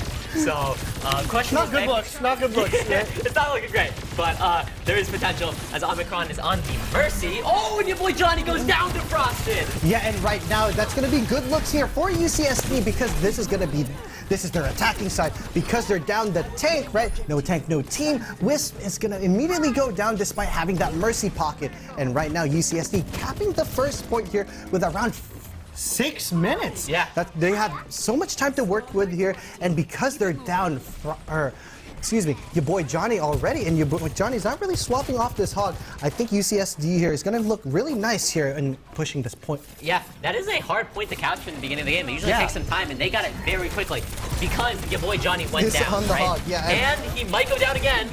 Oh, very, very close here. As Frosted is actually not really soloing, but he was only there with the Kiriko. But yeah, I think hopefully we get to see the swap here. Let's wait. There it is! We see your boy Johnny swapping onto that Orisa now, so it's going to be a little bit more of an even gameplay here, right? Right. And Frosted, he's building up that ulti, right? He's been chasing down these kills, so he's already at 80% ult. Paco and Zinnia also building that ult. Zinnia has the ulti, and we were almost tied for percentages for Kiriko's, right? Yeah, but right now, that doesn't really matter too much because look at this snowball effect in terms of just the point and how many ults that UCSD has. Even though that UCLA has the pulse bomb and have the Kitsune rush here, UCSD has so many prime positions here, and they have to force UCLA up. And look at this here, Frosted already bullying your boy Johnny, and he immediately goes down here. And like I said, right, the power positions here are in favor of UCSD because they just kept, pushing, and they also just because they have the ult advantage. Your boy Johnny doesn't have like the same ult advantage as well. But it's more of the positional advantage as well. I completely agree. This might be one of the fastest matches. And the Kitsune rush is going out. And right now, because the Kitsune rushes are going to come out, UCSD still have the ult advantage here as Frosted is going to be using the Terror Surge and immediately blowing up your boy Johnny. I don't really like to keep bashing, but let's just keep going here as Frosted is going to be alive here, and the rest is going to be coming through as your boy Johnny is going to be back up and has a chance to redeem himself here. But right now, he doesn't have the cooldowns to come through as it immediately goes down again as Paco is being very, very clinical here for UCSD. Still has that overclock, but right now UCLA not looking very, very hot here because they lost that first fight so quick. Like I said, right, the snowball effect, and let's go a little bit more in the analysis. It's not just because they lost that first fight, right? It was because they lost the second fight as well that they lost the very important positions of Eichenwald, the very high ground dependent map, right? And because they have that high ground, immediately UCLA has a disadvantage, right? Right. And we saw them lose that first fight very quickly because your boy Johnny went down. And we saw them lose that second fight very quickly because your boy Johnny went down. And yes, that's just basically what happened here. No tank, no team, right? And right now, Theodore is going to be the linchpin. He's going to be that difference maker here as he's going to make sure that he gets Paco immediately. So no damage here on the side of UCSD. Only Zinnia back alive here with this Junkrat damage, but it's not going to be enough. But Frosted immediately pinching Suarez and hits him against the wall with that javelin. As right now, UCLA don't have that many ults coming through. But look at this. Your boy Frosted already has the Terror Surge again, and UCSD looking really nice here because they have the Kitsune Rush here. As the Kitsune Rush is going to be coming through. Zinnia already popping the tire, and he gets two! UCSD looking really nice here as a sound barrier is going to be the final grace here for UCSD as they cap with 3 minutes 42 seconds! UCSD literally... Wait, go? Sorry. I was going to keep going. UCSD is literally ripping and tearing through UCLA. What a opening round, 3-0, 3 minutes and 42 Sorry, seconds on I have the to clock. stop you there because I think I'm having flashbacks. This is literally the same position from the earlier match within the bracket. UCSD playing the attack, right? They play the attack, they rolled them, and then what's going to happen? UCLA will cap with at least a minute left, right? Or like with some little time. And then what's going to happen is that like what happened in the earlier match, UCSD will just lose because they were gonna get, or UCLA will just full cap 6-3. I don't know if that's gonna happen. Hopefully not, right? Right. But UCLA not doing well right now. Let's talk about reasons for why that might not happen, right? Yeah. Oh, and we're going into the match, so I'm going to talk a little bit quickly. But they lost those Oh, first 30 two. seconds. Yo, okay. They lost those first two fights, right? Because of your boy Johnny going down pretty quickly, right? Yeah, You got I think picked it's and a then they were able- positioning It was a as well. positioning error, right? But we know Frosted is one of the best players on UCSD, UCSD. right? That being said, I don't think he's going to make the same mistakes as your boy Johnny is. So I don't think they'll lose the first point as fast. Yeah, as fast. But the thing is, right, if we're talking about rewriting history, it might happen where because your boy Johnny starts like to adapt and get better during the middle part of the round because, you know, he's maybe more used to the Roadhog here because that's what they kind of scrimmed or practiced. So here, hopefully we get to see some redemption here from your boy Johnny, right? I agree. I'd like to see some redemption from your boy Johnny as they slowly push for UCLA to try and get this round. But it's up to big man Frosted on the side of UCSD to keep his team safe and not go down and get picked. Yeah, and right now both Arissas are going to be using the gold and the javelin spins quite very early, so it's going to be a standstill as Theodore immediately getting Zinnia quite quickly there actually. It's going to be hard here for UCSD, but look at this as Frosted immediately taking down Wisp. They actually combined the shots there, Paco hitting the railgun and Frosted hitting the javelin as well as Paco hitting the railgun again, but onto Omicron this time, stunting the push of UCLA. We see Frosted staying alive, and therefore his team is able to stay alive as they pick, right? The person that they lost was a DPS character, not their tank. They were able to stay and hold that point. Already, they're holding on a bit longer than UCLA has, right? Yeah, right now with a minute left, or not middle left, a minute running out of the clock here. 3 minutes left right now. It's going to be a little bit of a tall task here for UCLA to just, you know, walk under this bridge without any sort of damage. I completely agree. And we have these two Arisas getting stunned, going in on each other as the flank begins to go off. UCLA beginning to flank on the left. Yeah, and right now, because UCLA are pretty close to this Kitsune Rush, we're going to be seeing it right here as the Kitsune does guide them. Theodore immediately getting Paco here, and right now the members of UCSD are going to be falling down because they didn't quite get they didn't quite get their Kitsune Rush in time. Right. UCSD being a little bit behind in that ulti economy. UCLA was able to grab those ults before them, specifically the Kitsune Rush, rush onto site, literally, and light them.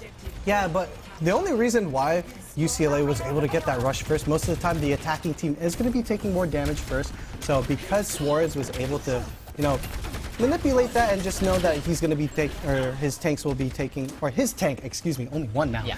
His tank will be taking more damage here, your boy Johnny, right? He'll be building up that Kitsune Rush first. But Wisp already hitting a shot into Paco. So UCSD's gonna be getting a return frag here onto Omicron as Zinnia immediately gets the second pick as well. As right now your boy Johnny's trying to salvage this with the Terror Surge, but it's not gonna be enough as he's gonna be being pushed here off the high ground. And Theodore almost losing his life there as he almost fell off the map. But right now he's gonna be pressured here.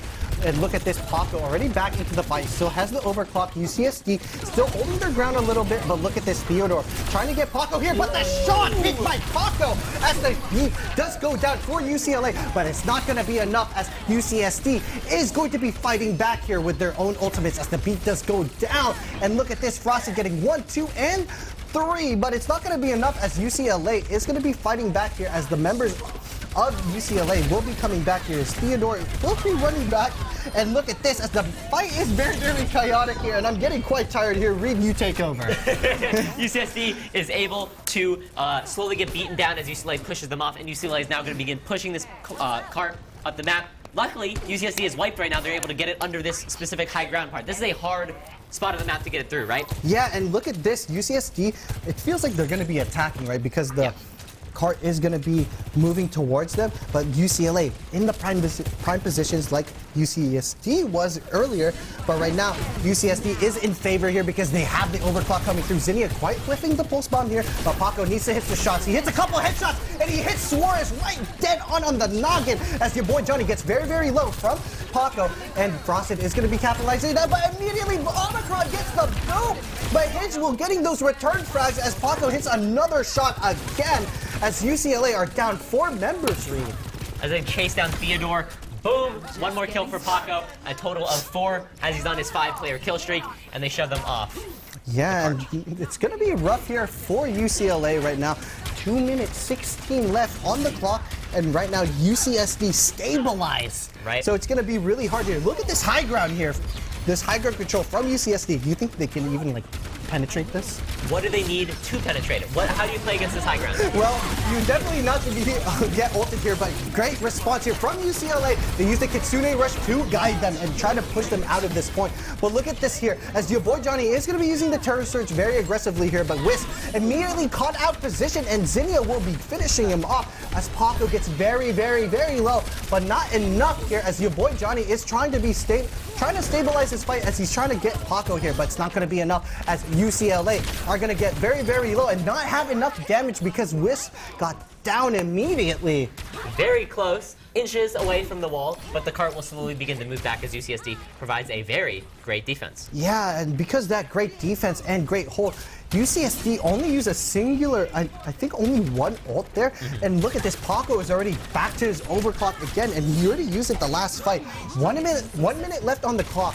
UCLA, this is their last chance basically to win this fight or try to get ults here from UCSD. And look at this as Frosted is gonna be looking for this Terror Surge here, but he baits the rotation here from UCLA instead, but Whis already is trying to be the saving grace here for UCLA as Theodore is going to be trying to push the cart here, but Whis already popping the overclock, hitting the headshots here that he needs to, but it's not going to be crucial because he doesn't get anyone important. But right now, UCSD popped their entire ult back as right now Zinnia gets the pulse bomb onto your boy Johnny as it's going to be the closing chapter here for UCLA as all their members are going down. 20 seconds left on the clock, Reed. UCSD they still have the Terror Surge, and they have actually not quite a lot of ultimates coming up, but UCLA very, very close to the Kitsune Rush, and they have to be swapping to different characters here. 10 seconds left on the clock. It's going to be very close. Can they touch point? Can they get there in time? Can they get through them? Oh, but the spear there is going to not be enough, but very, very close here from Frosted as he still has the Terror Surge. Even though they're going to be fighting off point, your boy Johnny is going to get booped off the map. Frosted is a sniper with that Javelin toss, and it's going to be 1-1 in favor of UCSD right now. What a game. First of all, just happy we saw Eichenwald in the first place. But second of all, let's see the play of the game. Zinnia on the Junkrat. Yeah, because he swapped the Junkrat for that close, because the map is very, very close-sided on that third map. It's really easy to use Junkrat, right, and get all that damage because it's similar to Circuit Royale where it's only a singular lane, Right. And right now, right here, look at UCSD. Not really hype as UCLA was at the very beginning, but that's okay. I'm not one to judge, but UCSD 1-1. Very, very close games right now. I know. Well, not that map, but close series. Right, tied series. Exactly what I wanted. Just putting that out there. What I predicted as well. But more on that later. I'm excited. I'm really excited to see UCSD and UCLA play on their next map, which is. It's going to be an escort map. There's going to be different choices. There's going to be the Circuit Royale, right? The Sigma map. There's going to be Route 66, Dorado. And those are at least the prime map picks that a lot of teams do like to pick. And I think they do not want to pick, at least from my personal standpoint, right? If you are your boy Johnny versus Frosted, would you want to play Circuit Royale where Sigma is, one of the saving graces? Probably not, right? Yeah, probably not. So instead, right, what do you think UCLA will be picking? Either Dorado, Route 66. I feel like those maps are more Orisa reliant, even though, I don't think it was just mainly your boy Johnny's fault. It was definitely just the cohesion there of UCLA. And if we go back to the replays to just kind of see it back, right, from the UCI Invitational Instant Replay, right, presented by Xfinity, it's not just your boy Johnny, right? It was just a lot of mispositioning here and staggering here from UCLA. If we see the clips back to back to back, look at this poor, micromanaging and like decision making here from UCLA. I don't really like that they kept staggering and not taking fights together. That's like a big part of the game where you're supposed to be taking fights together onto the car, taking important positions on Eichenwald, especially because you know how reliant or how important the high ground is in Overwatch, right? Right. And we talked about them losing those first fights, right? Yeah. The reason why that UCLA lost his first fights. Your boy Johnny was originally on the Hog, and then he died twice in the Hog and switched to the Orisa, which you called, right? Yeah. Had he been on that Orisa in the first place, there might have been the chance that he stayed alive, right? Yeah, but that's still not the issue. I don't like to blame just singular things or like character decisions or individual players when a lot of the time it is like a team. It is like based on team, right? And even though the snowball did happen because of the pick from your boy John, or I don't even think it's because he wanted to even pick that. I think that's just because they scrimmed it, right? It's mainly just because they didn't even take those fights together, and that's the important part, right? Like for example, if you're in a team fight in League of Legends, if you get picked by yourself, that's basically your fault, right? But your boy Johnny had help from his team, and it was mainly like a communication issue, like we said earlier, right? On the UCSD part, where instead I was focusing more on Frosted, right? And it was not because it was Frosted's fault or Frosted's fault. It's mainly because the team wasn't there to communicate with Frosted, and they didn't have the same mindset. Does that make sense? Yeah, like a miscommunication with a positioning error, right? Had there been better communication among the entire team, he would have not positioned the way he was, or his team would have been with him. Yeah, exactly. I completely agree. So that's why, your boy Johnny, it may look like it's just him, but it's definitely not. It's just like definitely a team issue there, or just not a lot of experience on that map, Eichenwald, map, and Eichenwald, and high ground, because that's the game that they didn't play, and UCLA definitely needed to do that way more often and prioritize that especially. Yeah, and talking about high ground, there's some high ground on Route 66. That might be what we see. Which could be a deciding factor. Especially Dorado as well. Right. Oh, and Dorado as well. You have that whole upper section. Now I think about it, they might want to play Circuit Royale because I don't think they're really good on those high ground maps, right? Yeah. And let's kind of talk about it. So Wisp's a really strong Widowmaker player, right? And do you think that if they do pick Circuit Royale, even though, let's just say Frosted and your boy Johnny are very close in the Sigma, right? Do you think Wisp will be that difference maker? I hope so. Honestly, I'd like to see a really strong DPS player. Again, we've kind of seen some tank diff here and there. We've seen your boy Johnny play well, and then we've seen Frosted play well. But I do want to see some more Wisps. We saw that crazy clip, right? But I really want to see him go even more. Yeah, he was not prevalent or relevant on this map, right? Yeah, and we'll see him go even more berserk after this quick ad break. We'll see you soon. Girl, you can do better. At least with your big name wireless carrier. With Xfinity Mobile, you can get unlimited for $30 per month on the nation's most reliable 5G network. They can even save you hundreds a year on your wireless bill over T-Mobile, AT&T, and Verizon. Wow, I can do better. Yes, you can. I can do better too. Now, you really can do better. Switch to the fastest mobile service, Xfinity Mobile. Now with the best price on 2 lines of unlimited, just $30 a line.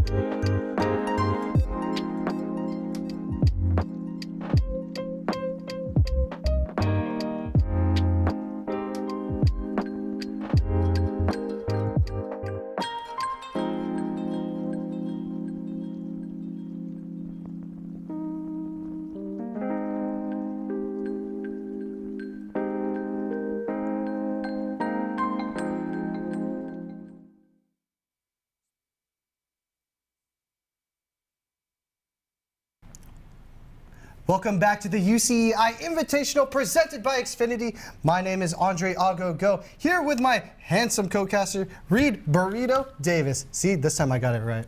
There you go. That was good. That was an improvement. We did not rehearse that beforehand. So, UCSD versus UCLA. Great match. We're tied 1-1. 1-1. In the series. And we're looking at a what type of map next? We're going to be seeing an escort map again. I think we talked about this before the break that it might be towards Circuit Royale, and it is going to be Circuit Royale. So it's going to be a lot of snipers here, Reed. So it's going to be in the forte of Wisps, actually. And look at this, Wisp on the, he's going to be on this Widowmaker instead, but UCSD looking, actually quite different line of supports here. Yeah. UCSD opting for this spam type comp, but UCLA really relying on Wisp here. They're going to be focusing on the headshots, and they're going to be opting for the Kiriko and Mercy instead. I completely agree. What do you think makes a better Sigma player on this map? What definitely makes a better Sigma player is, the experience, obviously, right, but also managing the cooldowns as well. Both Orisa and Sigma require very, very tight cooldown management, and if you don't know how to use the Rockwell, if you don't know how to use the shield or manage the shield health, right, and if you don't know how to manage your grasp, because that's basically the most important cooldown, that's going to be important. And right now, UCLA going to be swapping your boy Johnny out for Star Factor. Right. It's going to be a different player here instead, so Frosted has to kind of adapt here. But look at this, UCSD being forced now under the bridge farther than UC Berkeley. I know, it's a bit of a bit tension a little bit farther. I know, slowly pushing them. But again, we're talking about high ground, right? This is a big thing in our last match, and high ground is going to be very important. Yeah, and right now, Frosted is actually getting pushed back here, but Courier immediately getting Paco. It's going to be very hard here, but look at this Wisp. Even though Zinnia got the pick there, Wisp is going to be immediately coming back here with the res, but I'm not sure how UCLA is UCSD is actually losing in terms of the shield war or the spam, because on paper UCSD should be beating them because they have the Zen, they have the BAP, and UCLA don't even have that much. But look at this, Frosted immediately getting the Graphitic Flux and slamming down Star Factor, and Frosted immediately getting Swarz as well. Mine finally showing that why it's important to have the Zenyatta as Frosted very, very BM as he gets that 4K. We talked about UCSD having kind of like a spam composition, right? Yeah. And I think that really shows when you start to see 2 minutes and 15 seconds on the clock, by the way. But we start to see that kind of spam come with sustain, right? They sustain over time. They out-sustain them. And once we hit that turning point, they immediately wipe UCLA. Yeah, and right now, this Kiriko ult here from UCLA is going to be the link, one of the most important ults coming up, but Zinnia making sure that Omicron is not going to be walking through for free, immediately sniped out, and UCLA stunted their push again. But look at this, Star Factor here, kind of just in a misposition here as Frosted is going to be manipulating that, but a clutch cleanse here from Swarz is going to bail out Wisp, but look at this, or Courier, excuse me, but look at this, Star Factor is getting very, very low here, but no tank, no team, as Frosted is going to be getting that, the Kitsune Rush is going to not guide UCLA, as it's not going to be getting too much value here, but Wisp is going to be instead the X Factor as he's getting that first pick initially, but immediately Paco is going to shut down Courier, and Mine getting that return frag onto Wisp. 1 minute and 15 left on the clock here for UCLA. UCSD doing really good things right now. Great compositional change. We talked about them losing ground in the very beginning, but it turns out, as that works out, that spam really comes to terms when they out-sustain. However, let's look at ultis, right? Frosted, Zinna, and Mini on the side of UCSD having their ultis out. UCLA Satisfactor is the only, or Starfor. Oh, and the flux is going to come through. He's going to hit 3 members here of UCLA. A big flux here from Frosted, catching everyone on UCLA, and hits the clutch rock as well. The Sigma gap is just so massive here, as he's going to get the 5K. Oh, nope, he's not. But it's actually so massive. Almost an ace. A big quadra for Frosted as he cleans up. UCSD holding on to 2 ultimates. They have the economy to beat UCLA in the next 25 seconds of this match as things begin to heat up. Yeah, and right now we're kind of just seeing the difference of both the comps here from UCLA as UCSD. The spam is just doing diligence here, but look at this. The Sigma ult's coming out here from Star Factor, but immediately Mine just responding back with that Transcendence here. So look at this. UCLA not really having too much here left in the ult economy to push UCSD back. So they have to play very, very slow. Zinnia still having the overclock, just playing very, very patient and using it right away. Zinnia not getting too much value out of it though as he's working the shield. Right now, no shield here from UCLA. Immediately Wisp catching Zinnia off guard as the shots coming through from Wisp. But look at this as another Graphitics flux here from Frosted as the lag does come through. We're not going to be seeing too much here, but Frosted just forcing the Valk here from UCLA, so it's not going to be too much. But right now, a standstill here from both teams, so it's going to be very, very rough here as there's no ults coming through. There's not going to be too much action as Zinnia is going to be swapping onto this Genji. So UCSD kind of relying on Hinge getting his ultimate here, but Zinnia immediately getting the pick onto Wisp, but Courier getting that. He got the overclock to go through, and Mine immediately going through as now Hinge is going to be using that. He's going to be using the window here, and this overtime is just so long. But look at how the Rock here is going to be hitting Swartz, and Zinnia getting another pick. Paco in a prime position here has this sightline, and he's able to see everything here. And now as UCSD having a very long fight here, and eventually it ends. Oh my goodness, Reed. How did I cast all of that without my brain like this just going through? There's a little brain lag as there was screen lag in the last few seconds of that, but great job. Let's talk about the reason why UCSD was able to wrap that up and get that win, right? Despite the fact that UCLA was gaining ground. We talked about the cart moving, right? As UCLA got that cart around the corner, they get to peek that high ground, right? And if anyone who's played Circle Royale knows, that high ground is extremely hard to take in this map, right? So when we got UCSD's Widowmaker, who was it Paco or Zinnia? This is Paco. On top of that high ground, he was able to take pot shots at their team, get picks, and UCSD was able to move in and out sustain. The problem in the beginning of the match was UCLA's Widow was able to have the high ground. As that transition began to change, UCSD took control again and was able to take out the W. Thank you for the analysis here, Reed. Well, that is very, very correct here as right there, UCSD didn't have, because it's more reliant on the picks here for this map in particular, because there's not really too many determining factors of ults, right? So a lot of it is based off the raw damage here from UCSD and UCLA, not really having too many ultimates as well, right? To basically give them that X factor besides the Graphitic Flux. So definitely a lot of shots had to be relied on Wisp and Courier, right? And UCLA not really hitting them right now. Right. UCSD is going to keep running the same draft. They're going to run that sustain kind of comp again, right? They're going to run that that long-winded burst and that spam again. UCLA is going to kind of run something similar, but not without the Baptiste and without the Zenyatta. They're going to run that Mercy Soldierin that we know is very strong, right? With the damage boost.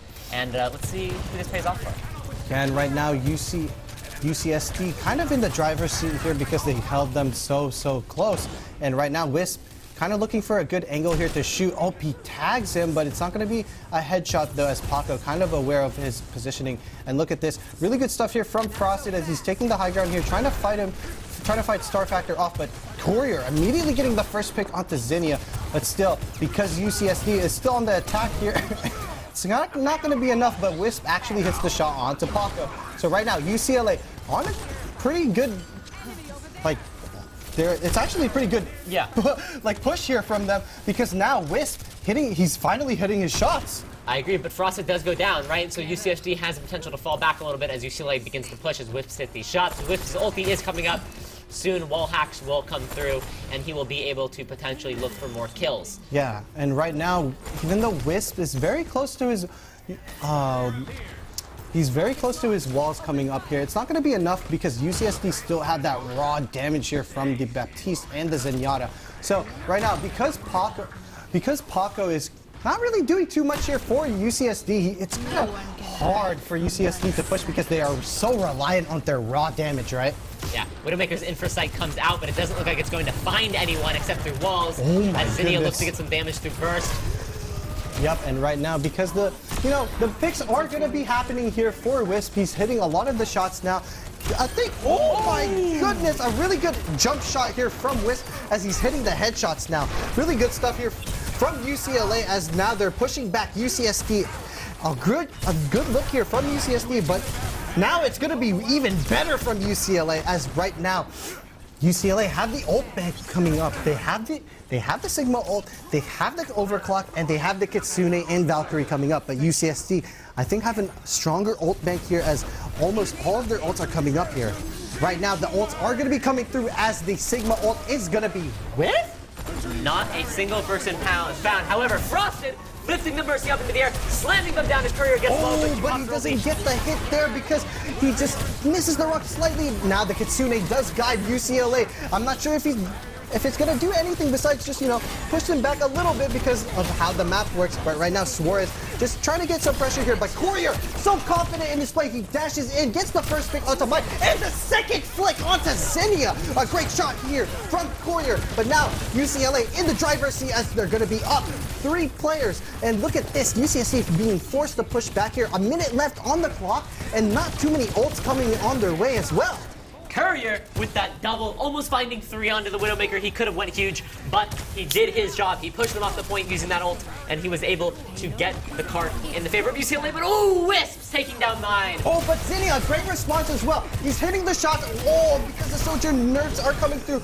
Look at this Omicron getting the res onto Wisp, but Xenia trying to get that, trying to deny the res, but Paco immediately punishing Omicron instead. But Star Factor, good pick, return pick here onto Paco, and look at this, he hits the rock onto him as well. UCLA just down a couple members, but they're going to be pushing UCSD back. Right now, this is going to be the last fight for both teams here. UCLA looking really, really good here as their ults are going to be coming through. But UCSD look even better right now because they have the Sigma ult coming through on the side of Frosted. Another, oh, the whiff, it doesn't whiff, but look at the transcendence here from mine. Right now, Frosted, the better Sigma player, is going to be getting this ult coming through, but doesn't get anyone because it's not going to be enough. But Wisp trying to be the X factor again. He hits both the shots on the DPS. 3 versus 5 in favor of UCLA. But the ults are going to be coming through on the favor of UCLA. The Kitsune does guide them. And look at this. UCLA are going to be getting every single member of UCSD as the overtime is going to be running out. And it's going to be 2-1 in favor of UCLA. UCLA! What a match. UCLA. And look at them pop off here as Wisp on that defense side did so much. Even though Frosted on the defense as well did quite a bit. Wisp, he hit every single shot on that Widowmaker. He really did. Look at Frosted here. The rock, boom! Looking on the healer, boom! 1 more for Frosted. I believe that was 3 total. What a game. What a game. What a game here that we have now. 2-1 in favor of UCLA. You know, we almost count them out there at the beginning, no? We did, yeah. With the way the second game went, kind of coincidental, right? But wow, what a match. Especially at the beginning of the half. Yeah, especially at the beginning of the half. We saw the switch between Gibojani and who was the person who switched? Star Factor. And Star Factor, right, that's right. Star Factor played exceptionally well. He was not warm, right? The strength that these other players had. Look at UCLA, they're going, yeah, I love UCLA. And look at them go crazy because Wisp went crazy. He did, he really did. Wisps went absolutely insane. I saw some Wisp signs in the crowd. What a swap. I was talking about Star Factor. He was not warm, right? This is a player who hasn't been able to play in the previous rounds, right? He's kind of thrown into a situation where his team has been warmed up, but he hasn't, and he still performed at a very, very high level, right? Yeah, and right now, if we kind of look over through the replays right now, I think there's some things that we want to be seeing, especially at the beginning of the first half, right? Even though it was so heavily favored in UCSDs, right? Immediately on that second half on the defense of UCLA, they did even better because you know what? Wisp was just that defining factor. But even then, Star Factor, not letting Frosted do everything that he wants, right? It felt like Frosted was just stunted, like, you know, Wisp on that attack as well. Yeah. What a great game, just to watch. Yeah, that was a great game, even though they were stopped on the beginning, you know, on the first point. That was a little tense, but the long overtimes really gets your heart pumping, Yeah. right? And as those kills start to come through and those ultis start to charge up to those higher percents, you're like, okay, this is, all right, we're getting somewhere, right? Yeah, on paper, UCSD's comp was just, it felt really, really good. Like, It felt oppressive and Yeah. like surrounding, and they out-sustained, and they got picks, and they bursted, Yeah, and they but held that ground for a long period of time. I really like that UCLA stick to their guns. Like, they stick to what they're good at. They don't really, even though that is the optimal comp, right? The Zen Baptiste with, well, just looking for that spam, right? Yeah. Instead, UCLA just opts for that really simple, they just like, well, we know we have this star player Wisp, right, on this Widowmaker. Instead, let's just play for him. We're going to have the Kiriko instead, and we're going to have the Mercy. And I really like that they just played to their play style and just like force this, they play a different game than UCSD. Instead of looking for the spam, we're looking for the picks from Wisp. And we kind of talked about that earlier and about mental, right? And how that kind of factors into gameplay and everything, right? And when you're looking at a team who has a more optimal comp than you and they're playing better than you, obviously the first mindset is like, oh, I should switch, I should match that, right? But you're 100% right. These players are strong mentally and confident in themselves. Without confidence, they probably would have switched, but they are confident in Wisps. Yeah, because it's not even the confidence in Wisp. I definitely think they scrimmed that comp so much. They practiced a lot, and because they have that practice and they have that confidence, like you said, right? And they also have confidence in Wisp, because if Wisp didn't get any of those shots, they just lose, right? Yeah, 100%, 100%. So definitely a lot of heavy shoulders here on Wisp. Yeah. But he definitely is unloading it. Yeah, having confidence in yourself and saying, no, I'm going to stay on this pick, I'm not going to switch, and having confidence in your team to stay on their characters as well is important. That being said, great match from UCLA. Love the performance. 2-1. Let's talk about what we're getting up to. Yeah, so it's going to be push, right? It's going to be those push maps. I think the choices is going to be Esperanza. It's going to be Coliseo, and then it's going to be I'm not sure if it's Vancouver. I don't know what it's a Canadian map. Oh no, Toronto. I only know two are they states? Cities? Provinces. Cities? Provinces, provinces of Canada. So I only know Vancouver or Toronto. So excuse me. But, those are the three push maps. I definitely think that the choices are going to be for UCSD. They're probably going to be looking for Coliseo. Right. I think it's going to be out of Wisp's favor, because it's going to be, either way, they're going to play a lot of Sojourn, right? No matter which map. But I definitely think that Coliseo is going to be heavily reliant on the tank play. And based on that, I think it's also good coordination. And I think UCLA doesn't have, they have the somewhat of a coordination, but UCSD, at least from what I've seen, they have really good chemistry. So, and like cohesiveness, or at least fast. They're very fast. They're very fast and quick to respond. So I think Coliseo is a really good pick here for UCSD, but I could also see Esperanza being good for UCLA, because it is a high ground heavy map, and then maybe the middle part that both teams kind of like could be even on is Toronto. Yeah. I'm not a huge fan of Toronto. I think that map is, I agree. I think it's even, right, for both these teams specifically. But in terms of watching, I think it's a little questionable. So honestly, I prefer if they didn't go Toronto. Yeah, obviously. I'm a big Coliseo fan. I think that map's fun to watch. Yeah, I think really that both like these teams will play well on it. I think Wisp will play very well in Coliseo. I agree with that. So if I had to vote, if Cass's got to vote, yeah, I'll vote for Coliseo. It's like the presidency again. The VP would vote for Coliseo. What would the president vote for, though? Definitely, if I was UCSD, I would definitely vote for Coliseo as well. I think that's going to be the leading map for UCSD, but I could be wrong. Maybe they like Toronto, but I definitely could not see them picking Esperanza. And that was for the side of UCSD, right? Correct. And then what about UCLA? Well, UCLA definitely want Esperanza, because Wisp could utilize that high ground. Perfect. And I could definitely see him playing some Widowmaker, but I don't think that's going to be good, because it's not really a Widowmaker map. It's a lot. We're going to be seeing a lot of Orisa again, right? But I could see Frosted picking up the Hog in Coliseo, maybe. I'm not very sure, but even then, Hog is very, very hard to pick on Coliseo. But yeah, what do you think? So you brought up the Orisa, and I think that that's a good transition into characters that we should talk, right? So we'll probably see the Orisa. We'll definitely see the Soldier, no matter what, right? Unless maybe we see the Widow as a replacement, right? We'll probably see that Kiriko Lucio Anything else that you I want like your hair, by the way. Oh, thank you. Thank you. I appreciate that. I got a cut before I came. It was way longer. Down to here, I had like long. You got a longer cut, hair. guys. Like he's looking fresh. Looking clean. Yeah, looking fresh. On the stage tonight. Yeah. But what are Sorry, you flustering looking you, huh? forward to watching? What characters do you think are going to be on stage today in this next match? At least for push, it's definitely similar in the style of like control point. So we're going to be seeing a lot of static characters throughout all 3 maps, whether it's going to be Orisa or Hog, or maybe we get to see some Ramatra, who knows, being quite optimistic. But we're definitely going to be seeing the Sojourn Tracer quite often, or maybe a Torb in between.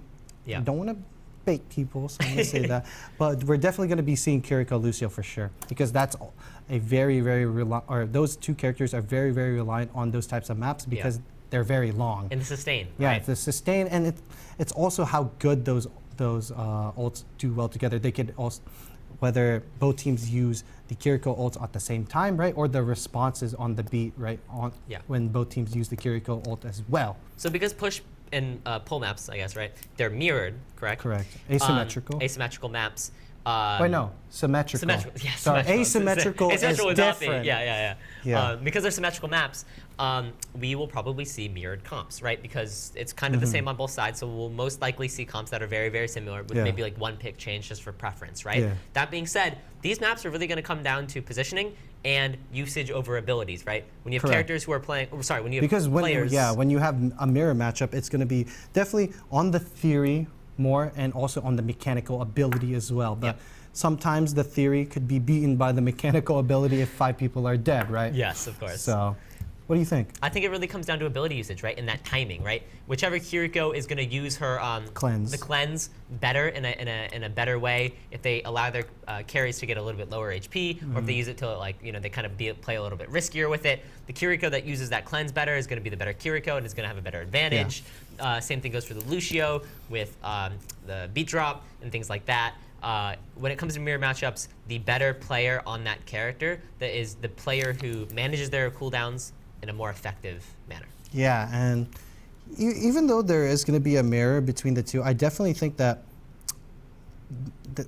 even though there is a tank gap, the DPS gap I think is it's getting wider now. Yeah. It's getting wider. Oh, but it is going to be Toronto. We're going to be going to Canada. A nice trip up north from sunny LA here in Red Bull Studios. Really like this wide shot. Whoever's doing this, perfect production. I like to thank the production again. Great stuff here on the Red Bull HQ, and they're making our lives and jobs easier. Shout out to our production. And look at this, UCSD kind of going with the same comp like I predicted. Right. There's the mirror comp that we talked about with 1 pick change. Oh, 2 picks, I'm sorry.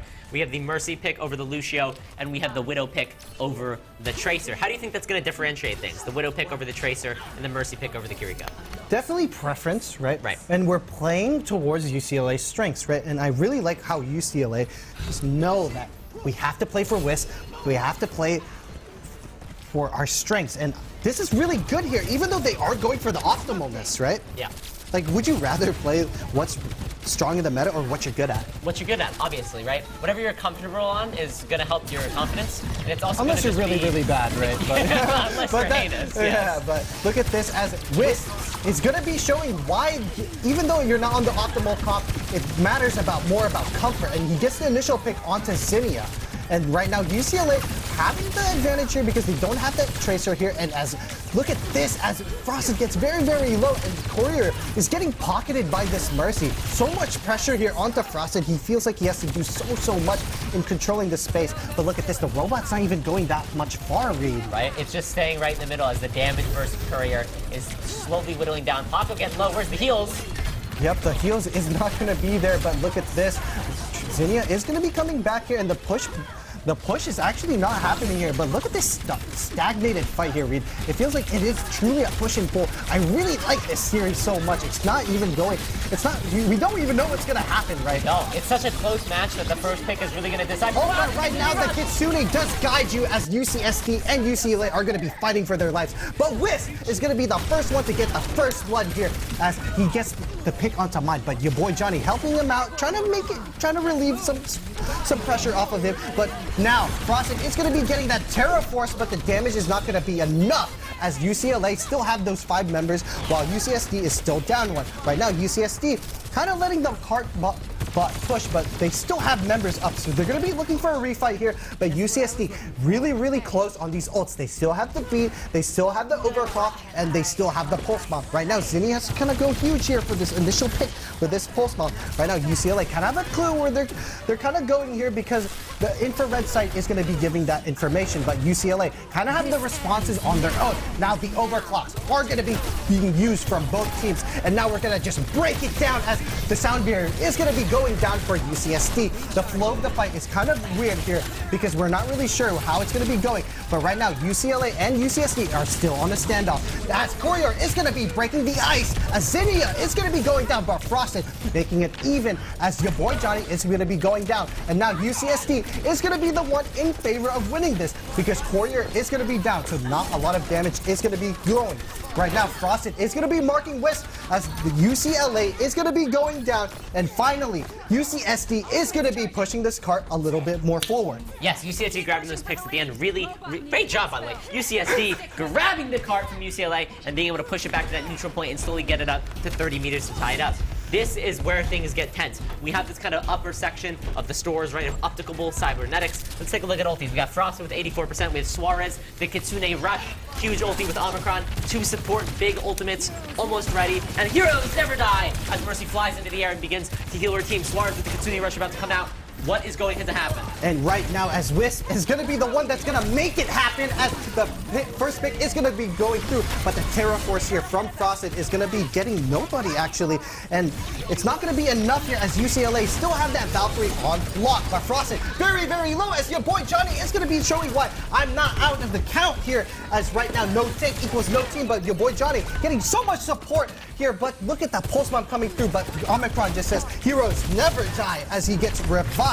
And right now UCLA coming back here and going to be pushing the cart and trying to get this lead back up right now, but UCSD still trying to push back here, and especially when they have that Kitsune Rush. Right, the Kitsune Rush is up. The beat is getting charged. Zinnia getting real low, but he's able to blink backwards, re-heal his HP back up, and the Kitsune Rush comes out from the side of UCSD. And right now the Kitsune Rush is going to be going through, but the beat does drop here from Hinge, but it's not going to be enough here, as UCLA does have the overclock coming through. Courier is going to get Frosted, but Hinge is going to get the return frag, as Paco pops his overclock as well, getting the first pick off the Courier, and he gets the res up, but Paco is not going to get enough, as Wisp is going to knock him down. Your boy Johnny is going to make it work because he gets mine, and right now UCLA looking like they're really good here, but right now UCSD just said, no, we're not out of the count, as Zinnia and Hinge are going to be cleaning up the fight, as the robot is going to be going their side.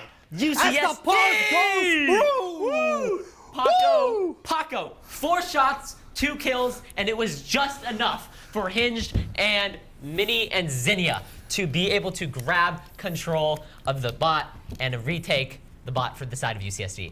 Wow. 4 shots, 2 kills. You see those flicks on the side? Oh my God, UCSD. Woo, giving us a close series today. Yeah, I need to catch my breath. You got it, bro. I'm excited. I'm very excited. Whew. Accidental pause. I think we're gonna get right back in the game. Oh, we're back.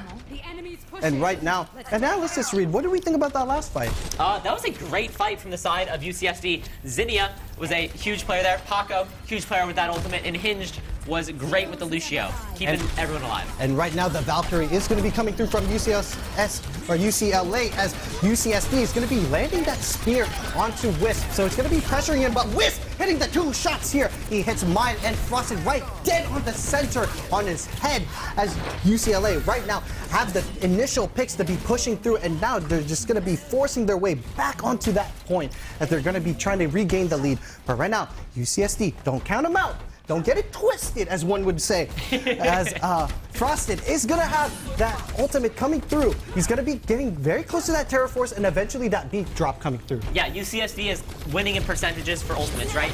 But the Kitsune comes out from the side of UCLA as they begin to run UCSD down. Yeah, and right now as the Kitsune does guide you, Frosted is going to be guided to the afterlife as Zinnia is going to be getting 1 and 2 as Frosted is going to be seeing all of his dead folks there as well as UCSD is going to try to fight back, but Courier is going to say no, as Suarez is also going to be saying that as well. Right now, UCLA is going to be in the lead here as all the members of UCSD are going to be falling back and running away. I like that. No. Suarez is going to say no. Nice. And then he goes down, and Frosted has to be charged with Zinnia. And here we go. The halfway point, 57 meters. And this ends now. Courier pops ult, but is not going to find anyone as he's unable to get up the ledge. But yeah, right now as the Terra Force does come through from Frosted, he's going to be trying to get some damage there, but it's not going to be enough as UCLA is being pushed back. Even though they got the halfway point, UCSD is not out for the count. Even though Zinnia does go down, it's still going to be winnable as right now the Kitsune does push UCSD forward, but it's not going to be enough here because there is still down 1 member. But Frosted still going to get the space here. He's still going to be trying to fight, but Mine getting so much damage through him. So good. But look at this. Zinnia is now back as the beat does drop here for UCSD as they're going to be pushing more and more forward here. And now the robot is going to be in favor of them because look at this. Your boy Johnny is kind of getting pinched here as Paco eventually falls down here. This Orisa fights are kind of going crazy here, but now Frosted eventually being pushed back here with no cooldown as Wisp is hitting every shot right now.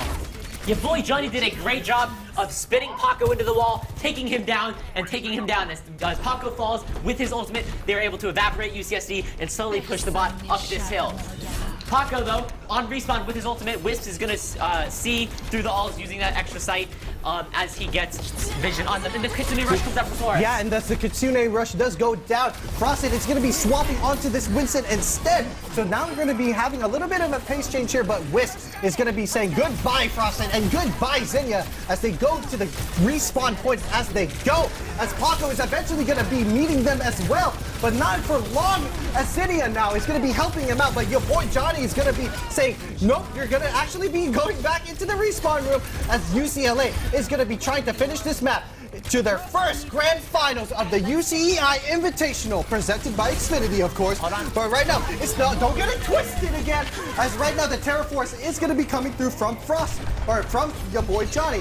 But right now, Zinnia is going to be saying, no, we're not done yet. So he's going to be pushing them back as right now Omicron is going to be going down. Now the members of UCLA is going to be going down here. And right now, Frosted getting the picks that they need. UCLA eventually going to be going down. UCSD getting the double pick. You thought it was over for UCLA, but these are good teams, and we got a minute left in the match. You can't ever count them out until the last second is down. UCSD with control of the bot has to walk it all the way back to the initial middle point for the change of the respawns, and then they have to walk all the way to their 40-meter mark to begin pushing the bot. Yeah, but it's going to be so hard here as UCSD needs to complete at least 4 to 5 fights here, because look how far UCLA capped. 45 seconds left on the clock. UCSD has to get a miracle pick here, but that's not going to happen as Zinnia is not going to be getting that. And now the Primal Rage here from Frosted is going to be displacing Wisp and Courier here, but it's not going to be enough as the Valkyrie does come through from UCLA.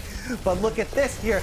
Now the members of UCLA is going to be mispositioned here as Wisp is not going to be getting too much effort here, or too much value here, as now Frosted is going to be marking him throughout the map. Good swap here from Frosted because this Winston pick is doing wonders. And right now, 10 seconds left on the clock as UCLA is going to be going down. But look at this, no ults here on the time bank here, or on the ulticon here from UCSD. This is going to be last fight territory as the overtime here is going to be ticking down.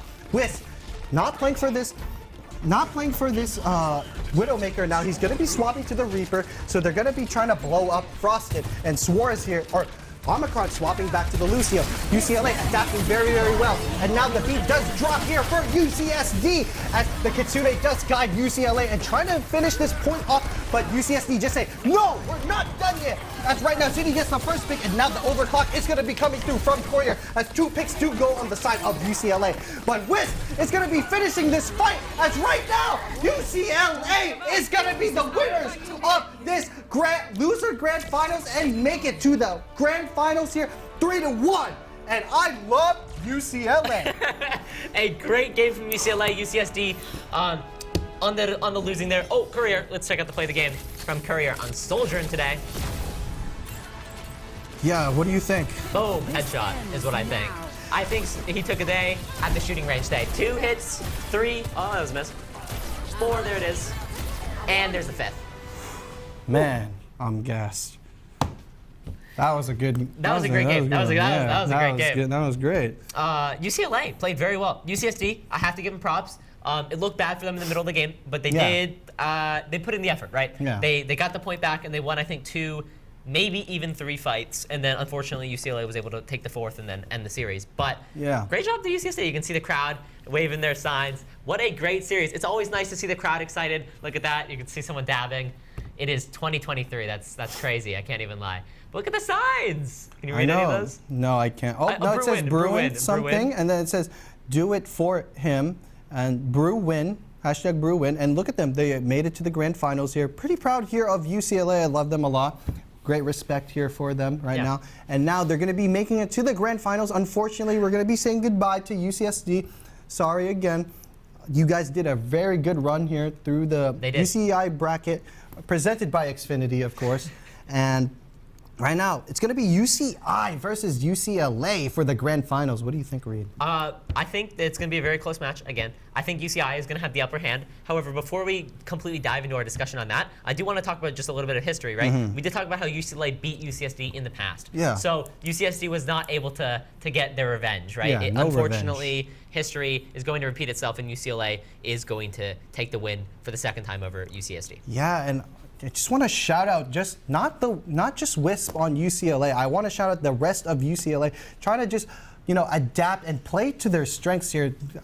A lot of Toronto is based off of Lucio and Kiriko, and instead of playing that Lucio and Kiriko, they played the Mercy Kiriko instead. They play Widowmaker and Sojourn. Not really optimal, but if the team that you're playing is dead even, it really does depend on that playmaking ability from that certain player, right? And Wisp is definitely one of them. And also enabling him and giving him those, that time, or basically helping him out, right? Yeah. Giving him the utility and basically the support there from the Mercy is going to be so much. And I really like what UCLA did there, and great stuff. Shout out to them. Shout out to the team. Shout out to the social media manager, Elvia. And great stuff from UCLA, but unfortunately UCSD not good. Even though they had the theory, right? Even though they had the optimal comps, it's still not going to be enough. UCLA maybe having that home turf advantage, right? Yeah. They had the crowd, they had the people in the audience and the crowd cheering them on. Let's take a quick look at some of the top moments of these games. Yeah, if we look back through the replays right now, I definitely want to see what happened during Toronto here. Paco hitting insane shots, but you have to be consistently hitting those insane shots like Wisp. Right. Paco played great though. He did have some really, really good ultimates. However, he was unfortunately taken out by your boy Johnny right here. Your boy Johnny pins him into a wall and is able to take him out. That's why Paco is dead on that retimer right there. That was a great move from your boy Johnny. He gets a great, I believe, Earth Shatter. What's the result? Terraforce, right? It's called Terraforce. Terraforce. Great Terraforce right there. Earth Shatter would be Reinhardt. Yeah, Earth Shatter is from Reinhardt. It's okay, Reed. Maybe gotta brush up and do some studying here, because he definitely is a league caster. But it's okay, guys. Props to Reed. He did so well. I'm really, really proud of you. And even then, I'm also proud of UCLA. Yeah, true. Speaking of UCLA, you've been hyping up UCLA a lot, but you are a UCI student, right? And you work on the UCI staff. So, of course. UCI versus UCLA. What are we talking? Are we talking bias? Or are we talking non-bias? 3-0. In the side of who? Guess. UCI. Yes. There we go. Okay, just making sure. He was hyping up UCLA a lot. Didn't want to make sure we had a trader in the booth, but just making it's going to be an easy 3-0, and then just grab the trophy, head home, and then they're good. Yeah, get home nice and early tonight. Have time to relax and unwind for this 3-day weekend. Get the wine glass, get the champagne, and then you have the trophy on your right, and then you just kick the feet back up a little bit, relax. But it's definitely going to be, we're going to say it's a cakewalk. Speak for yourself. I think that UCLA played well. I'd like to see them have some challenge in these next couple matches against UCI. I would like to see some close fights again. It's the finals, right? Yeah, it's going to be the finals. I love a story. I love to see close finals no matter what. I do want UCI to win regardless, but I do think that this match is going to definitely be UCI sided. Yeah, definitely will be. But still, even then, UCSD versus UCLA, even though there is some parts where UCLA did not look well, the adaptation was just so great there. True. Like during the middle, like I think Circuit Royale was definitely the climax and what made them just say like, oh well, we're gonna just play Widowmaker throughout. And even then, it was just so close between both the teams, wouldn't you say? I agree. I think it was really close up until Circuit Royale. With that first part of Circuit Royale was not very close. The second part very much was, and obviously it was a huge win for UCLA. And wait, look at this picture. Ooh. Wait, he's a menace. He's a menace on the camera. But yeah, no, that was huge. That was huge for the side of UCLA, and props to them. Yeah, but I think there's gonna be an interview really close, or in like 5 seconds from now. So, Reed, we're gonna be. All right, everyone. Well, here it is. We have the amazing Wisps with an awesome performance on Sojourn. I'm Renanthra. I'm here to take over the job of a caster today. I'm from UCI, so there might be some tension in this interview, so don't be intimidated. But yeah, I just have some questions for you today because that was the closest series we've had all day. San Diego and UCLA, I think the crowd was absolutely electric. So I wanted to ask you about your general thoughts and feelings on LAN. Like, when's the last time you've been here? Like, what do you think about UCEI so far? It's definitely my first LAN with like an audience. I will say the noise is very different. Like not being able to like hear like footsteps, especially like the way I was playing. I couldn't really tell if like a Tracer like Lucio was diving me until like last minute, so that was a little frustrating, but we prevailed. Yeah, we prevailed.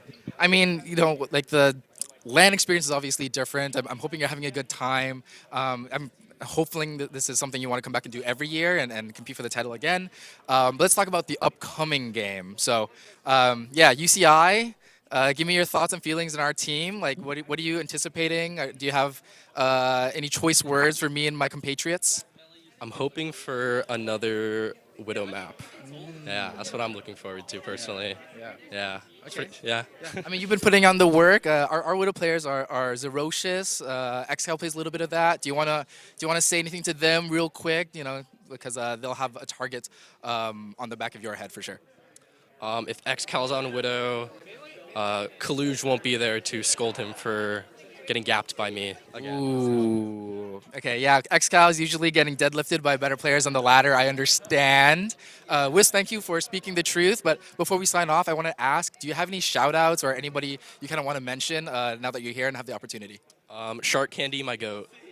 Shark Candy. Follow Shark Candy on Twitter. All right. Wisps, thank you again so much. This is a pleasure talking to you, but we'll go back to the desk right now.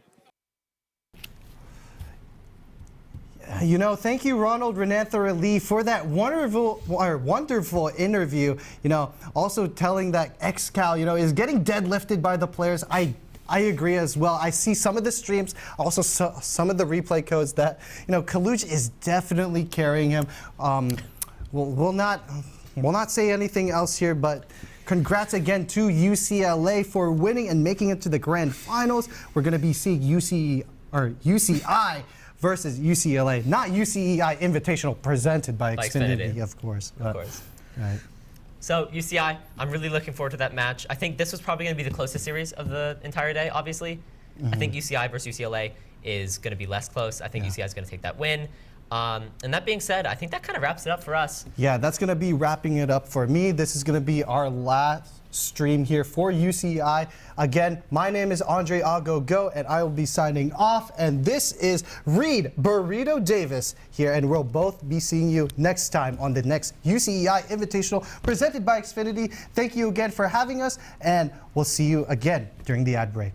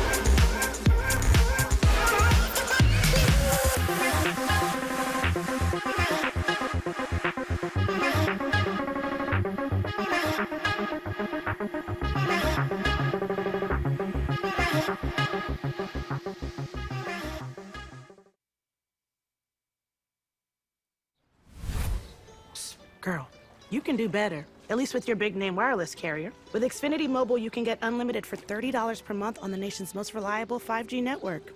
They can even save you hundreds a year on your wireless bill over T-Mobile, AT&T, and Verizon. Wow, I can do better. Yes, you can. I can do better too. Now, you really can do better. Switch to the fastest mobile service, Xfinity Mobile. Now with the best price on 2 lines of unlimited, just $30 a line.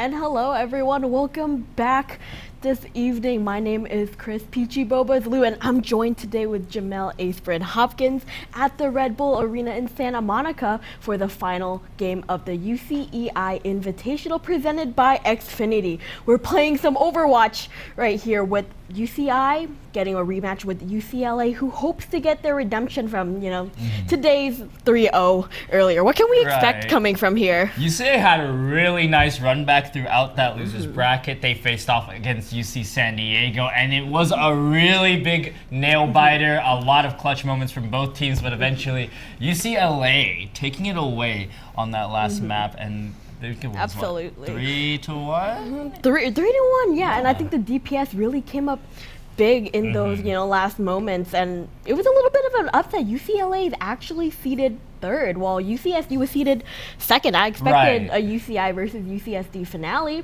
but here we are with UCI and UCLA. Yes. Yeah, obviously us here, UCI casters, we want our home team to win, but I wouldn't count UCLA out quite yet. Wispus had a phenomenal Wisps. I keep misspelling his name, but he had a phenomenal performance on that Widowmaker. Courier as well on the Sojourn. A lot of make or break plays we saw on Lijiang Tower, with hitting like a 3K or 4K on the Sojourn.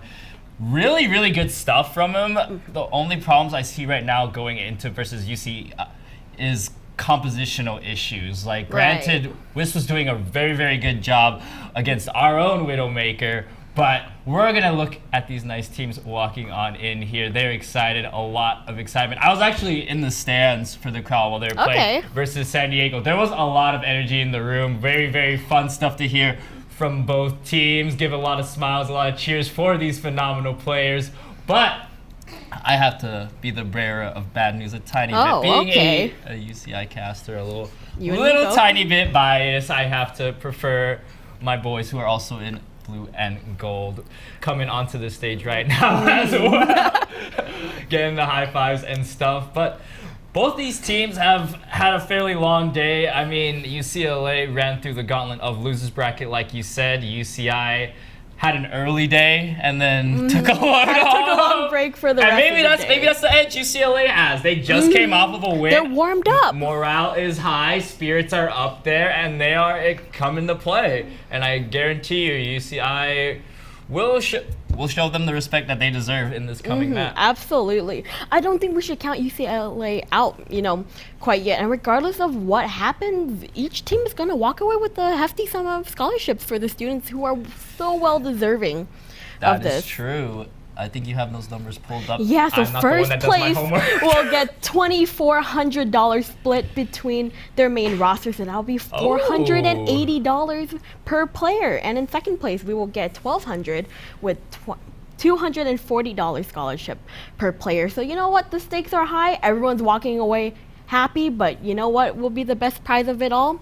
The joy of winning. Oh yeah, it's bragging rights, 100%. Absolutely. For UCI, this is like the last chance of pulling a trophy away for your school, and for UCLA, it's like the underdog story. Yeah, and sometimes I root for the underdog. UCLA had a great run, and maybe, we can get another MSI MVP going on that's maybe not from UCI this time.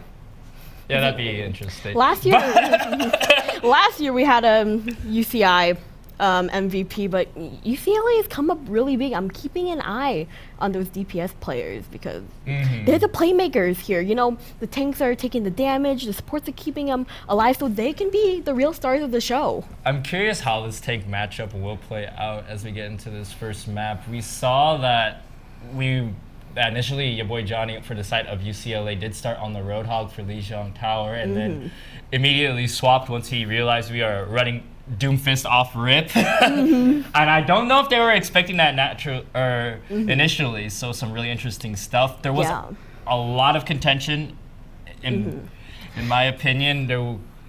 I'm getting voices in my head from production telling me to talk more about Corsair, but I do love their chairs. They're so comfortable. Thank you so much, Corsair, because I was sitting in them through today. Right out, like I think it was Wednesday and Thursday. Spent the day, cranking those chairs together. Super easy to assemble. Sat right in them, heavenly, absolutely luxurious. Along with all that internet being piped in through the walls from Xfinity. It's so good. Thank you so much. Speed's so fast. We're downloading everything on the internet. Amazing. Wi-Fi is going crazy right here. Yep. And we're keeping our energy up even though it is literally 6 p.m. with Red Bull right here. I actually had a Red Bull before going on air, and I am so filled with energy right now because we're seeing some Overwatch. My favorite game. Unfortunately. It's a rough day being an Overwatch fan. Overwatch 2 made it a lot better. And I think one of the best things about Overwatch 2 is although you do lose a player, removing that off-tank role gives you a more centralized fight instead of having, oh, look, here's a diva that's peeling and a support, and you have a 4v4 fight here, a 2v2 fight. It is a very sort of complex fight to watch versus 5v5. It does give that one tank a lot more priority, and I think that reflects in the players as well. I think tanks have a lot more priority. They have to kind of step it up in the playmaking. And if there is a tank diff, you truly feel it because there's just such a lack of tempo. We were seeing it when we had on the Doomfist. Once he was able to get one pick, he was able to just consistently dive on in, keep the stagger going. Yeah, it really felt like it snowballs really quickly. But when it comes to Overwatch 2, we're also seeing a lot of mirror matchups because, only so many comps work in a 5v5. And while it does get a little bit repetitive, it's really a true testament of how these players, are mechanically and even with their macros, their team play is so important. You can really see the communication and how UCLA really brought it together to do that lower bracket run. Especially tanks right now really dictate your composition, and it's either we're running Orisa because the other team's running Orisa, or we're playing something else because the other team is also trolling. For example, if Romani runs the Roadhog, we have to copy him because we gotta show him who's the top dog. It's never happened before. Romani's always come up on top as the hog specialist of UCI, but maybe it can happen this time around. Maybe. There's actually an interesting point about that too, because one thing you can play into the Roadhog if you don't want to mirror the Roadhog matchup, you can play Ramacha depending on the scenario. If you are in defensive positioning, you have a lot more room to play with, but forget all that hypothetical talk. We're going to jump into the actual match here right on Oasis, and it looks like a nice Doomfist from Light to start us off. No hog talk here. Yeah, and Light really good with those rollouts, really good with the tempo, making sure his team is always there to back him up, but also he gets so many picks. But on the other side, we do have your boy Johnny on the Orisa, a formidable tank, but then the first pick side gets on to Omicron, and Light another pick. This first fight isn't going so well for UCLA, even though they're trying so hard to aggress onto the point. UCI is holding on strong, and UCLA is forced to back up as Otters and Sai get 2 more picks. This isn't looking so hot for UCLA right now. A little bit of a rough start. When you run the sort of composition front to back that UCLA is running, you want to play main, go for the choke, and try to see if you can pick someone. Maybe Wisps can build up their railgun, look for a free one shot, and start the fight from there. Light instead dove straight to point and then started the fight onto the back line of UCLA. Your boy Johnny tried to trade backline instead of matching the Doomfist, and it's really, really tough to make that decision. We're going to see the fight start to reset as your boy Johnny once again focuses their attention onto Doomfist, which I really, really like the adjustment here. Excaldo has the high ground, picks up that first kill onto Omicron, and we are gonna see the point just stay in favor of UCI as this fight gets cleaned up. Not a whole lot of ults in UCLA's pocket to sustain themselves here. Yeah, and on the side of UCI, look, we have 1, 2, 3 ultimates, and we're coming on, 5-0 on the side of UCLA. It's not looking so good. Theodore only 21% to the pulse bomb, and that one pick can really open the door up to, so many opportunities to get onto the point. But look, UCI, I really love how they have all these movement characters. They have the high ground advantage as Light gets another pick onto Theodore. This is Respawn Simulator for him right here. Really wants to fight off Kitsune Rush. That's their only way to get into the play. Sai gets dropped down, but Nano Boo's gonna keep him up. He is diving back, trying to get the resets, but those heals are keeping the backline of UCLA nice and happy. But the fight is happening on the point with Light dropping down a little too low. He gets dropped away. And what was a very good situation for UCI, they decided not to commit the ults there. That Kitsune was the only way, I was about to say, for UCLA to retake the site. But it looks like UCI, they dropped Nano and Blade, could not get any value, but they have plenty of tools to come and retake. Yeah, right. Like, who needs a Nano Blade when you have a Sojourn? Oh, the overcome. What did I just say? There we go. And they are committing into the Kitsune Rush, getting a pick, but also with his own overclock, getting a pick of his own. With, you know, these players down, both teams are grasping at straws, trying to, you know, get their hold on the point. They are contesting right now. UCI with 88% on the point. Light's ult going through doesn't really connect anywhere, but pushing him off the point. Hopefully the Terror doesn't do anything, and it doesn't.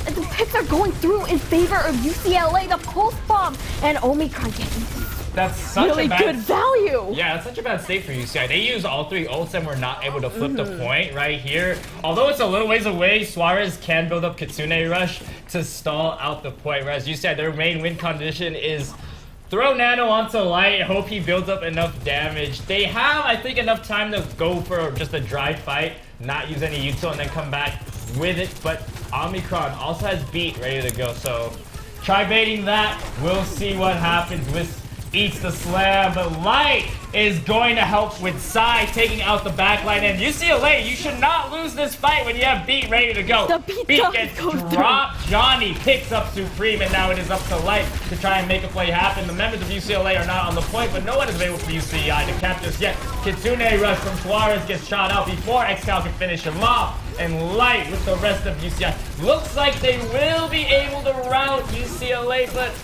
it is not going to be to 99, maybe? Maybe? No, it is going to hit 99 right now. With overtime going through, UCI needs to capture this point in order. Wait. And no one was touching. Wow. That was, you know, Unlucky. the last minute picks does, you know, they do go through, but no one on the side of UCI was touching. I guess they were a little preoccupied. Sai got picked off by Theodore off camera. I think they were the ones fighting on point. The rest of the members of UCI's backline were off, and Light was doing Doomfist things. They got a little kill hungry right there. What I thought should have flipped over to UCI. I guess Theodore did a very, very good job holding it down. So maybe Oasis? Yeah, and it looks like, you know, Theodore might be swapping to the Sim just to get the teleport, get everyone out there really quickly. Well, UCI looks like they're going to rock the exact same comp going into the second point. Yeah, you usually have your Tracer player. player. Back onto the Tracer. Knock it. He's the fastest one possible. All right, and now we're going to see both teams contest for this high ground control. Sai taking a quick peek before he drops back down. And that's going to be early high ground for UCLA. That Orisa, I feel like, played perfectly. This Orisa is indomitable. You cannot take them off this high ground until he takes himself off the high ground. But that's the natural course of events as the control starts to unlock. Wisps finds a vital pick onto the back line of UCI. This should be a little reset. And Light in a bad position. He needs to get out of there, and he does. Barely escaping with his life, but, you know, UCLA getting that early, you know, percentage onto the point, and, you know, they're pretty up in ultimates. It's looking like UCLA is coming back with a renewed vigor right here. Your boy Johnny really, you know, shine. He doesn't want the DPS to get all the attention because he's the one tank right here, and Light getting stunned, unable to really push onto the point further. I think Suarez is doing a really good job of building his Kitsune Rush. They're going to be able to make a play with that a lot sooner than UCI. The Bokosi, they haven't beat really the match. So unless they brawl it out and really punish, that's a really nice ante, but the clans from Kiriko going to keep your boy Johnny live, full HP. Oh, and Honor gets dropped down with a trade from Sai. I think things will start to settle down real quick, though. Sai does not have a lot of HP to keep it going. The Kitsune Rush does go through from Suarez, and Light has to commit the Meteor Strike in order to live, but he's getting devastatingly low as he's taken out by Theodore Light, only able to trade for one. Whoa, UCLA still has that strong hold on to site. 60% given up already. You know, they're trying to fight it out. I like this. But, you know, a lot of ults are coming online. We do have the beat and maybe the nano coming up. Well, on the side of UCLA, we do have the Terra Surge. And, you know, we're close to another beat too, so it's interesting to see what they do. Will they commit all of this at once? And Light actually switches to Ramatra here. No, the Ramatra pick, I do like. The Doomfist, I think, is getting shut down a little too much. Your boy Johnny realizing where to put his cooldowns, and now Terra Surge is off cooldown, ready to go. It's gonna pop Supreme off. But the beat will drop as well. XCal 6 HP, but that's enough to stay alive a little bit longer. Not quite from Theodore's guns. That got buffed a little bit ago. Now we have Sai at 10. He is deflecting, fighting for his life. The heals coming from Otters, and now it's Light in Ramatra mode. Picking, ooh, that's a nice pick as well to silence things up. And the only ult really used, I think, was B, and we have XCal switching onto the Tracer. Next fight, you will have the Annihilation from the Ramatra with a possible Nano or Blade. And you know, the Nano Annihilation, such a strong combination. I actually didn't expect Ramatra to be so strong coming, you know, right off release, but I'm having fun seeing this because Sai and Light are actually working so well in harmony together as UCI finally gets their first, you know, grasp onto the point. 99% on the side of UCLA. They cannot let this go. And Wisp is going into the overclock. Might get a pick onto Light right here, but so far, no luck yet. Yeah, Nano getting dropped. The Blade is not enough. So XCal is the one that's going to be finding the first pick for DPS. Annihilation's going to shut down Johnny, and that's a huge pick to fall through. But that Tracer Bomb shutting down all your plans. XCal, you are the one to pick things up here. Can you do it? The 1v2, Tracer versus Tracer with his Lucio in the back pocket. But I got a Tracer of my own. Otters is held on the walls, hugging and saying hello.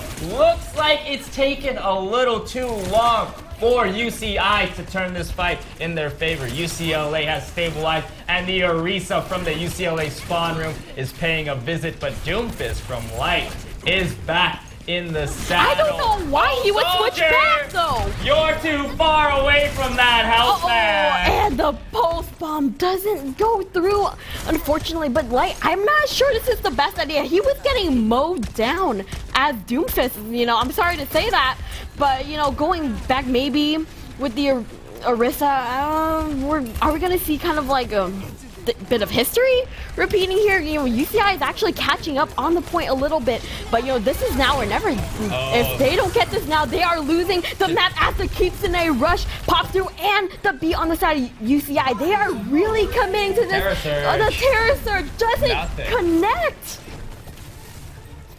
This is a bit of a tough one here. Light is going to be first to fall. You don't want your tank dropping in the scenario. And no more ults left for UCI. This is a make or break scrappy fight. UCLA though, all they have to work with Tracer Bomb, but they don't need it. Wisp, once again, give me a highlight reel. We are going on over into the thick of overtime. Can Supreme touch at the last second?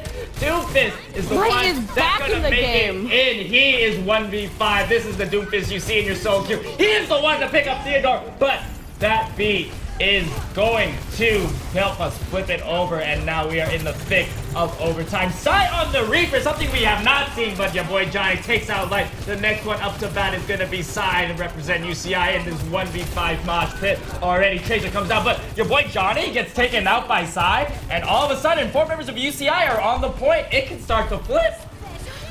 And the post bomb goes through, and then the overclock from Wisp. You've seen the way he connects them recently, but UCI is not giving this up without a fight, pushing them up. But Theodore gets the pick onto Supreme. We needed the Kiriko there so badly, even though XCal trying to match his twin right here, forced to use the recall, and still this is anyone's game right now. Theodore is dropping so low. Let's go, XCal! And now we see the beat, we see Doomfist, and now it's split back in UCI's favor. Let's see the Doom-be-Doo action. It's the Sumo Pit Brawl. And right here, the Flex. Kitsune re-entering the members of UCLA. And now we got 4 members up. Kitsune rush back from Supreme with finds that pick on the X-Cal, but it's still in UCI's favor. Doofus drops down. The question, unfortunately. And now we have a bit of a waiting game as we see who gets an ult. This is one of the longest holds I've ever seen, but everyone's still going strong. They're just rushing back from spawn. No pick so far, but we're still 99-99. Again, anyone, the beat goes through for UCLA. I think this might be it for UCI right now. Spears is Doomfist now. Your boy Johnny has run out of cooldowns. If Light survives him, I think they make it through. Your boy Johnny drops down. Sai picks up the kill, and now 2 members down. UCLA does not have enough sustain anymore to keep it going. They're just barely touching to stay alive. Theodore is getting torn fighting apart. for his life. And that is going to be the second round for this first match. Oh my goodness, that was the longest hold that I have ever seen in Overwatch. Wow. That is insane. UCI lives to compete for another round. We are wrapping this up with, I believe, University right here. Probably one of my favorite points on this map, personally, but let's talk about what made or broke that, last 99%. That was both teams having to pick up the Doomfist was probably really smart. They were both able to sustain very long time. They were finding critical picks on both these tanks back and forth. I think the most important part is how much agency you took with those picks. In that final fight, we saw your boy Johnny jump in and use all their cooldowns and didn't get value. And then they just got bursted down finally. Yeah, and then the moment he went down, it felt like it was over. But right here, UCLA might have the chance to flip this map because they really do play for the flipping of the point. And early. Just leaving alone. Early fights going through, but so far no picks yet. Even though XL is getting painfully low, and once again Light is so fearless. The way he gets the first pick, immediately traded out, for Otters, which can be really important. Yeah, with the sustain. But you know what? UCI looks like they're going to get the early prio onto the point. They will cap this point, not really contending for high ground. They're playing very dive heavy right here. I think Sai and Light are doing a good job of juggling the aggro. The problem is Wisp is finding these shots again and again on the backline of UCI. And once again, this is just a quick tempo clip. UCI can't contest it or hold it even if they wanted to, so they are going to have to start slowly backing out, resetting. Now, they have Kitsune, they have Meteor Strike, maybe a Tracer Bomb if they really, really needed 3 ults to secure that fight. But UCLA, they have ults to match. Let's see how it goes with Kitsune. Yeah, the Kitsune rush does go through. Supreme does have his will he match it? I don't think so, because, the Sojourn does go down on the side of UCLA. Wisp got shut down in his overclock, and now we're going to see the Kitsune rush to take the team right back. Yeah, this should be a nice clean take. UCLA should start to peel back there, already down 2, but looks like your boy Johnny is deciding to trade backline as Doomfist is having a nice boxing match with Tracer in the back. X-Cal finds that last little pick, and that fight is gonna get cleaned up. Let's look at those ults though. Your boy Johnny does have Terra Surge. Personally, I don't think the Terra Surge is that strong. I don't think your boy Johnny has found too much value, maybe a pick or two. Here, nothing devastating, maybe like a Genji Blade or a Meteor Strike. But, at the end of the day, that's still it's a zoning ult that maybe can be the difference between someone getting on point and someone not. And the post bomb we do have on Theodore as the 2 Tracers duel it out. Maybe go for a cheeky flank right here. And the cleanse. Getting burned. Kiriko is so broken right here, but the Terra Surge goes through with the beat, and all Light can do is really back off. Oh, never mind, he does not back off as he gets the pick onto with Meteor Strike. Oh my and another pick onto Omicron, and X-Cal Light coming up so big right here. They know what is at stake. Dive comp, baby. That is beautiful. Really nice Meteor Strike, all that good stuff into that backline, picking up 3. Like you said, when you think you need to pull out the real answer, just when you think he's done. Just trade him out. And now UCLA, though, they're coming out swinging. They don't have a lot of time to dilly-dally. They are hungry to take Oasis. They don't have neither side really has any ults cooking up. The closest is probably Wisp with the overclock and the Kitsune rush, which UCLA could use to their advantage. But, last time, Wisp had his overclock shut down right away. But your boy Johnny, bravely goes in and gets shut down immediately as X-Cal really pressuring the support.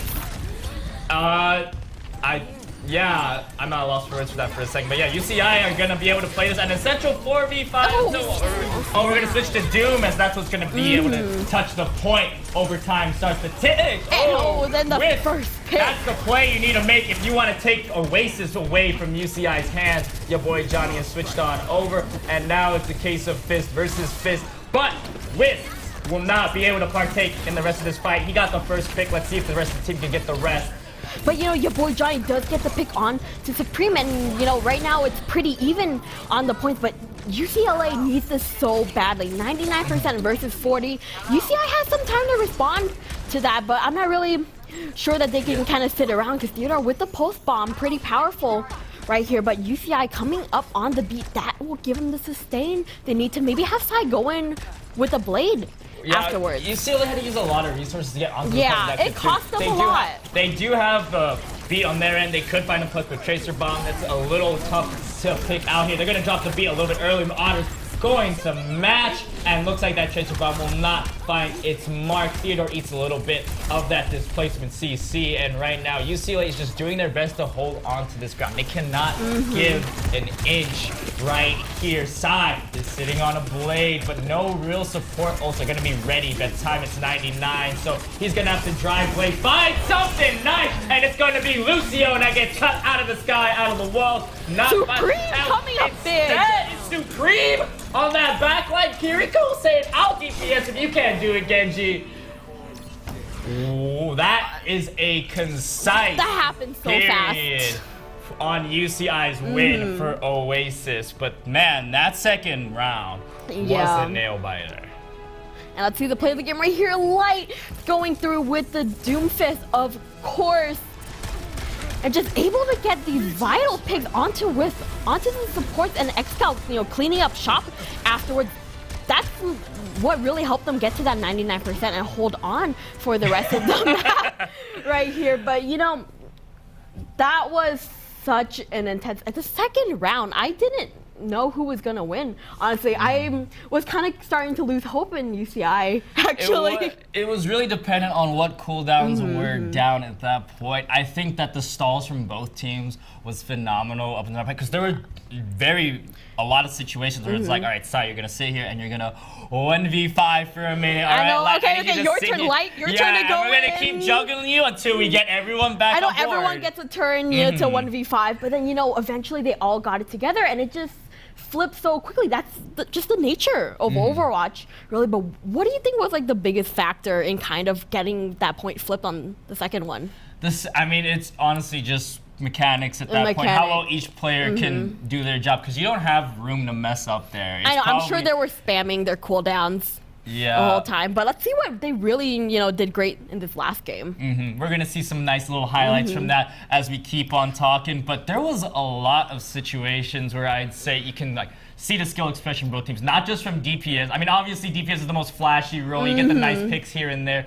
But really, the credit can go to these supports that are keeping these Doomfists up time and time again. If you played support in solo queue, you've run into a Doomfist, and they've run it down on your LP or your RR, right? And it's really difficult to keep these plays going. So phenomenal job by both these Kirikos and these Lucios doing just God's work to keep these teams. Kiriko and Lucio have always been kind of meta this season. Ever since Kiriko was released, just the Kitsune Rush is so impactful. First of all, it's a beautiful. Yeah, because his character's broken. Yeah, and you can cleanse everything. You can run away whenever you want, and you really saw that because Supreme. I saw him kind of flirting with danger a lot, kind of getting up in people's faces, getting those headshots. But all it takes is one little shift button, and he is out of there and cleansing, healing. I don't know what Kiriko can't do, honestly. Yeah, that character is broken. I play Kiriko. Even after, me too. After those nerfs, even though you build Kitsune a little bit less, it's not every single fight. I saw a lot of Kitsunes You see it every other fight this time around, right? And I think that's kind of what sets Kiriko's apart, how well you can maneuver in these fights. Because yeah, you can just sit a corner away, press down left click, and you'll build Kitsune, you'll get plays. Yeah. But really, the difference between like a healer and support is how well you can make plays and support your team. And his cooldown management is so important. That Suzu, 15 seconds until you can use another one. But we saw him, being used in such like key moments. The anti, the post bomb, all of that was negated with a simple click of a button. But still, these players have such good like mechanics when it comes to their characters, especially with the Doomfist. Like you saw what happened when they ran out of their cooldowns and they couldn't keep up with the tempo of the fight. Yeah, Doomfist is a very, if you don't know what you're doing, you're not managing. If you know, you know. Yeah, a lot of people have first-hand experience because everyone wants to be Zebra, But hey, Light's giving him a run for his money. Those are some very, very nice. I was very happy with that last map. We saw like Tracer, Genji, Doomfist. Dive is a really, really hard composition to play because of just how much coordination it takes. It's not as simple as Brawl. You can't just front to back. But I think when UCI is hot and they're feeling it, it just plays nicely. But yeah, I think, UCI just want to throw a little for the content. Be like, here, UCLA, here's your fighting chance to go at it. But, we took it to a third round and, we took it all the way to 99 and 99. Super close matches. Any ideas for next map? What do you think UCLA will take us to? The audience at home, I think you already know we're going to Kings Row probably. Yeah. I'm guessing Kings Row because that is such a competitive map. But maybe they'll surprise us. Maybe they'll do something quirky next time around. Well, okay, let's say the Kings Row was like out of question. What do you think they would go to? Bro, I don't know. I just know Kings Row. I have a long spiel about Kings Row and our history of losing that map every single time we get it. But then Overwatch 2 happened and took away Reinhardt's ability to be on that map. So now... Well, right now the meta is looking pretty much Doom Orisa. But I mean, Doom is one of those picks where I feel like most teams don't even bother scrimming it, like because Orisa is so strong right now, which is the Doom counter, right? Yeah. I think the main problem we were seeing is that although Orisa was played, there wasn't a whole lot of cooldown management in regards to the Doom. Kind of a lot of spamming, really. Yeah, so you get situations where, all right, Doom should be punished here. Where's our Orisa spear? Where's our Orisa E? Oops, sorry, I used it like 2 seconds ago. He's trading backline right now. But you know what? When it comes to these hybrid maps, we could possibly see Eichenwald even, or Paraiso. And either way, those are maps with some sort of verticality that maybe we'll see a little bit more dive on. Eichenwald definitely has a lot of verticality. You could see I mean, the voices in my head are telling me to stop right now. But what? Even though there's so many tech issues going on today, we are still at Red Bull. That's not a tech issue. Someone's PC fell over, bro. Well, that's kind of a tech issue to me. The but technology is horizontal, yeah. The technology is failing us a little, but you know what will never fail us? Red Bull, because Red Bull gives you wings, and I feel that's not their slogan anymore. Is it not? I think they got. Something happened about that, and they said, no, okay. I'm not sure. Don't quote me on that. I'll have to look that up during the break. Casters are never wrong about the game, but the drinks. About the sponsors, maybe. But you know what? Red Bull still tastes really awesome. It tastes phenomenal. In fact, I could drink this whole thing. I won't, because I need to save energy for this long series. I thought it was going to be a quick 2-0 on this first map, but I was proven wrong. Yeah. But you know what? Either way, we're still in for at least 3 more maps going forward. So make sure you stock up on your Red Bull right here and at home. Red Bull. What is your favorite Red Bull flavor? Mine is watermelon. Oh, really? It's so tasty. I actually wanted to try some Red Bull today. I only got the original because everyone ran out. But I saw like a coconut one earlier that sounded pretty good. No, I heard about the coconut. We're getting thumbs up from production behind the camera, so they're saying it's pretty good. Okay, well, I'm kind of punching the air right now then because I wanted to try the coconut so bad. But I was just stuck on the observer desk and I had a job to do, and I did it at the cost of my Red Bull, unfortunately. That is true. I am very excited to see though if we see any tank switch ups, because last time we went to Kings Row, we did see Romani come out on the Roadhog, and it was versus an Orisa, the same Orisa that we'll be playing, your boy Johnny. And it was terrible for UCLA. Well, maybe if UCI was taking notes, they'll bring out Romani again to play the Hawk, because he is the Hawk specialist. Lands every hook. I mean, dude, okay, Romani's very, very good at Roadhog, but that hook has a very interesting hitbox some cases. Really? So It's not my positioning. It's not my positioning. Like, swerve? I swear, it has a little aimbot. It'll go around a corner here and there. But well, I mean, you know, like a chain isn't like a solid thing necessarily. It's still yeah, like, but it can't fit. If I threw a chain through this wall behind us, it would not phase through and hook onto the protection. Okay, but I don't think it would really curve you. So maybe Romani just, you know, he's taking advantage of our very fluid hook true, that is in Overwatch 2. If the meta suits you, run it. If the shoe fits, wear it. Exactly. I guess, but you know, maybe UCI has some more tricks up their sleeve. Maybe they have like a plan B, C, D, the whole alphabet, or do you think it's just run Romani and go on your boy Johnny? I mean, you could run light if you really wanted to run the Ramatra on defense, but the problem becomes when you go onto offense, you have to run Doom again. And into King's Row, I could see more issues depending on whether it is a close quarter map. You can run Doom and you can run people down, but I think they are just more comfortable with Romani. Go kill someone. Yeah, right, you know that copy pasta where it's like Romani go kill, and then if Romani dead, like friends go save. I feel like UCI really runs that in King's Row. It's a very competitive map, really. No, like, you can really definitely see their mechanics shine right here. King's Row is like a lot of teams' favorites overall. They love scrimming this map. It's not bad to call it simple, but it's just been scrimmed to death. It's been there since the game in a lot. I know it's been beaten to death over and over again, and we've seen it so many times. I'm actually really hoping that we end up with an Icon You don't want to see it. So I'm so sick of Lijiang Tower. I'm so sick you of gotta King's root Row. away. But yeah. It used to be UCI's weak point. We used to just constantly lose, and the reason was we didn't have a Reinhardt player that would sit there. Well, you and know, hold down lo right and click. behold, Reinhardt doesn't work in this game anymore. Like, I don't see him. Like, you can only really play if the enemy team played a Sigma and you could not play Sigma for whatever reason, which doesn't matter because Light plays Sigma, you could run Reinhardt in the Sig and just try to diff them. But in actuality, it's a very unlikely thing. I actually have not met anyone that, you know, really says, I'm a Ryan main. I'm a proud Ryan main. Like, just people I'm a proud sandbag.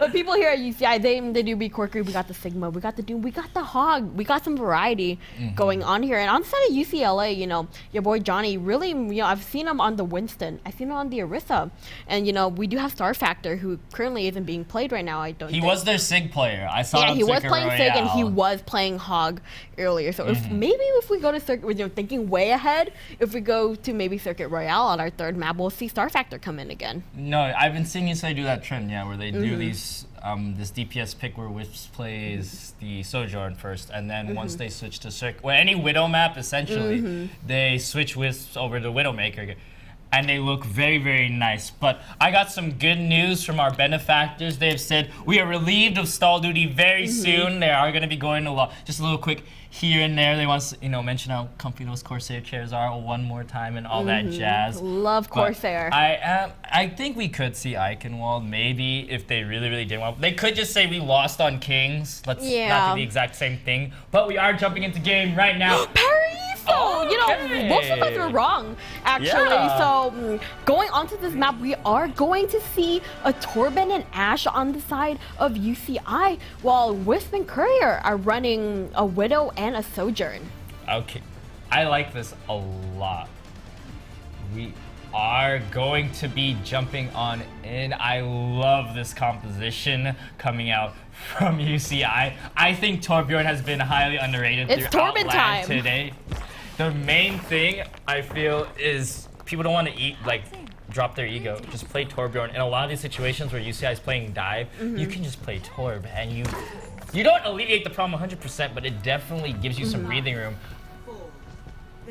And you know, personally, Torb, I have no shame. I will play Torb wherever we need it, but we are seeing the Mercy pocket from Omicron going out for Courier again, and just Romani getting that early pick on to Suarez. You know, the hook going crazy, but you know, being contested by Wisp. Romani with a really tight hold onto the high ground. No one really wants to push this with Romani going here. The hook doesn't connect, however, but a lot of pressure going through. Romani still going strong though, because you know, Hog has that amazing sustain right here. And you know, actually on both sides we're seeing a Mercy going we're seeing through. Mercy. The movement is gonna be, key in keeping these supports alive. But so far, your boy Johnny actually gets the pick onto Romani, traded out by Exco. It's more trades going back and forth, but the red from Omicron is successful onto Wisp, their star player right here, and they're able to aggress onto the point. Yeah, that is going to be a quicker than usual take from UCLA. Looks like UCI does not have a whole lot to recontest. I like the echo from Wisp. That is something we have not seen a whole lot of in the tournament. I think someone played it a little bit earlier, but that might have been the answer that this Torbjorn from UCI was trying to answer to, essentially. Yeah, but right? still, we have the Ashe on X. Oh, okay, Courier doesn't care about Psy right here, and the Kitsune rush does go through. Yeah. Maybe try and hold on. Courier here is looking for a fight, as always. Wisp is nowhere to be found, though. He is going to be able to pick up Romani, and right here, UCLA clean up this first point very, very quickly, a lot of times. 4 minutes on the clock right here, but Courier gets devastatingly taken out by Exile with the help of the Mercy. This is so interesting. I never see Mercy in competitive Overwatch, but here we are with 2 Mercies. Exile, another pick on to Wisp. I don't think this is a good look to keep the Echo for too much longer, because Excal, that aim is so intense, especially with the damage boost from Mercy. It's not gonna be too powerful when there's a hit scan and take you out immediately. I think UCLA is playing for the angle to pocket the Sojourn, trying to keep Courier in the fight. But Excal is a really, really good Ashe. It's not a pick that comes up super often, but when they are running it on these longer range maps right here, there's a lot of verticality you can use Coach Gun to get to, a lot of opportunities, and those break points that you get with the damage boosted Ashe makes it a pretty viable pick. Combining that with the Bob right here, Romani though is going to be the one to get shut down. Instead, Sai was the one that got the opening pick. He's still duking it out to the death. Suarez says, I'm going to head out of there. I don't want to deal with this no more. Romani is getting his mistake fixed by Otters, but no mistake on the Tracer Bomb. Romani picks up the kill on the Courier, and Omicron to shut down that res, saying no pocket. Mercy is gonna protect you from another hook. Your boy Johnny shuts it down. He has Terror Surge, but he is not gonna use it. He is gonna sit here, do some cooldowns, and then wait for the rest of his team to rejoin him on this next retake. Yeah, and UCLA actually coming up on, 2 ults. I'm looking at the Kitsune rush in particular. UCI not really having much, but your boy Johnny getting hooked by Romani. Not really going anywhere so far, but Romani is currently burning the Kitsune rushes, rushing these cooldowns. They're really taking advantage of how much they're able to spam all these abilities. Just the supports fighting for their lives a little bit as Excal, tries to fend off, the pure tank that is Orisa. In this next fight here, UCLA has a lot to work with too. I don't think UCI has a lot of tools to come into this next fight beyond Kitsune.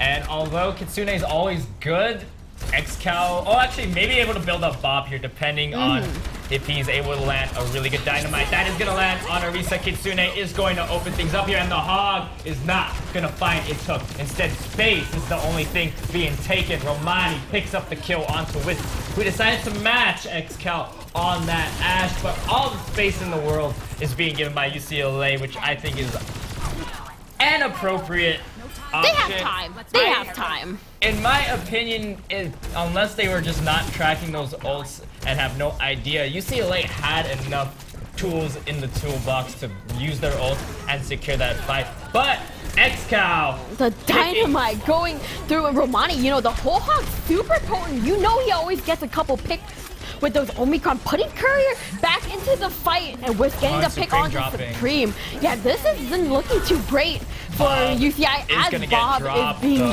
pulled. The Hog doesn't connect. Instead, it's the whole Hog that's going to be finishing off that hook. Make it 2, your boy Johnny. We're going to stare at this backline fight here. Courier, pocket versus pocket. Who's going to win out? It's going to be Sai chopping down any chances for Courier here. And now a little bit of fight. Clean up, 1 minute left. And let's look once again, my favorite thing to do. What does UCLA have to work with these ults? They will have Kitsune and they will have your boy Johnny's ult. But this is something that has come up again and again. They've had this combination multiple times and they just don't It hasn't gone anywhere, really. Excal, the headshot onto Wisp.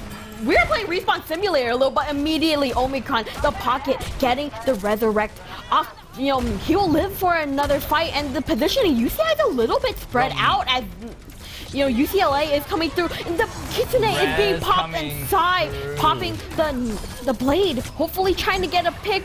Doesn't really get anything so far. Romani taken out a little bit too this is an interesting early. fight now. It's going to be a little dice for UCI. They lost not their front line, their little flanker from the back. But XCal gets dropped out, pierced by the railgun, but Odd is going to fix that mistake as Sai is the one to drop Courier, a package of his own. And now your boy Johnny has to come on. He has Terror Surge and he has 16 seconds to come touch the point. He does have E to make it there, but does he have a team to help him out? Is it Mercy and Johnny versus the world? Let's see it. Starts to jump onto the point. Wants the Force Hog off. No hook, no way to get that cooldowns, right? And right here is getting a little bit more dicey. He's gonna Terror Surge to stay alive, but it's Courier that's the one who brings the damages. Side drops out of the ring before your boy Johnny says see you later as well.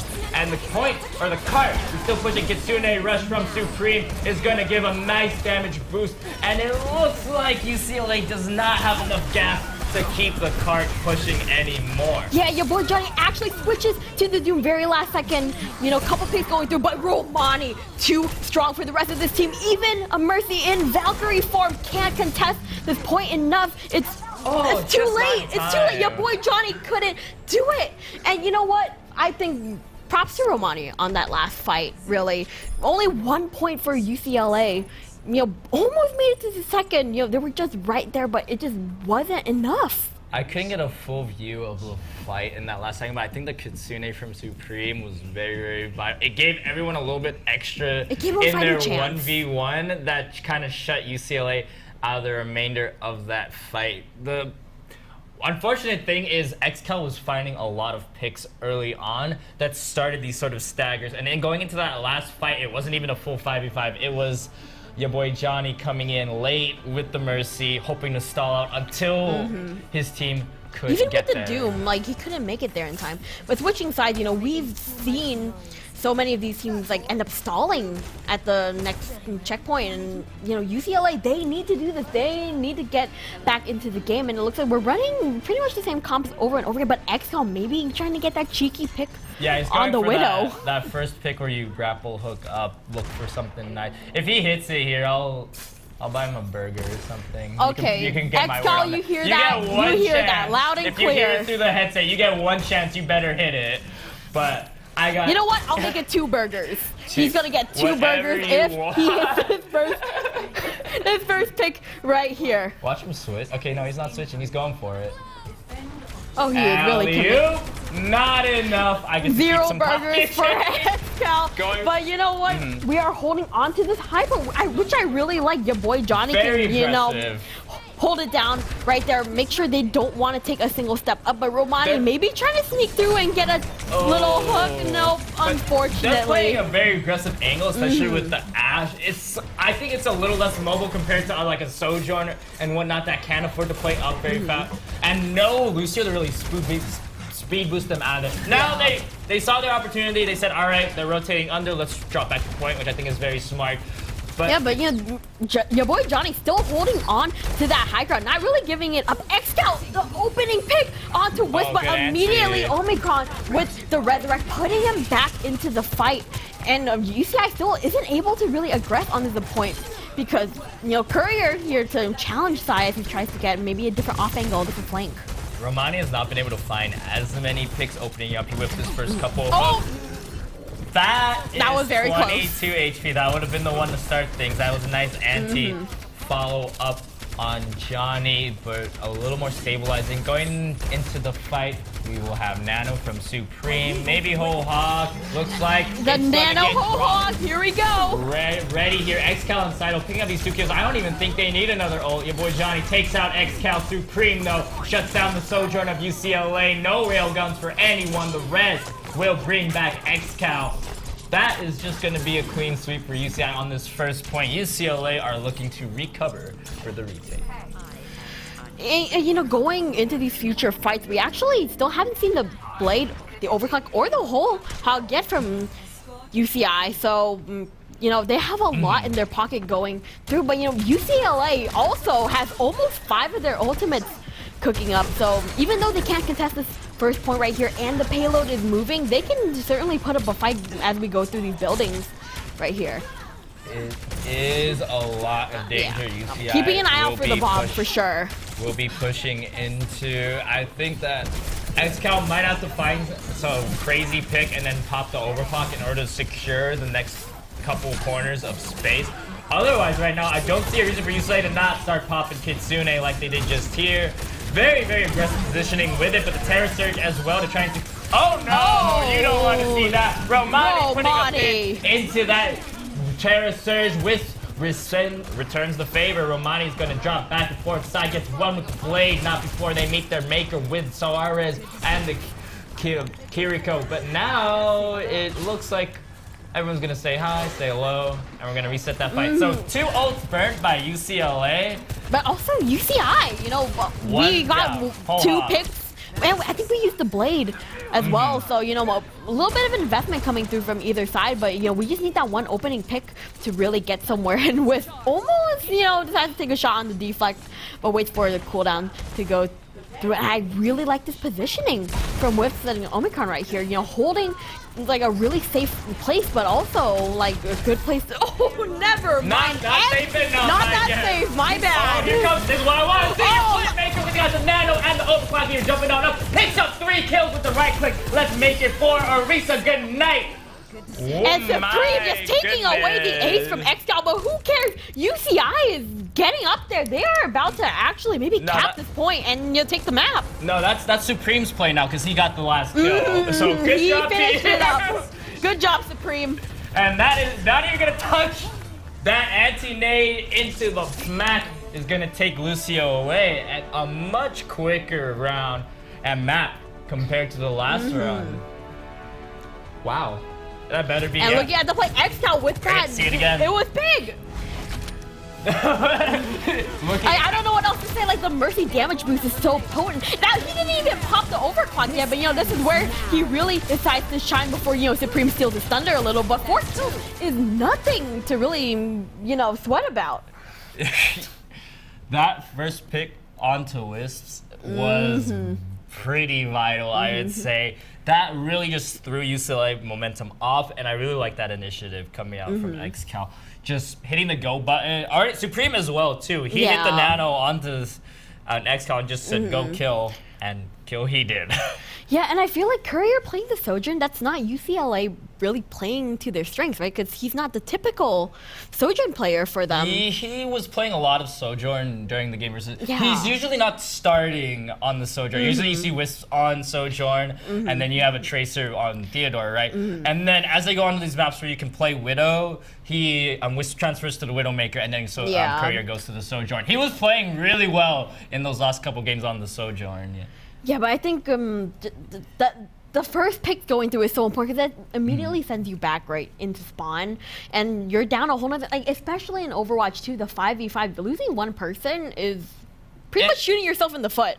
Yeah, you'd have a lot less room for error. We're gonna see some highlights again on the big screen coming forward, and it is very devastating for anyone to get picked, but especially if you're the tank. And I think when you are playing against a Roadhog, you have very specific windows where you have to punish. And if you're not focus fine, if you're not running something to directly counter, like whether it be anti-nade, whether you're coming in and cleansing those hooks, or whether you're, even if you pick a Zenyatta, I know Zenyatta is not too popular for most of these players beyond Supreme, and it doesn't really matter for him to be playing it necessarily. But that Discord Orb, or just anything to shred Hog while he has those hooks on cooldown, it's really tough to play into it. I feel like they just didn't take like that much advantage of it. Like, you know, your boy Johnny chased Romani around a little bit, but at the end of the day, Romani always seemed to live another day. And, you know, if Romani did go down, there was otters with the res. You know, like that copy pasta I mentioned earlier, you know, Romani dead, friends go save. So, you know, Romani was really like a key player right there, opening up the doors for XCal to get those amazing picks. And Romani just gets to live because the healers are just And also phenomenal. Roadhog is the Roadhog sustain. is really hard to kill, and jumping into the back line of UCI anytime you run into trouble is just does wonders for you. Going into map 3 here now, this is the one where we saw UCLA give us a little bit of run for our money there. It was on Circuit Royale. It was Wisp playing on the Widowmaker. The Widow, yeah, Widow v Widow. You know, we usually Yeah. see, you know, on the side of UCI, Ferocious on the Widow, Ferocious, yes. but with definitely, you know, challenging him at every opportunity. And I that he think can part get. of that is the pick itself going into attack. It has a lot more initiative. If you're able to find that pick, the spawn room for defense is like so much farther, right? Versus offense. So like, yeah, Widow, you can kind of, oh, I got shut down here, I got shut down there. But if you find consistently 1 or 2 picks like every 30 That's all seconds. you need. Yeah, you can keep the momentum going. We saw UCLA cap with a large amount of time initially. They just weren't able to get. They ran out of steam. They went like, you know, so aggressively at the beginning, and then all of a sudden they got stalled. Yeah, I think part of it is because we were playing the Sigma Mirror matchup, and there's not a lot of backline threat beyond Lucio onto Wisp. Once they got into that 3rd point, and they just played, we're gonna just play Doomfist and dive back. There's not a lot of room to work with in general as Widow, but combine that with dive potential, and Wisp was not a happy camper there. So yeah, you know, Widow, the only get out of jail free card she really has is her grappling hook, but you know that's on cooldown. So again, going back to the cooldown, you really have to use it wisely. Like, you know, if you grapple up, try to get, you know, a flashy pick for the stream, and then you end up not being able to get away. Was it really worth it? Right. You know, but maybe, you know, we won't even go to Circuit Royale. We have Dorado, Route 66, Junkertown, you know, maps that I personally prefer. But, you know, Circuit Royale has been a favorite this competition. we see a lot of Circuit Royale. I think that if they did play, I think UCI will either start with the Ramatra if they're playing on defense, or if they're on offense, they're just going to do Doomfist the whole way through. Really? Because I think they'll do Sigma. Because, you know, Sigma is such a staple for both sides. It's a staple on that map. I think they play Sigma because they have to, not because these teams enjoy it. Because UCI it. likes it.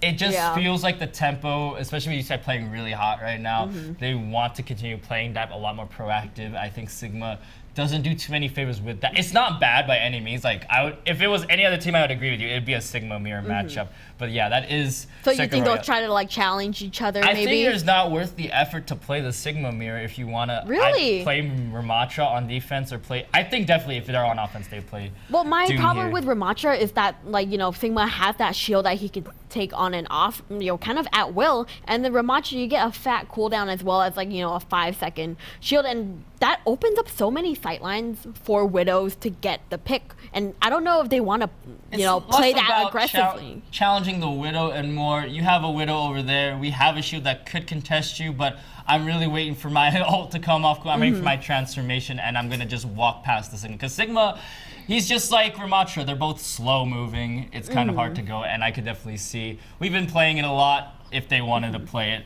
But enough circuit talk. We did say Route 66 Dorado. I personally am a fan of Route as well. I am also a Route 66 fan. To me, it's a very straightforward map. You just, first point on gas station, you don't drop, just hold the flank. Everyone loves to play the corner and int my games. But it's a very simple map, and I think most teams don't play it as much as they play Kings and stuff like that.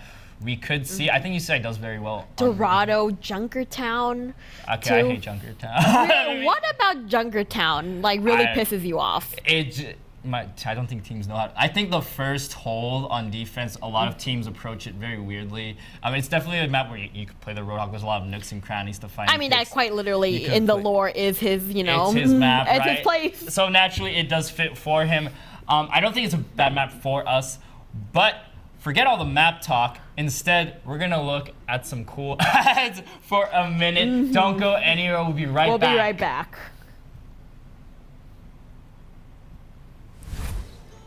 Girl, you can do better. At least with your big name wireless carrier. With Xfinity Mobile, you can get unlimited for $30 per month on the nation's most reliable 5G network. They can even save you hundreds a year on your wireless bill over T-Mobile, AT&T, and Verizon. Wow, I can do better. Yes, you can. I can do better too. Now, you really can do better. Switch to the fastest mobile service, Xfinity Mobile. Now with the best price on 2 lines of unlimited, just $30 a line.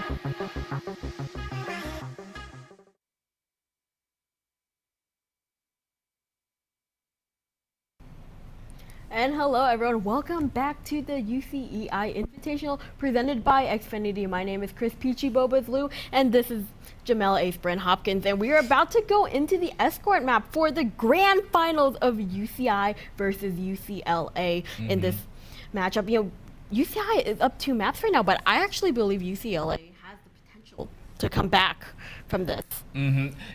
There is a lot of, I think that Circuit Royale, or like Escort in general, we saw a lot of opportunities for UCLA. This is actually where they clutched up versus San Diego in that last series and it was really close. I really did enjoy watching that series. I think there is a lot of time for adjustments to be made. They were playing very well versus us in that first match of the day, even though they did drop the map, and I think UCI has... It could have gone either way, though, really. They have reflected on it. They have thought about it. I wonder if we will take another visit to Circuit Royale. I hope not, because we've been seeing it all day. We are going to Junkertown, your least favorite map right here. I do see Light in, though, instead of Romani, which I thought, he might have been put in, but... We'll see what kind of composition they go through. And we are going to be loaded in. It is going to be the Sigma that Light is forced on every now and again. A Sigma v Sigma match up. And to start things off, let's take a little look at those DPS. Although we do see Zerocious on his Widowmaker. Wisp died. I wanted to point out that he was on the Pharaoh, which was, they're just in the spawn room. I thought they were rolling out early reset. But with actually switching to the Widow, we're going to see a Widow v Widow again, and I'm actually really excited for this because, lots of good fight lines for Widow here, and the Sigma to really, protect that. But Wiz has clutched up so hard in the last escort map they played. Yeah, they are going to start off nice early rock, the usual. I'm curious how the tempo of this map will play out, because beyond Zerocious, it's not going to be as flashy as we're used to from UCI. They do have to play it slow. Wisps jumps on up, almost makes the shot. Almost got the flashy play. Supreme here, but Star Factor, very aggressive play, trying to shove off this high ground with the duo carry of Omicron and Courier. But Supreme getting the headshot onto Sword and Exo onto Wisp. This gives UCI the chance to really take advantage of the fight here, even though Courier does get Zerocious in a trade. It's a little dicey. Star Factor, though, is still trying to get damage where they can, build up some ult charge. Let's look at those numbers. UCLA doesn't have a whole a lot of tools to work with. Light is doing a pretty good job building the Graphitic Flux. Star Factor tailing behind by a little less than 20%.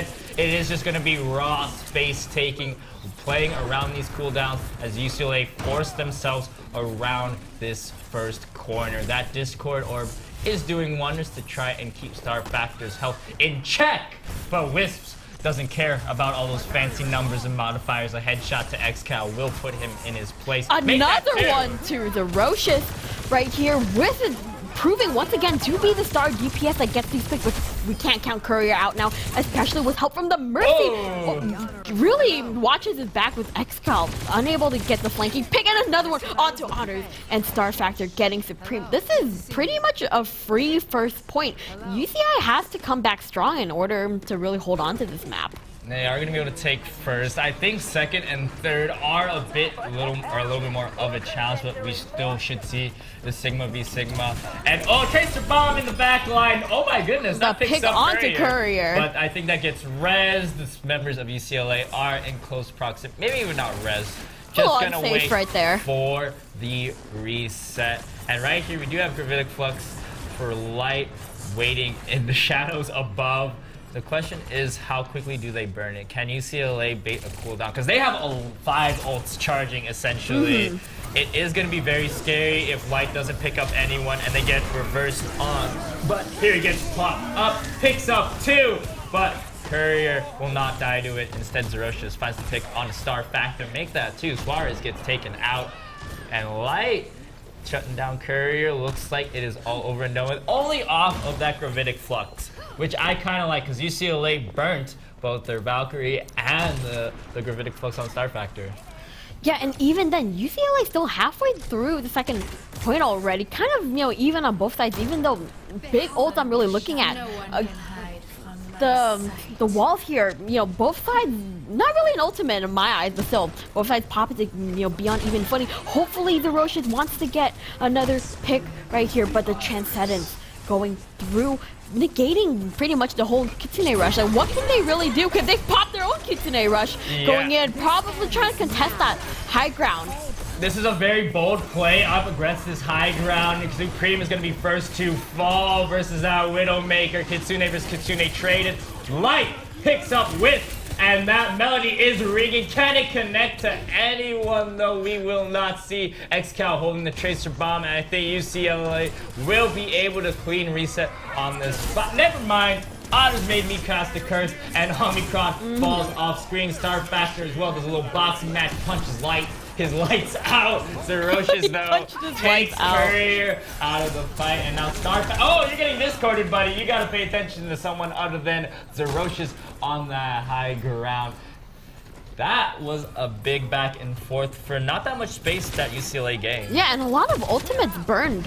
Actually, like, we're not really seeing anything except for the pulse bomb maybe coming back up for XCal. It's a little bit 50-50. Sometimes he gets a pick, sometimes he doesn't, but it doesn't matter when Light already is jumping into your backline and taking out your supports, and he's now on the Doom instead of the Sigma. Do you think maybe there will be something that comes from that? I like it more.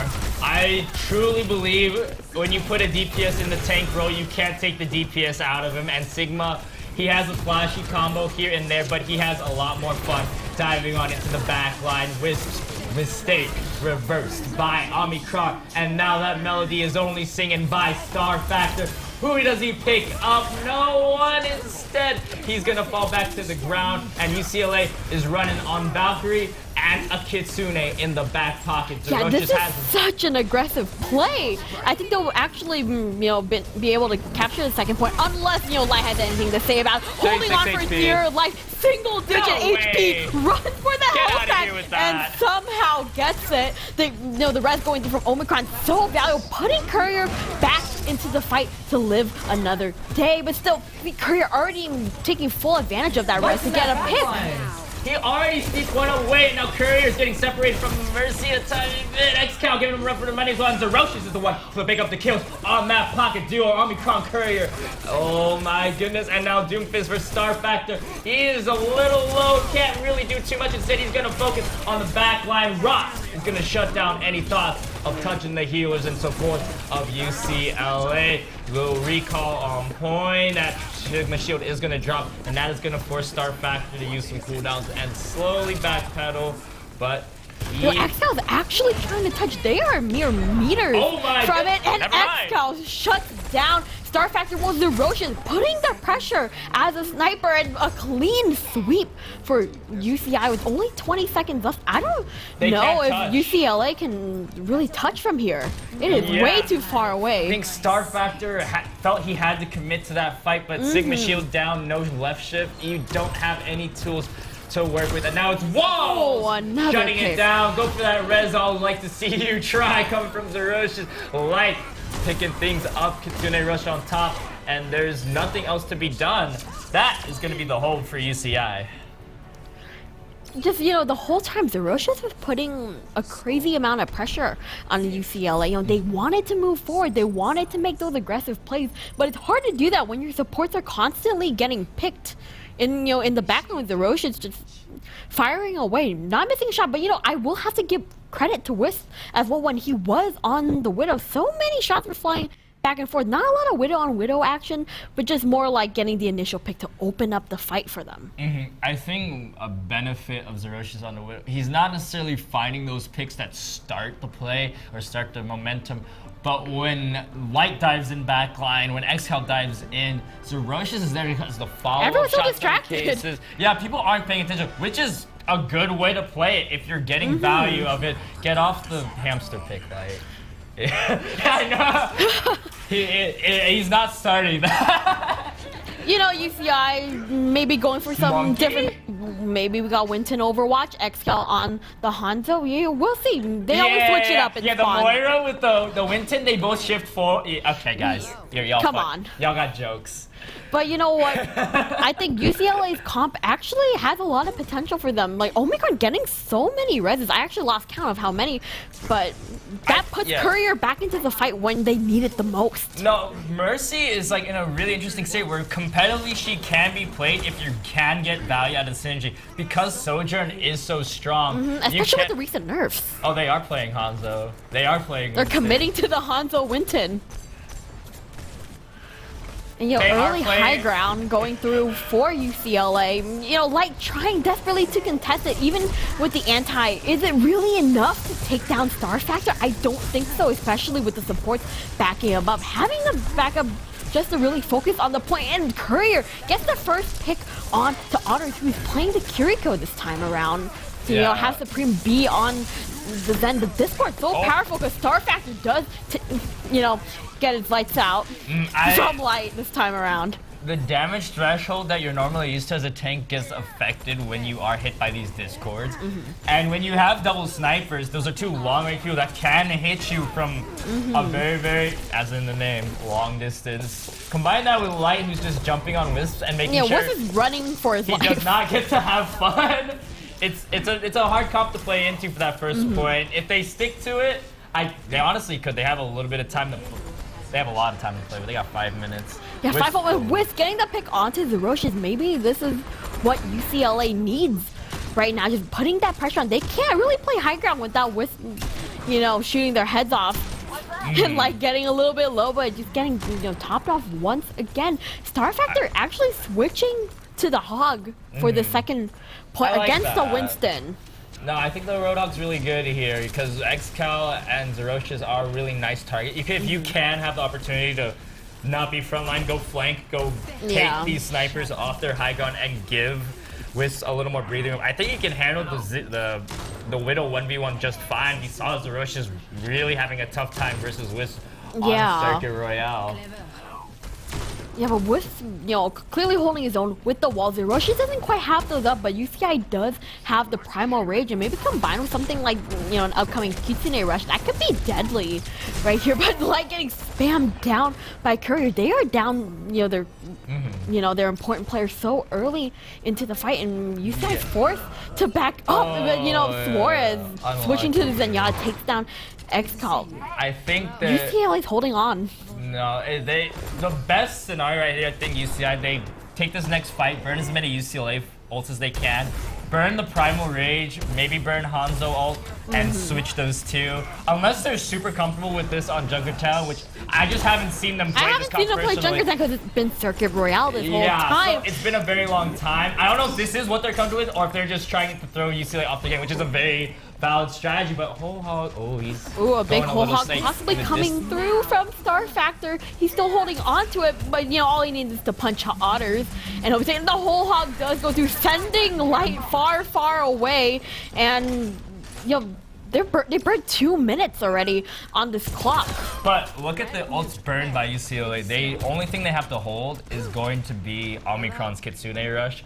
Right here, they do have Hanzo ult to divide the point. Light is going to switch on over to the Sigma. They have Kitsune Rush of their own to retake. This is a really dicey hold for UCLA. They're going to have to play very well, or Star Factor is going to have to find one off to start off the fight. But instead, it's Supreme, it's XCal. They're finding the picks. The Roches could not make it 3. Instead, it's going to be a Venom Mine to hold the high ground. But UCLA, they have a very dangerous touch, and the only way back on is a Kitsune Rush. And this is what they desperately need right now. The payload is just rapidly approaching that point, and no one is really around to contest this. UCLA needs this, even though the Dragons from XCal are going through. They must make their move now, and Courier is actually jumping down into the fray in order to contest it. Everyone is in it to win it, and Courier does get that first pick, and with another pick on to Otters. This is what they need right now to hold on 1.6 meters away. A second pick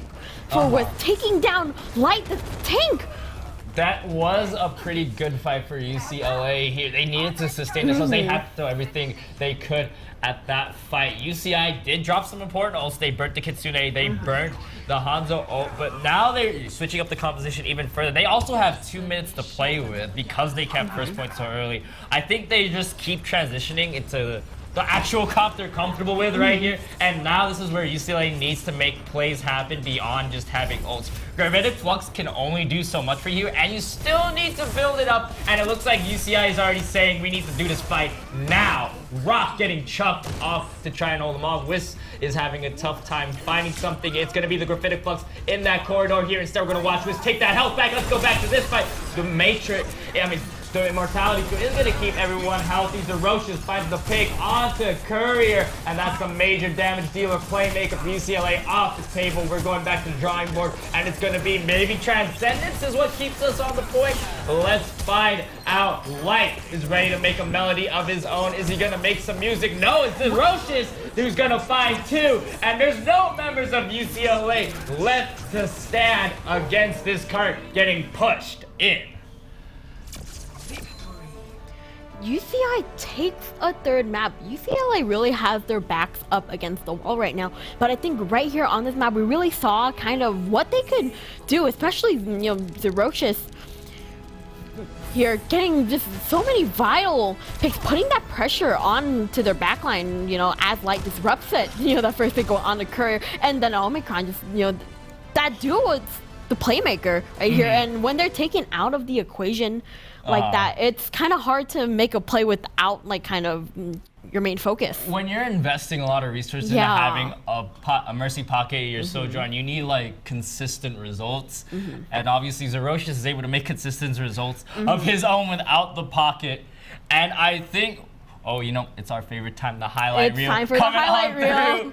But it's really, really tough because at first we saw Wisp absolutely demolishing Zerocious at one point, but now we can see that, hey, Zerocious has been around the block for a while too. This is not his first rodeo, and he is definitely putting in a lot of work here on Junkertown. But look at all these beautiful clips. I love the Zenyatta pick that we're seeing on Supreme. A lot of teams are not really fielding Zenyatta anymore, which is a bit of a shame when you're in this hog meta, because absolutely devastating that Discord is on all these Roadhogs running rampant.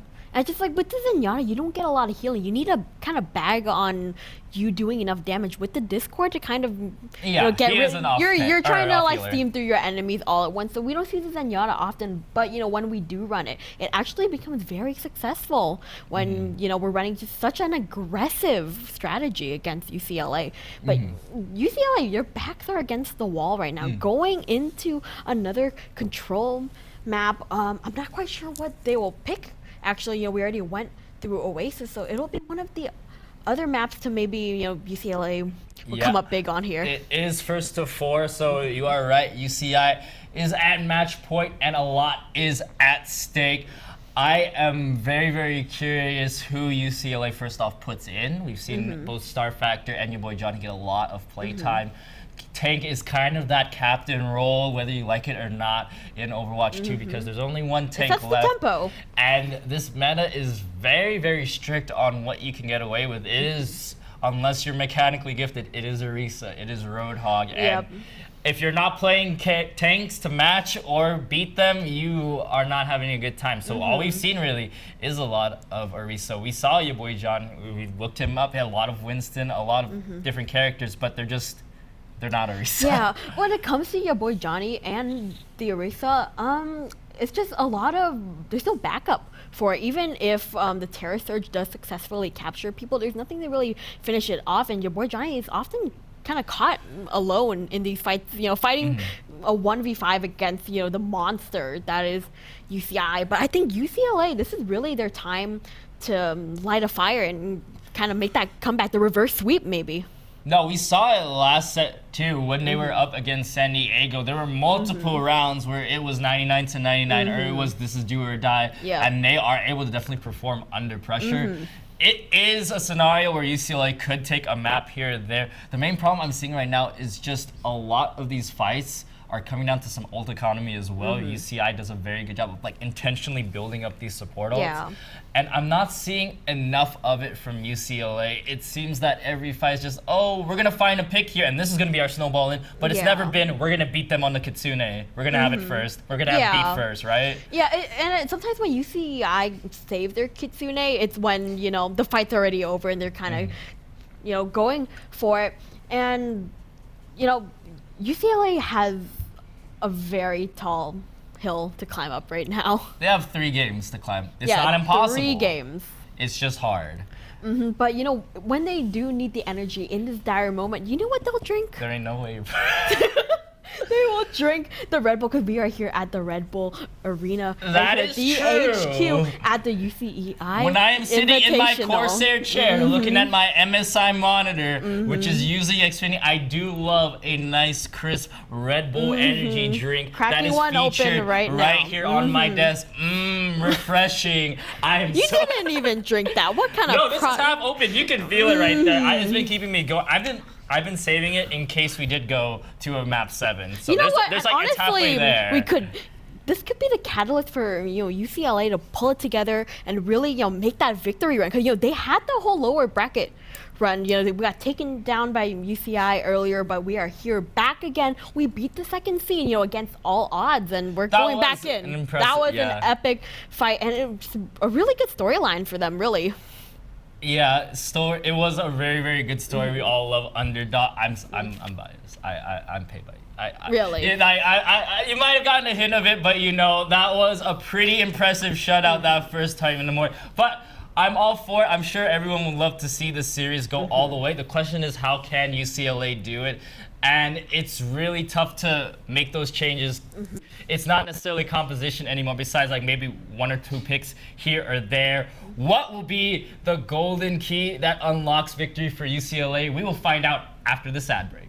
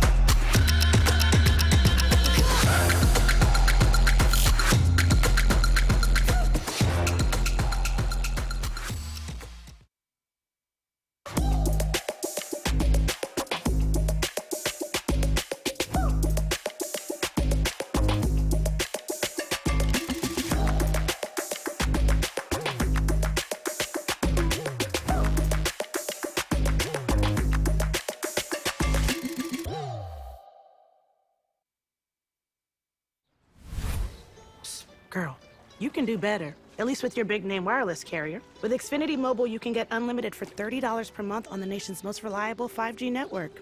They can even save you hundreds a year on your wireless bill over T-Mobile, AT&T, and Verizon. Wow, I can do better. Yes, you can. I can do better too. Now, you really can do better. Switch to the fastest mobile service, Xfinity Mobile. Now with the best price on 2 lines of unlimited, just $30 a line.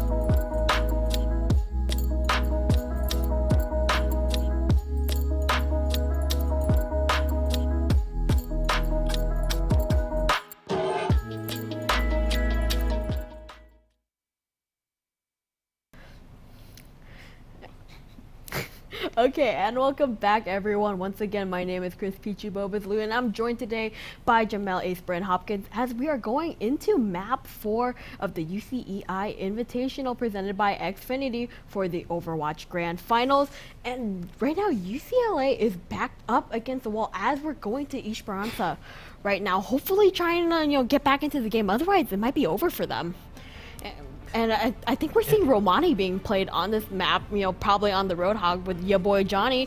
I'm guessing on the Orisa. Ready to go whole hog on this last possible map for the University of California Sports Team presented by Xfinity.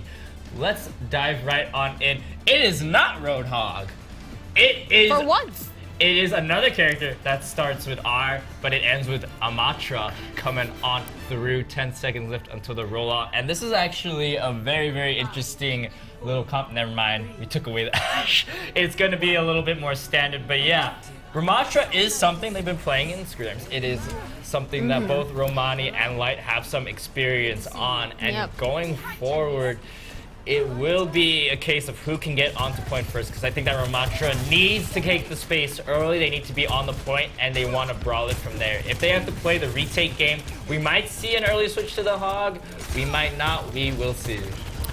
Yeah, and right now, UCI looks like they have a pretty, good hold on the buy. Your boy Johnny being forced to back up in order to not get picked off, and your boy Johnny's actually trying to isolate Romani as he's going in to his shift form, not really getting too much value off of it, as UCI takes a couple baby steps. It is a push and pull. He is the tempo tank, and once his tempo is not in his favor, he does have to press that S key. He's gonna get the transformation to switch right back.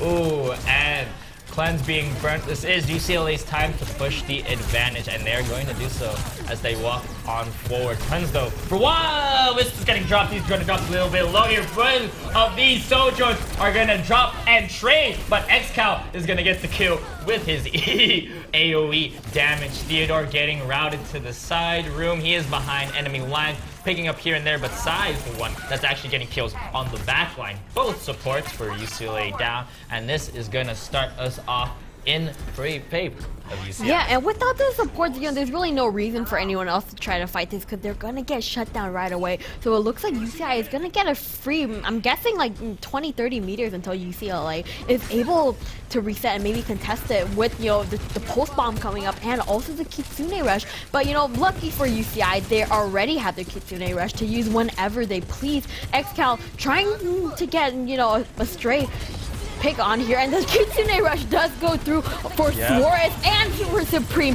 Both sides matching each other in order to keep the tempo. Romani's Annihilation gets with an Omicron, and XCal finishing up with your boy Johnny. This is devastating for UCLA as UCI does get the forward spawn. Now, losing that fight, UCI does gain forward spawn. UCLA does have a lot more ults cooking. They only use Kitsune, which should be built up fairly quickly in comparison to all these other ults. UCI, although they have the Blade, although they have Overclock, those are ults that take work to get value out of. They are not just point and click. Romani with the Annihilation was a lot easier to pilot forward here, but we have a Terror Surge running straight into the backline. He is going to take the speed from Lucio and get right in the face of UCI. But they are holding on, trying to see what cooldowns, what kills can get picked up from UCI. And the ults that were dropped from them is going to be enough to get on forward. Yeah, and Wiz is coming up big right now. Wiz has been kind of the clutch person these last couple of games as UCLA takes possession of the robot, Terror Surge and the Beat in their arsenal, while UCI has the Blade and the Overclock to work with. So both sides are pretty evenly matched right now, but UCL is trying to get that, lost distance, and they're bothering the backline just a little bit as UCI regroups for this. Oh, XCal is gonna get shoved off this high ground.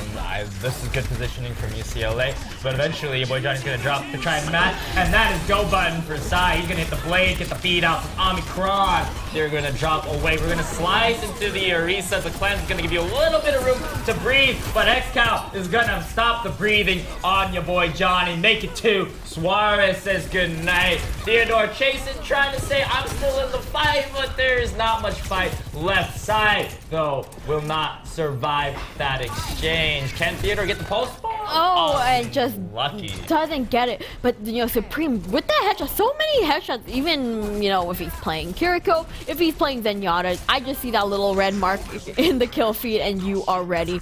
No, UCI continuing their push around the corner as UCI fights to really hold this. I think they really should be trying to take high ground right now or getting the jump on them. But your boy Johnny getting almost melted as Suarez is burning the Kitsune rush. And they're actually matching honors also with the beat to help them. And the sustain is absolutely unreal from both sides. As the annihilation from, Romani going through, just cleaning up shop, really.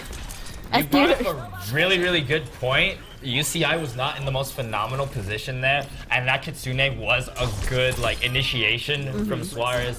But we had a lot of sustain of our own. Kitsune from Supreme, and then Otis dropping the beat maybe made the difference that allowed UCI to reposition themselves, dial in, and now we can see the Monkey coming on forward to duke it out fist to fist with Romani in the transformation. We also see Wisp on a completely different character from Widow. It's going to be the Reaper, someone to just shred the Ramacho, which I think is a very, very good switch. But that Theodore is going to get dropped by the railgun, and now UCLA is scrambling, trying to recover and make a new fight happen before they run out of time. This push is going to probably get around the corner in a very dangerous alley if UCI overstays too long. Yeah, I really need for your boy Johnny to come up big right here because, the Winston, they're going for more of Overwatch League-esque comp and maybe, playing towards the meta will help them, but it doesn't matter when Sai has the Dragon Blade taking down 1 and then 2, and XCal also going.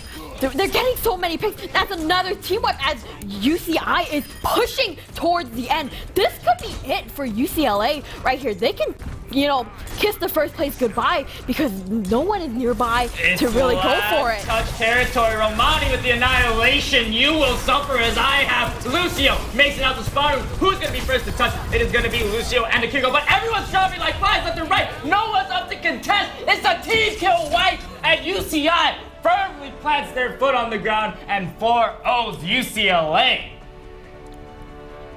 I am a little bit lost for words. I had so much faith in UCLA, but Supreme does walk away with that play of the game, so let's see it right now. This was a fight where we were saying UCI was not in the most optimal position. But they turned it. They turned it. High ground on both sides, but lots of ambient damage, lots of DPS coming out from supports and the damage dealers themselves. That was a very, very decisive round. There was not a lot of back and forth. Yeah, the whole economy was just so important when it came to this. Even though UCI didn't really play the most optimal positions at times, they always somehow had an ult in their back pocket to whip out and kind of turn the fight around. Even though UCLA tried to, fight back with almost mirroring the ult, it just wasn't enough. Yeah, that last fight we saw in the play of the game, it was a little bit iffy, but yeah. Ult economy was a huge portion of it.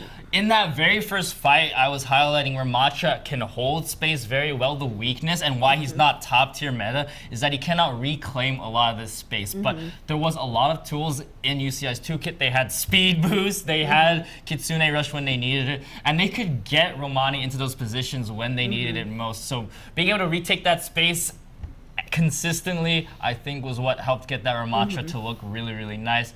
Switching to the Winston, I think, is a really, really good option. It was a smart move. Yeah, because if Ramatra is holding this frontline space, just circumvent it and go to the back line. Who cares? I'm going to jump in the back line where you're not looking. It's a very good play. Even then, that wasn't enough. Just your boy Johnny kept getting taken down, having to come back from spawn. It's a long way to go. And UCI is already kind of rushing up, pushing the bot all the way to the end. It just really wasn't enough when Ramatra's in your face like that. I didn't even think they would commit to sending it all the way there. I thought they would just reset when they got around the corner and come back. They were close enough. Yeah, UCLA, unfortunately, they got picked a little bit early, and then that gave them enough momentum to go to the spawn room here, but you can see the teams in the bottom right. It's everyone. Everyone's happy, maybe except for UCLA.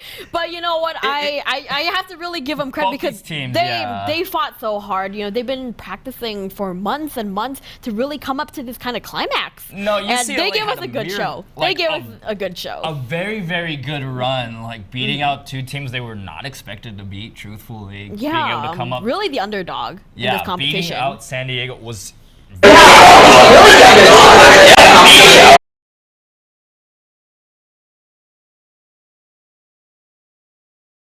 can see themselves there, but very, very exciting match to watch nonetheless. No Torbjorn, disappointing to me. Unfortunately, no Torben time this go, but maybe next year we'll see a lot more Torbjorn. You're supposed to wave to the camera for Mark. Don't forget that one. I got you. Let's see if he remembers to do it. He told me off stage before. Yeah, but just overall, everyone really they went for it. They went the full 9 yards. They pushed themselves to the very limit. You can see it on both sides. They played their hearts out, and at the end of all that, they got a good rivalry going on. It's not just a rivalry too. There's friends on both sides. Like our very players, friendly rivalry. Like unironically, they're like pretty close with everyone. Yeah. It's a pretty tight knit community, and it's at the end of the day, they're still friends. It's a good match. Just good stuff all around, but it is going to be UCI who eventually hoists that trophy up. And UCI, congratulations, first place. They get 2,400 to split between their team. UCLA still walking away with the 1,200, so congratulations to them. That's a good chunk of change. I never won that much. That's $240 per scholarship. You can get a lot of things with $240, really. A lot of Corsair chairs, a lot of maybe some computer parts from MSI. The sky's the limit, honestly. Pay your internet bill from Xfinity. my very affordable. Or maybe get yourself a case of Red Bull, because we are at the Red Bull HQ today. I think I will, in fact, grab some Red Bull on my way out. Such a refreshing, energizing drink to power me through. Good for the ride home. The tear down, the ride home, the tear down. It is a bit of a drive back to Irvine. Not as bad at this time. But yeah, UCLA kind of looked out because they're right next door. But for us, we'll be chugging our Red Bull as we make the long drive back home tonight. And I just want to say, everyone, thank you so much for joining us here. These past 3 days have been, so many great games, so much young talent going on through here. Yeah, I think here's the trophy hoisting. Almost a little bit of hype behind it. It's very exciting stuff. All the players. And Tilde, Tilde is a former player for UCI Esports. Really? A patented tracer I feel like everyone's been a former player for UCI because we have such, a diverse and passionate, group of people that really want to do well in this game. A lot of people went into making this event possible from all across the UCs. Where I don't know everyone off the top of my head. There's actually there's a lot of trillions of people, but they're there somewhere. It took a village to really make this work, and these players are just the tip of the iceberg when it comes to this. So big shout out to production in behind the scenes and all that. And look how cute they look. Big smiles all around. Sunglasses inside. Well, Light just had to show how cool he was to everyone, but congratulations. Hey man, you get to play Doomfist in the current meta. That's pretty cool. Yeah, I'd be pretty happy about that if Doom was my main, but unfortunately Doom isn't my main. So not too late. It's never too late to change. It will come back. But I have been playing a lot of Orisa lately, so I am playing into the meta a little bit. Doomfist cannot be. All right, I got the pictures. And it's gonna wipe right back to us here. What an amazing weekend for esports, really. Like a lot. I think this is very nice. This is like our first LAN opportunity since UCEI started a couple years ago. A lot of work went into making a physical event possible. A lot of blood, sweat, and tears, literally. A lot of tears. Yeah, emphasis on the tears. I'm very appreciative of being able to cast at the first LAN event. At the grand finals, no less. grand finals for last event, Overwatch. The last game too. Last game, dude. No, trust me. I used to hate Overwatch, and I still hate Overwatch, but I can play with it. UCI, But- But I get to play it, and I get to watch it and understand what's going on. We're gonna watch some more highlights covering the best of the best Of that came course. through right here. Looking at, I wonder how far back this goes. This is gonna just be. I think just for this map, but Psy and XCal, a lot of really great picks going through. Yeah, it was absolutely just demolition. We did not even get first spawn from UCLA, unfortunately, and that annihilation right at the end map was so short. We only got that much, unfortunately. But overall, a really, really good. I think my favorite was that Oasis map, though. And it was because it was so close, and both those teams, you could tell. UCLA really showed what they were made of. They really, were their full hungry for potential. it. They wanted it so bad because they made that lower bracket run. They got beat down by UCI once already, and they weren't gonna sit down and let us do it again without a fight.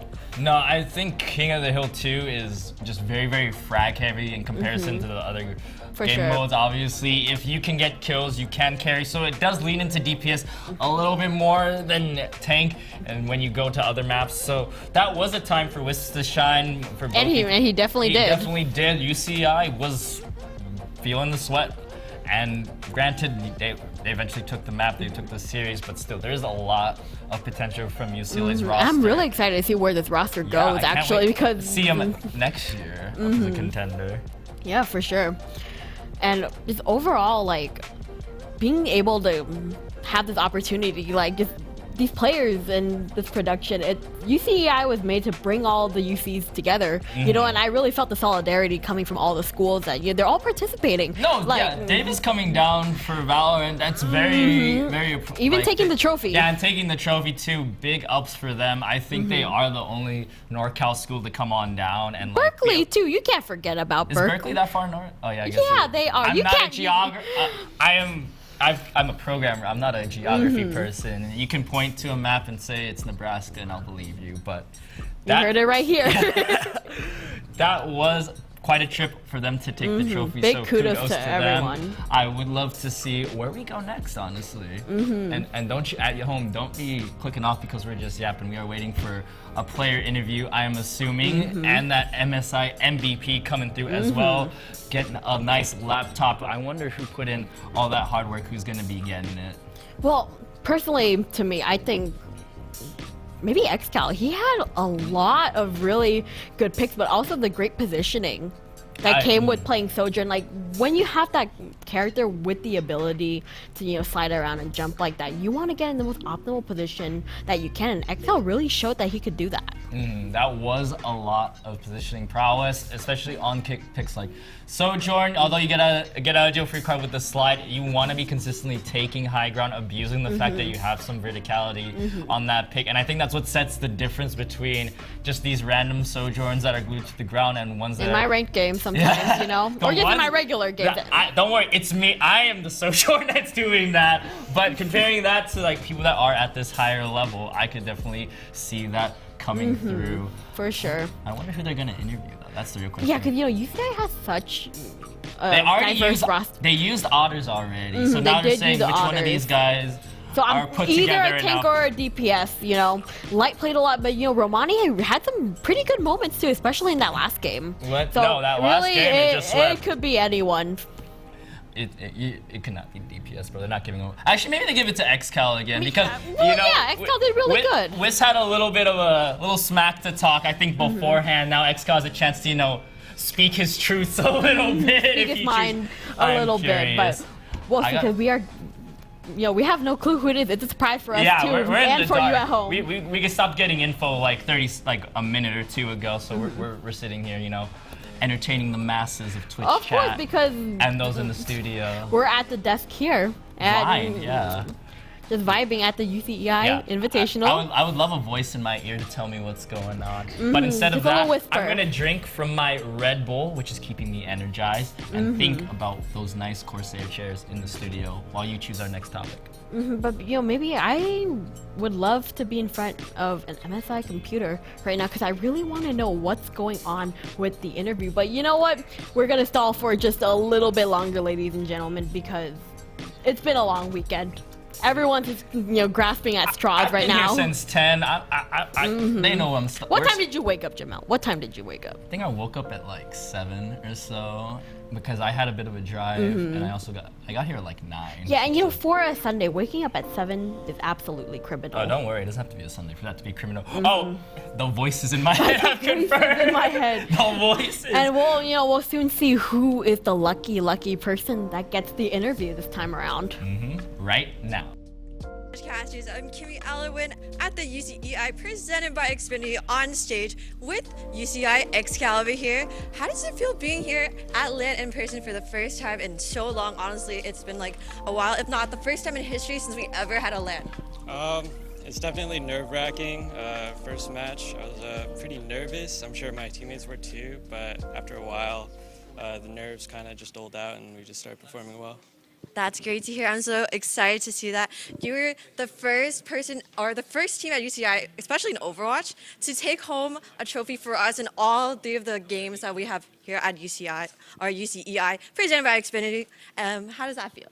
After watching Valorant yesterday, I just knew Overwatch needed to step up, and we did that. So. Yay! I'm so glad to hear that. And presenting our MSI MVP, UCI Excalibur here. We have our MSI ambassador coming here to present you with a nice gift. Yay! And here we are. Congratulations to UCI again for Overwatch. And back to you, casters. Thank you so much, Kimmy, for that awesome interview. Excal really showed up, and once again, UCI is becoming the MSI MVP for the year. I think there was some others for the other titles that aren't off the top of my head, but yeah, it is XCal taking away that beautiful MSI laptop. Big smiles on his face, very happy in his words to step it up and take a title for UCI as well. Any closing thoughts as we start to wrap up? I already see the production crews coming, taking the studio apart. They're rushing us out of here. Always efficient, the production crew. But again, thank you so much to you viewers at home for tuning in for all 3 days. League, Valorant, and Overwatch. This LAN wouldn't be what it is without you, the viewers at home. We are going to be going over to another segment very shortly. I think we're going to get some more kind words from the UCI Sports Director, Mark Deppy. Really chill guy, always has some very nice things. Cooks a mean burger, for sure. Oh, yeah. We went to the UCI staff, we went to a Fall Barbecue, and yeah, he does cook a mean burger, some nice barbecue going forward here. I'm excited to go over to that whenever it is ready. I don't think it's ready just yet, so we're gonna play our favorite game of the stall. It's just like Overwatch, the overtime. Stall the cart. Yeah. I'm the Lucio, and I'm just going around. Okay. I'll be the Kiriko, teleporting back and forth, like we're jumping from sponsor to sponsor. We got Xfinity on the internet. We got Red Bull to provide all the energy we need. We're staying comfy with the Corsair chairs, and all our computers are by MSI. So thank you so much for making the weekend that it was. That was good. Okay, I'll give you credit for the jumping around the sponsors. Not too slick product placement there, but you know what? Thank you to our sponsors. There's nothing on these papers. That's the secret. There's no notes here. There's no script. It was just, a couple papers for decoration to make it look smart. They're taking a minute. Yeah, but you know what? I know whatever Mark has to say will be, insightful, thoughtful. For this next patch of Overwatch, what do you think is going to get hit soon? We do have that Roadhog rework that's been hinted my at. answer to everything is to nerf Genji. Roadhog too strong, nerf Genji. But Genji is like C tier now. Okay, Genji C tier, make him F tier while we're at it. You like playing into Sojourn every game? I really don't, but I think I dislike playing into a Genji even more because I'm the one getting dived in the back line. You just you wait. If you you wait for the deflect, then you shoot it. Fair enough. Fair enough. My answer to everything is to nerf Genji, but with the Roadhog nerfs coming in, I think will UCI change up their comp because they play Romani a lot into that Roadhog, but maybe they will.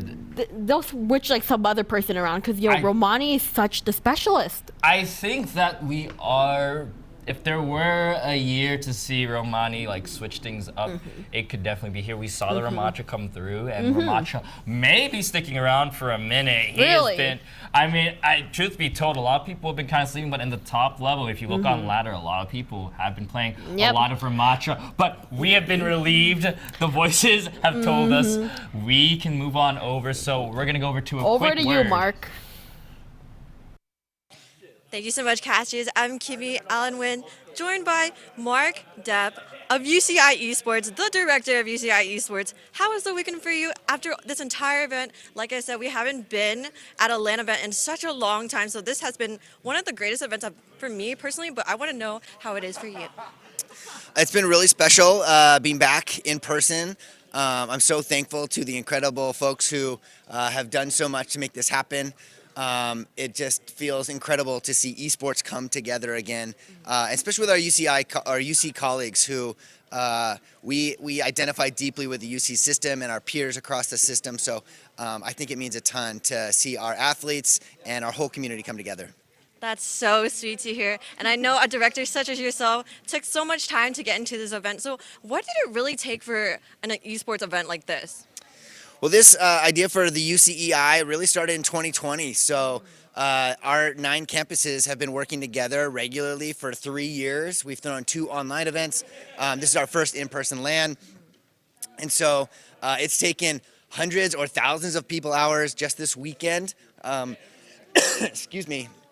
And so just really thankful to the production team in the back, all the campuses who have labored for hours and weeks to put this all together. So really thankful, and also want to say a huge thank you to our sponsors, Corsair, MSI, our presenting sponsors, Xfinity, and I'm just absolutely could not end the weekend without saying how wonderful of a host Red Bull has played for us. They really rolled out the red carpet, gave us use of their huge facility, and holy moly, it was a perfect facility for this event. And so I think everyone's walking away feeling like they're on cloud 9 right now, loving this community, loving this event, and I think the momentum is really strong in the UC system for esports moving forward.